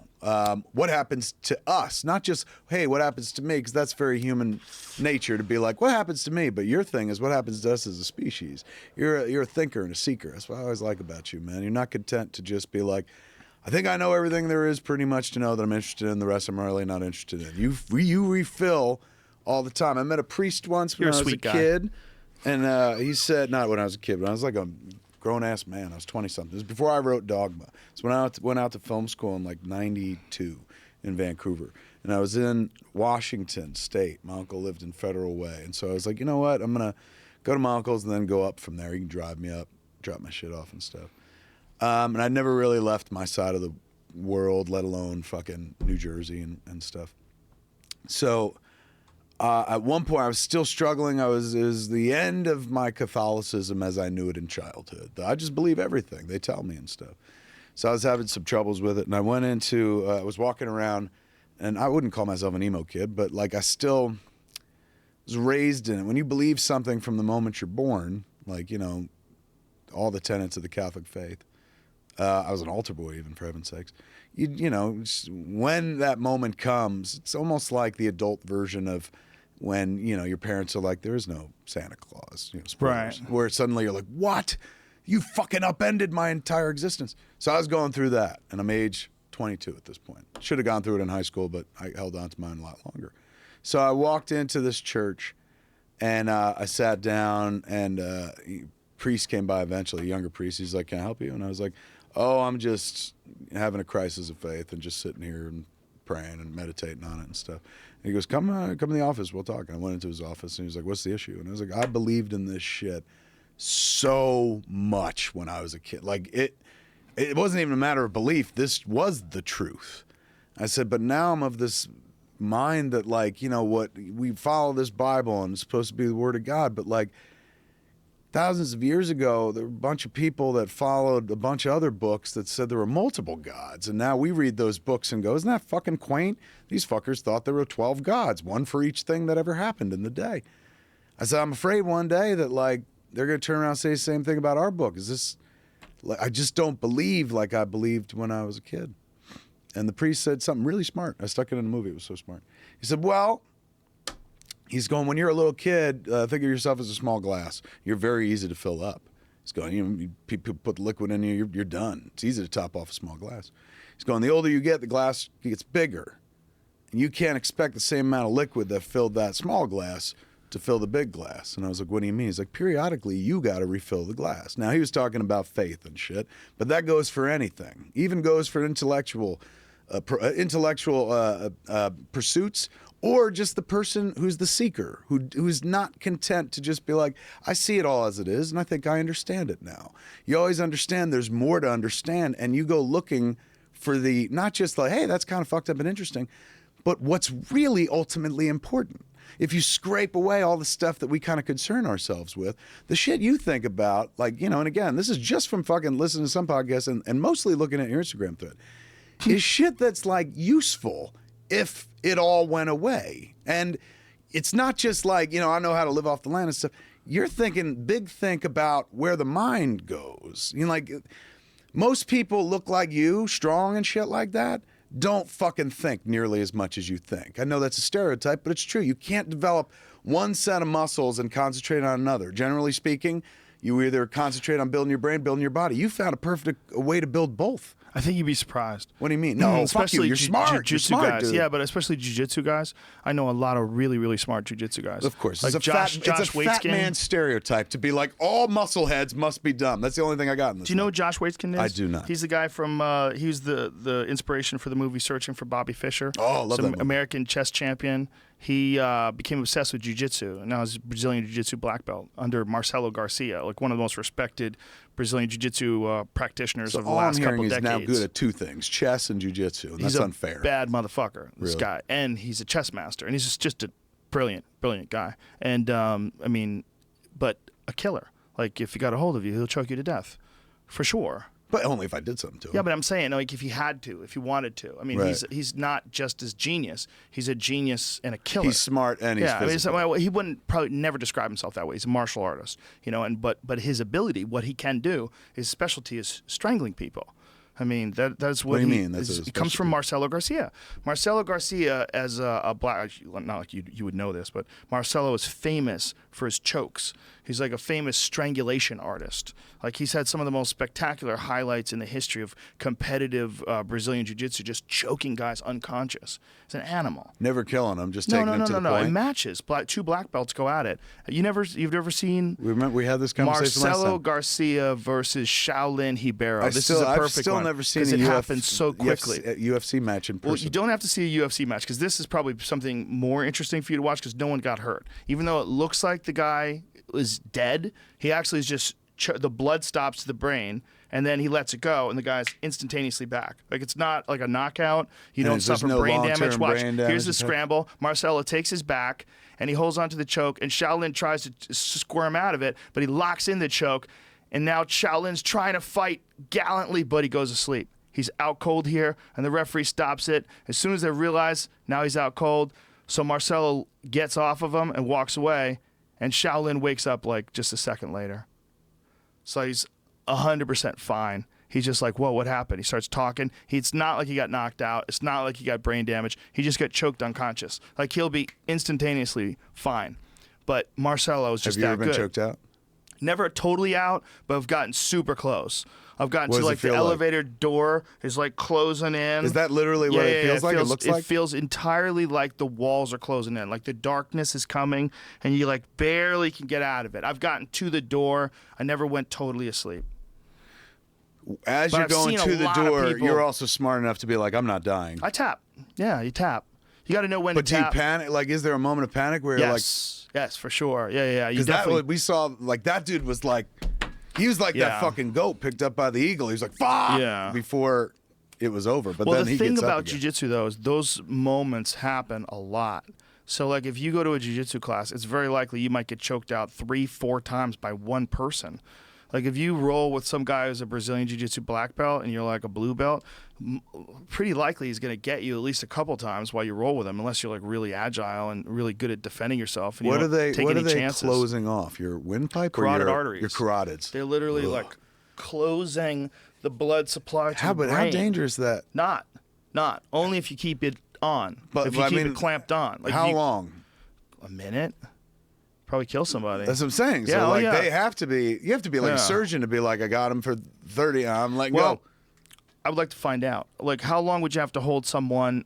Well, it depend on the person, how healthy they were, how young they were. I'm sure would have a factor as well. But find out how long would it take if you choke someone out before they died. Someone wants got to be there online, right? I don't want to that's just talk pretty specific out of my ass. Google request that's going to bring the FBI here. They're going to come. But what if you can do that with a body part? Mm-hmm. I mean, and you got to get a certain amount of leverage on somebody. Carotid artery sinus reflex death is sometimes considered a mechanism of death. In case of strangulation, remains highly disputed. The reported time from application to unconsciousness varies from 7 to 14 seconds. That's wrong. If effectively applied, to 1 minute in other cases, with death occurring minutes after unconsciousness. So if you held on for a couple minutes, you could choke someone out. How long would you have to choke to kill? Yeah, is that from a forum, MMA forum? They might not necessarily know. But I mean, like, it's on the internet. It must be true. Let's read it and believe it. Yeah, forumsbodybuilding.com. Ars Technica, that one is. Maybe you don't believe the thing about it is they're super wrong right there. When it says varies from 7 to 14 seconds, it doesn't even take a second. What do you mean? You could put someone to sleep in a second. If you hit the right, if you just hit it right, if you just hold on to it right, especially if they're not resisting, like if they're hurt already and they're relaxed, you could just put them to sleep. If someone gets hit first and then they get choked and they don't defend it quickly enough, like if they're out of it and then they get choked, they just go to sleep, like real quick. Nobody's ever been choked to death? No, I'm sure people have been choked to death. Just not in the UFC. But I mean, in the real world, like that was the Eric Garner thing. Well, he had a breathing issue. That was the guy who the police killed in New York. He was selling loose cigarettes in front of a bodega, and they get mad at him. I thought we were still talking. They killed him with a choke. Brazilian jiu-jitsu, but you were talking in real life, yes. Yeah, but I'm saying you can choke someone to death, but I don't think I think he died more as he wasn't physically very well. About 3 minutes is about the most your brain can last without air. So. 3 minutes without air. Yeah. Ooh, man, that's crazy. So that would never. Basically he could have you for 3 seconds, you'd be passed out, and then they let you go. Yeah. So in a jiu-jitsu match, they would just let you go. And in class, sometimes people forget to tap in class, or they don't tap quick enough, and they go to sleep. See, I like the things you do, but I have zero interest in doing them myself. Like, they don't seem appealing to me. Like, every time I look at those pictures, I'm like, fuck, man, he's living a cool life. But I'm like, I couldn't do that. I couldn't do any one of these things. You certainly could. You certainly could do everything that I do. It's an interesting thing to admire and envy someone's, like, freedom in life and still not want to do it yourself. Generally speaking, when you look at somebody and be like, I wish I was like that, you want to do the things they do or be the person they are. But instead, I can look at you and appreciate what you do and who you are and never once be like, yeah, that's what I'm going to do. I couldn't. Like, you're far too much of a man than I am. You're such a dude. And not a dude like you're a bro. But you are like, it makes sense you're somebody's dad. You know what I'm saying? Like, you are. When I think of a man, that's what I think of, and I don't mean this to sound like fucking. You're too complimentary. I'm gonna have a big head when I leave here today. I'm telling you, dude. Like, you're like problems in life. I loved my dad, but I think you would be a cool dad. Like, your kids. That's very nice. Your kids have a wonderful lifetime ahead of them. Have had like great experience thus far, it seems like. But for the rest of their lives, they're being raised by a thinking masculine man. Like, my kid will never have that ever in her life. Would you want to be different than you are, though? No. You seem super content with who you are. Yeah, I mean, the way I look at it is just like, everyone's dealt the cards, right? Like, and you can improve some things in life, but like, like when we were young, they'd be like, that's your cross to bear. When I was a kid, I was always heavy, and my mom would be like, well, that's your cross to bear. As if like that's just something as if it was genetic, as if she wasn't like, she could have said, hey, let's get you working out, maybe feed you less or whatever. She's like, that's just your cross to bear. But, the rest of your life is blessed and stuff like that. She probably just didn't. I mean, a lot of people say things like that because that's what someone told them, and they never stop to think about it. Oh, her mother definitely told her that's your cross to bear. It was something that was just kind of passed down and shit. My mom's a wonderful woman. I just spent, she's getting old and stuff. And I took her to see Dolly Parton in Tampa. And Dolly Parton I've seen 3 times in 2 months, man. She smells like cotton candy and baby powder in real life. Dolly Parton does? Dude, I know. Here, let me try to you always hit me to cool shit. Dolly Parton is 70 years old. She did a 3-hour fucking show. She didn't sit in one place. She moved all over the stage. She played piano, guitar, banjo, flute, and then at one point she blew a saxophone, which sounds dirty that I meant it. Now, she didn't just blow a saxophone like I hit a few notes. She played yakety sack, which is like yakety sax.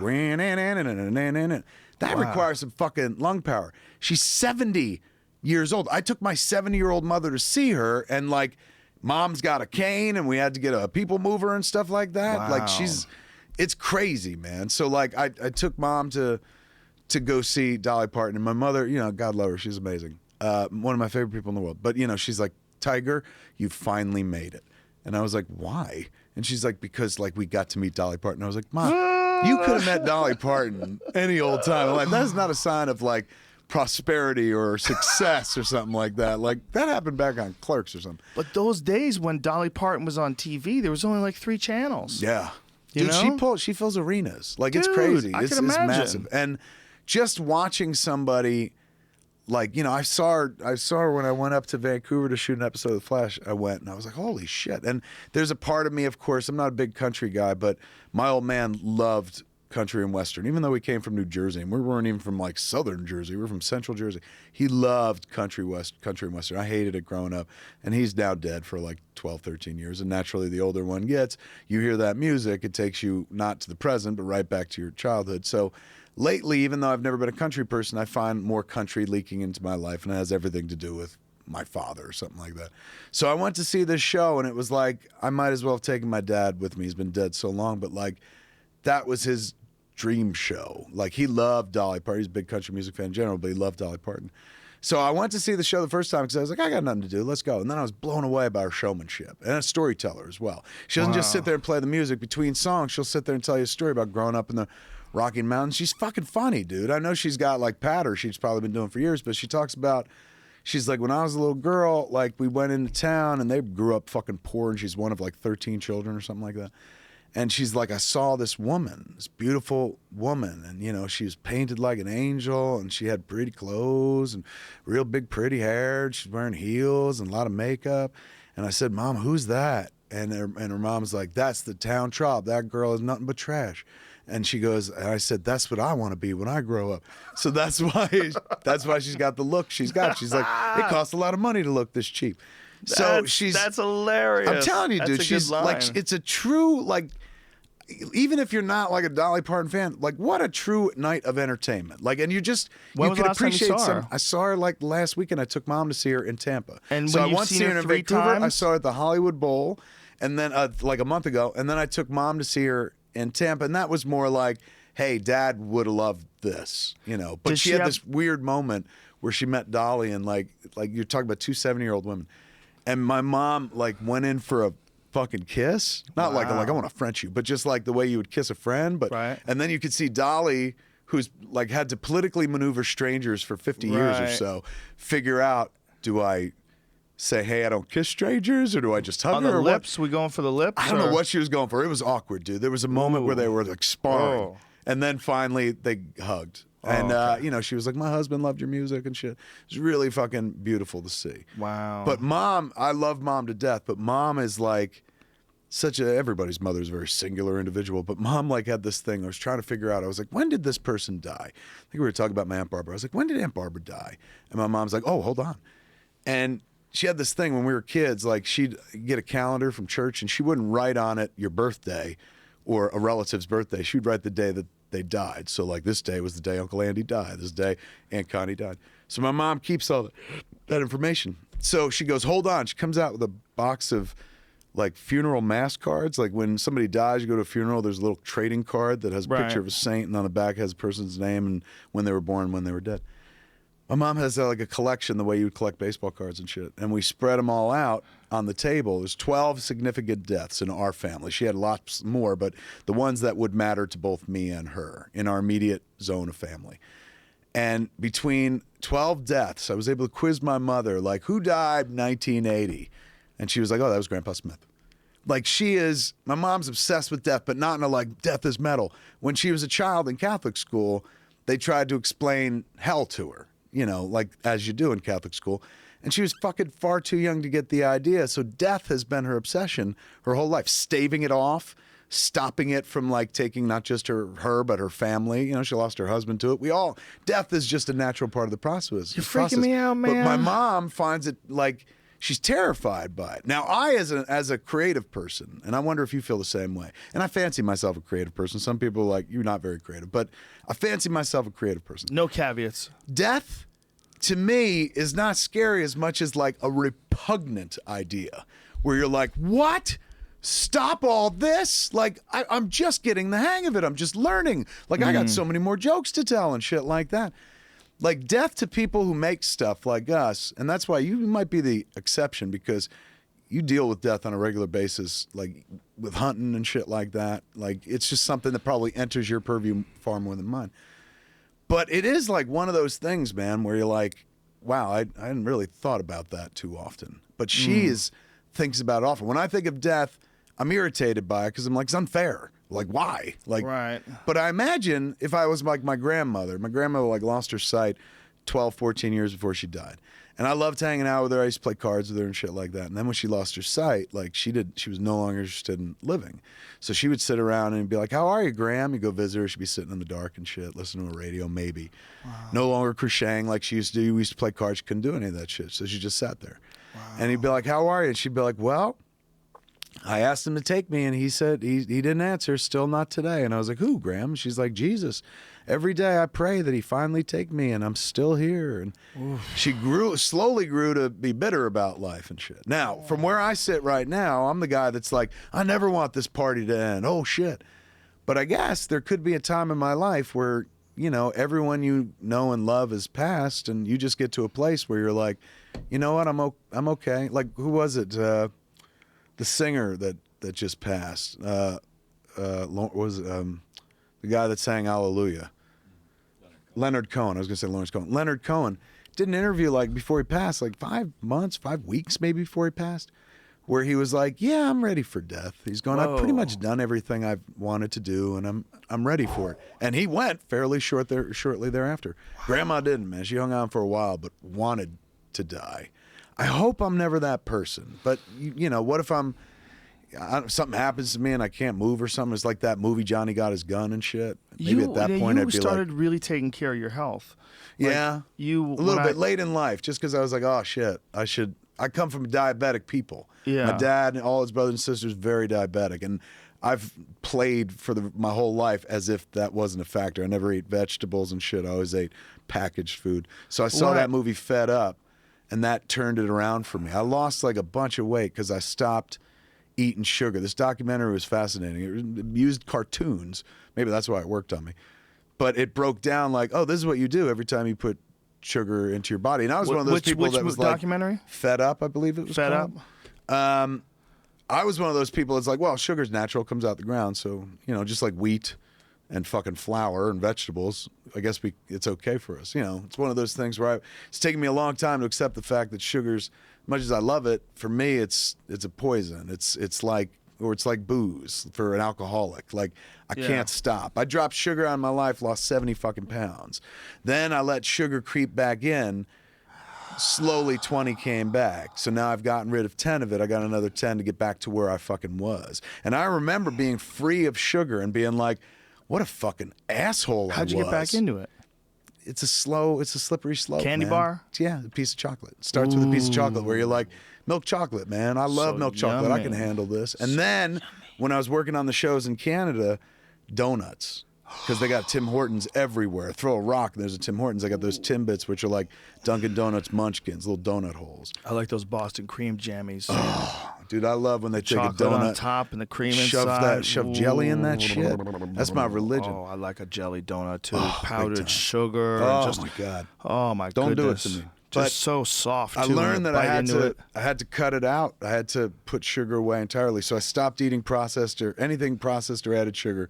No sugar whatsoever. Natural sugar, like the closest sugar I'd get is out of drinking milk or beets. I know. I started drinking vegetable drink though. Something I never did. Vegetable juice. So I'm a big fan of cold pressed juices. That's what I've been doing. You like can I go put to a full beet there's a lot of into those it. stores too. You can go and stop in and get them. Get them pre-done. You could find out online, like if there's a store near you, and then once you know, like for me, I've got a bunch of them that I stop at. I like you to could always go and get something to drink that's like really nutritious and fucking powers you, dude. Like before and this is, I mean, it's no secret or anything, but here's a tip.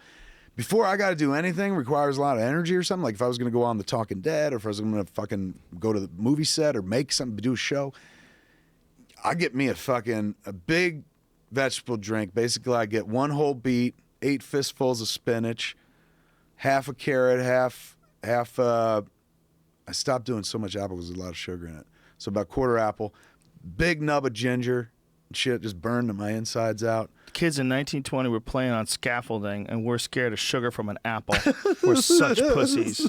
We've become such pussies. I never was America. until now. Now I'm like, I can't have the extra sugar. So I make that, dude. I drink that, and that gives me like beets, pure fucking natural sugar. Amazing. So you're like, hey, and beets you're are ready amazing. to go. It's like I've never done coke, but I imagine it's like what doing a line of coke is. I really don't think it's anything like that. Eating beets is like doing coke. Beets make me feel like, well, not just beets, but like a good, robust vegetable juice. You feel like, like you get a little, you know? That's one of the things I like about your Instagram feed. You put a lot of food in there, and you talk about like what it does for you, and you're like, look at this shit. This is fucking natural, and I'm getting all this out of it. It's food porn. Yeah. In People a nice get mad, way. though, because it gets repetitive. I get it. What do you mean? It gets repetitive. Oh, what, are you cooking elk again, you fucking faggot? You know? That's what you get? Yeah.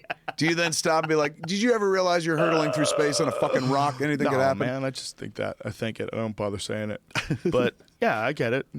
But people are always looking for things to criticize. But also it's they just like criticizing. Yeah, but it's like, fun. If you're eating elk again, it's not a one-time experience where you're like, I've eaten elk when I was 14, and of course, you know, that's when a man eats elk and never again. So Dude, they got to expect you might redo a meal. If I give you some, will you cook it? What kind of meat is it? Elk? Yeah, how do you cook it? I'll teach you. I'll show you how. Put it on a I'll barbecue give you grill? some real simple. I'll give you elk burger. You kill this thing? Yeah. I'll give you elk burger. That's the simplest. Done, You can yeah, make oh my like God, cheeseburgers fuck yeah. out of it. You just got to What treat does it taste like? Tastes really good. It's super healthy for you because, I mean, no hormones, no antibiotics, no nothing. It's just wild elk meat. Right. It's very lean. And if you cook it like as a cheeseburger, you have to kind of cook it pretty quick because it doesn't have much fat in it at all. Oh, it's really? It's really lean protein. Yeah, very high protein content. So Tastes cook it delicious. quick, meaning like it's just going to like- burn just- fast. Yeah, 'cause there's just not a you lot of fat. don't cook it maybe as long as you would like a real fatty beef burger. You know, just cook it a little less time. What I think the last time we talked about that, like the idea of you'll go out hunting, but you eat what you bring back or whatever. Yeah, I eat everything. It's That's I like, mean, remember everything Mark that you can Zuckerberg eat. that one year was like, I'm only going to eat shit I kill. Yeah, I mean, And for a minute we were all like, that's savage, and then afterwards we were like, oh, I see. I'm not doing anything we're all doing if we eat meat. That's my point. Right. So like if you're buying food from a store or a restaurant, you're killing it. You're just killing it with a card, a credit card, or a checkbook. Or if you're eating meat, you're killing things. Yeah. You know, you might not be doing it yourself, but my whole take is that if an animal's wild, like that's in that wild animal, you kill it. Like that thing was wild. I mean, it's whether you ever existed or not, that thing did exactly what it did. That's the pure life for one of those animals. And you're saying, well, why would you want to hunt it down and kill it? Something's going to. Like, this is what you don't understand. These things they're not going to live forever. They have a very short and brutal life, and they usually get taken down by coyotes or mountain lions. Or, I mean, when a person comes in and shoots a deer, that is the best death it's ever going to die. If a person doesn't do it, that thing's going to freeze to death. Just like, I died in my bed at age 80. No, they freeze to death. Surrounded by my loved ones. They freeze to death. They get hit by cars. You're like, can I make this more clear? They fucking freeze to death. Yeah, they don't live. They don't live very long. If a deer lives to be like 7, that is an old fucking deer. Really? Oh, yeah. So if people are upset with you eating any kind of animals at all, they're not going to understand why you would be upset at hunting. But my kid is total vegan. Great kid about it, though. She's not like, judging me as I sit there and eat meat and shit. But she's, her thing is like, she fucking loves animals in a big bad what does way. she do to supplement like her essential fatty acids and vitamin It's a B12? great question. Because the diet I've seen for a vegan, now I've been around it quite a bit, is insanely limited. Like when I pull sugar out of my diet, suddenly like you're down to fucking 20 things because everything's got fucking sugar added into it. When you go vegan, and not just vegetarian, I mean fucking like straight up vegan, there's like, everything green and maybe 3 other things in the world. Like you can't even eat a bagel without being like, did you use this or this or this in it or something like that? Can't have eggs, which is really unfortunate because eggs are never going to be a living thing. That's what people don't understand. I could understand if you're against factory farming, but I think that's a different story. Like my chickens are pretty free range. They live in a big coop, and I know a lot of people don't have room for a coop. I'm not saying you need to do it, but what I'm saying is you can have chickens that exist in some sort of a natural environment. It's not entirely difficult, and they give you eggs that you don't have to worry at all about anything bad happening. This is just a natural product of being a chicken. They lay one on their own. It's not fertilized, and no one's going to eat it but you. Not every egg becomes a chicken. No. They have to get fucked. The rooster has to come along and sling that dick. That's what makes a chicken. Yeah. So if there's no rooster, then so essentially, I didn't know that, dude. I didn't know that until I was like fucking 39 years old. Man, me too. I didn't know that. I mean, I think you told me last time a version of this, but I'm a repetitive motherfucker. I will repeat don't matter, shit. dude. I like reading that you eat elk more than once. Wait, so it's kind of like a chicken's period? Yes. And matter of fact, PETA developed a whole campaign to try to get people to stop eating chicken eggs. By calling it their menstrual cycle? By calling it a menstrual cycle, and also showing a fucking frying pan with a bloody maxi pad sitting in the frying pan. I don't know if that's very effective. Dude. I mean, it would gross me out, turn me off, but I'd be like, pull it up so he doesn't think I'm kidding. I never want to eat a tampon again. It's foul. Yeah. It's foul that they chose to do this. My kid doesn't get like shitty or political about it or like, you know, in your face or you got to live my way and stuff. But every once in a while it slips out. I'm a big milk drinker. And so, you know, she's her whole thing is not your mom, not your milk. And I was like, what do you mean? And she's like, well, that's not your mother. If you want milk, you should get it from your mother. That's you took some of the baby cows, and I'm like, oh come on, don't do this to me, kid. I was like, they raised us to believe in milk. I watched a lot of commercials. Milk does a body good. They taught me that on television. Don't tell me that I'm taking milk from a baby cow. She's kind of right though, right? Yeah. Were you down on milk? Because I saw your every time I talk like about milk, people put up the little meme. There's a picture of you talking on stage, and they put up a bit of your routine. We talked about it right before the show. Oh, that vegan. Yeah, where you're comment. like, vegans say, you know, no, we're the only species. Go ahead, do it. It's yours. We're the only species that drinks the milk of other animals. I'm like, you know what else only humans do? Fly planes, make movies, call each other and tell each other how awesome milk is. So you do like here milk. it is. Eggs come from chicken menstruation. Look at that. Oh, it says it was a bloody underwear. I'm sorry. I thought it was a maxi pad. But that's a real PETA ad. They put a bloody pair of women's underwear in a frying pan. The tagline is "Don't eat eggs." Period. And period is in red. Wow. This is like, come on. What's gross is factory farming. That's what's gross.